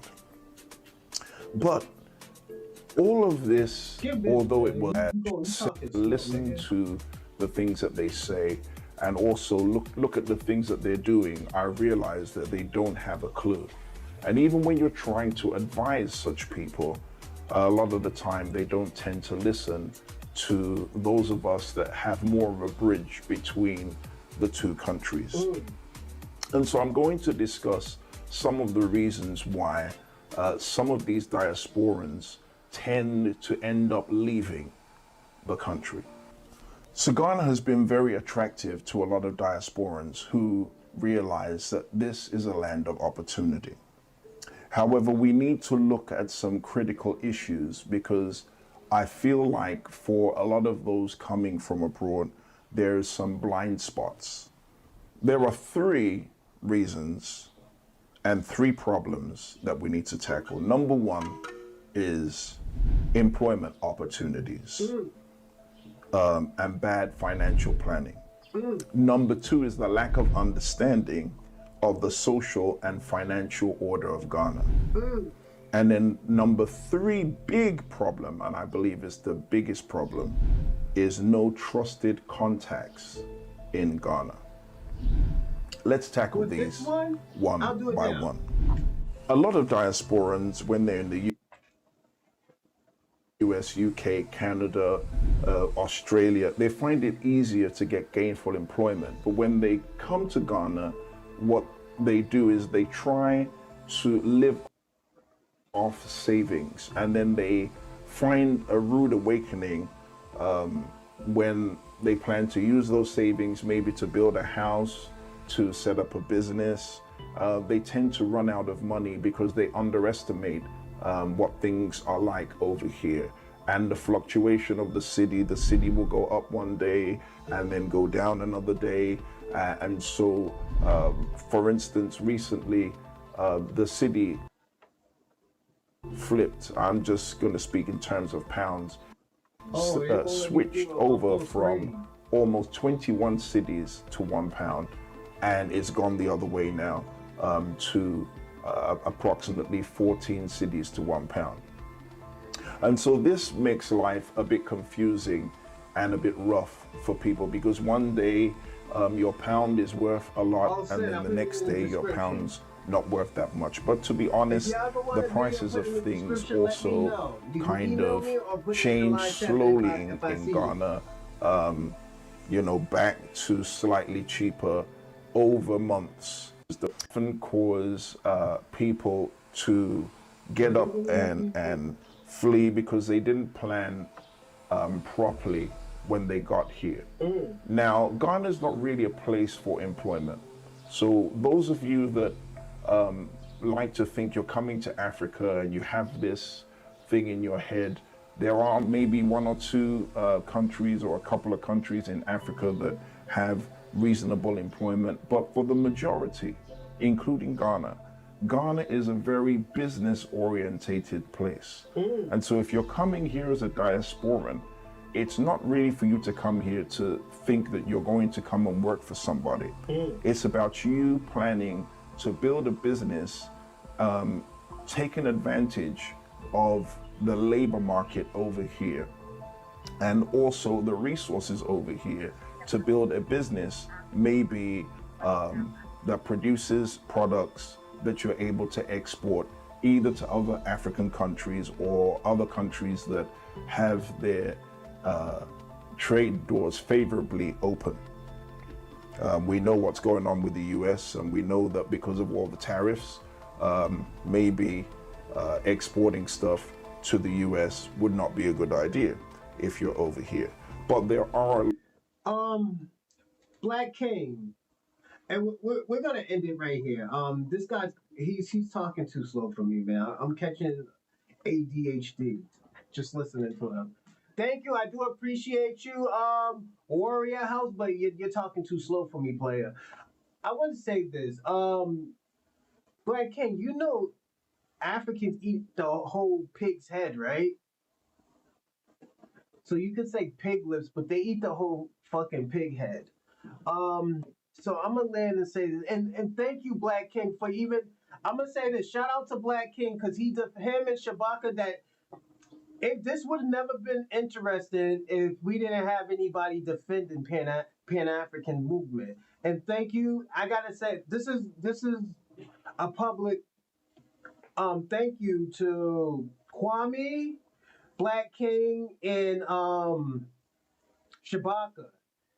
This what made it very. This what made it a research show because at the end of the day, this would have been a good show if we all were on the same boat.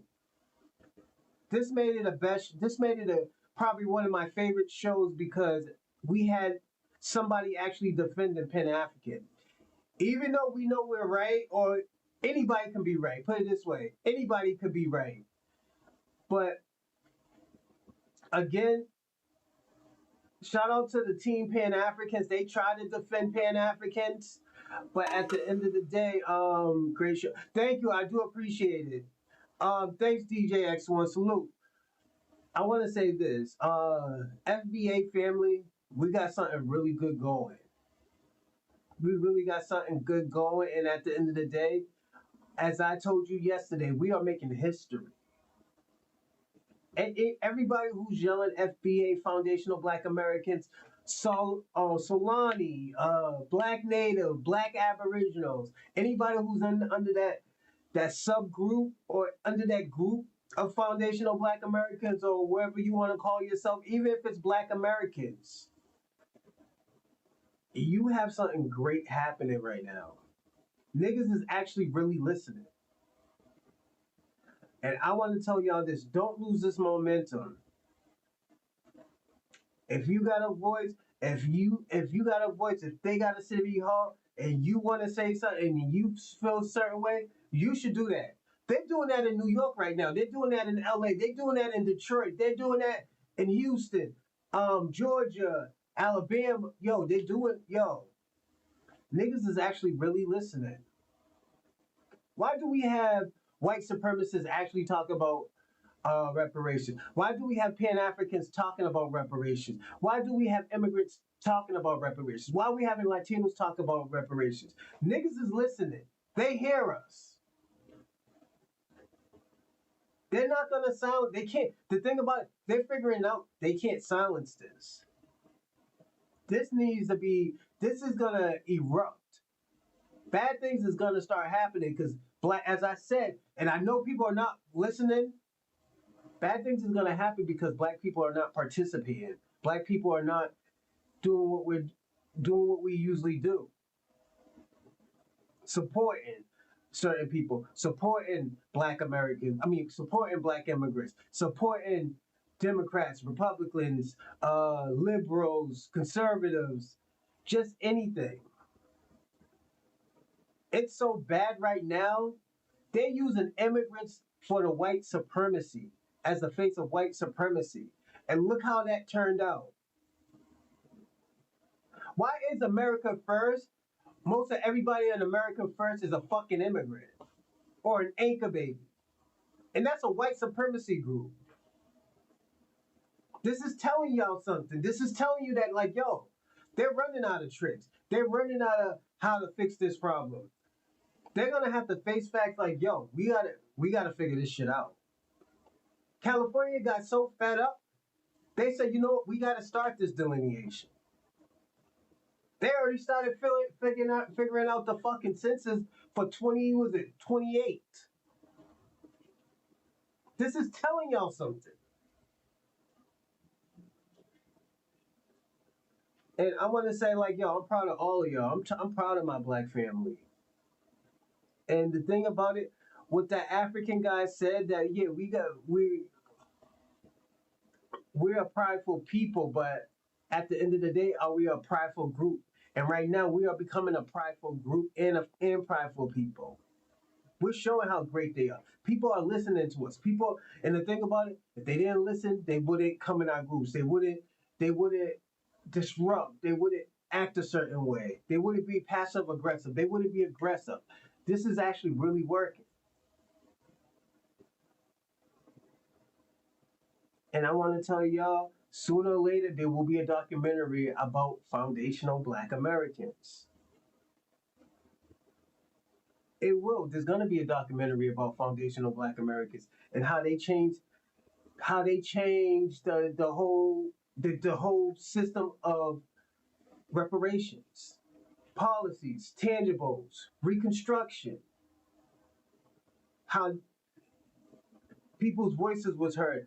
And at the end of the day, 20, 30 years later, people's going to be asking yo, dad, yo, grandpa, where were you when reparations was happening? What side was you on when reparations was happening? And you know what we're doing right now as a foundational black Americans?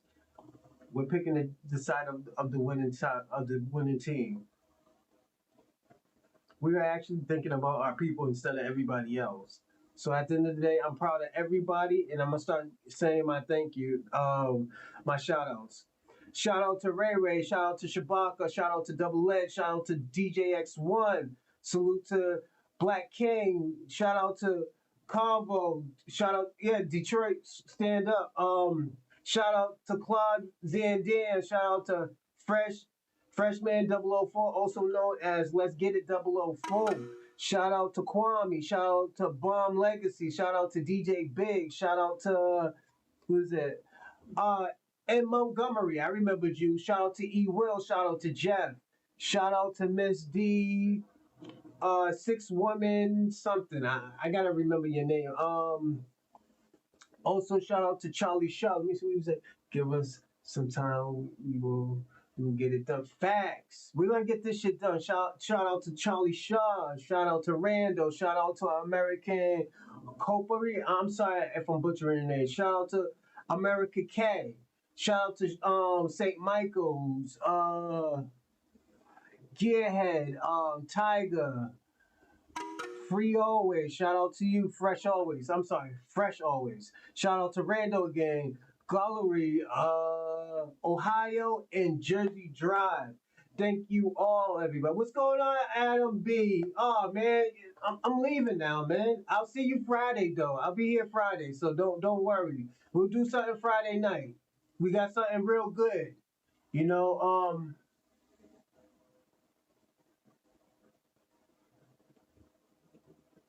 but it's gonna deal with another a Pan African thing. But I want this question answered by y'all Pan Africans, and I'm gonna say this, Kwame, Shabaka, all y'all. I want y'all on the panel on Friday. You know, because at the end of the day, this isn't about politics. This is about how you feel on Friday. So definitely, I want to say a shout out to you. Shout out to happy Thanksgiving to you too. E Will, salute.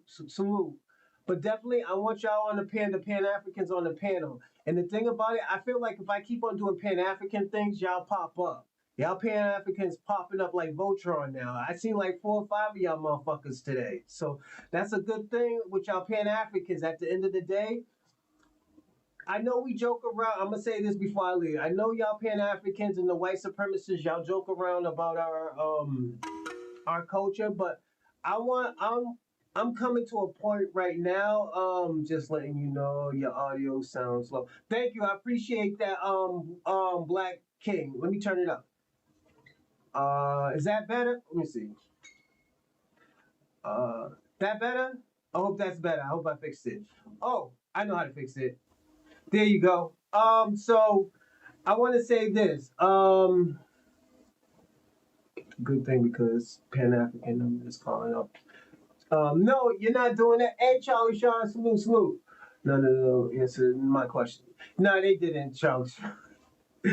But we got Friday with them. I got a question, and I'm gonna get y'all prepared. Y'all Pan Africans prepared. The question is Pan Africans disrespect pushing Black Americans away? Who's it? Black Americans away from their movement. That's gonna be the question for Pan Africanism. So this is the question that's the topic question that's gonna be for y'all on Friday. I'm getting y'all prepared. So if y'all want to jump in and talk and say what you want to do, me right now, I'm coming to a point where I'm gonna step back and let y'all talk.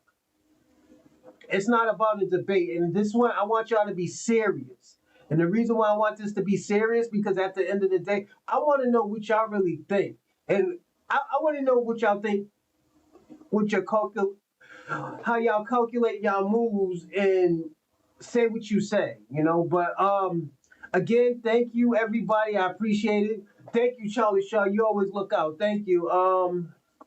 Because you always got great questions. Thanks, Charlie Shaw. But like I said, this show is getting good, and I appreciate everyone. And I will see you Friday. Happy holidays, and take a shot for me. I'll just take a shot for me for your holidays.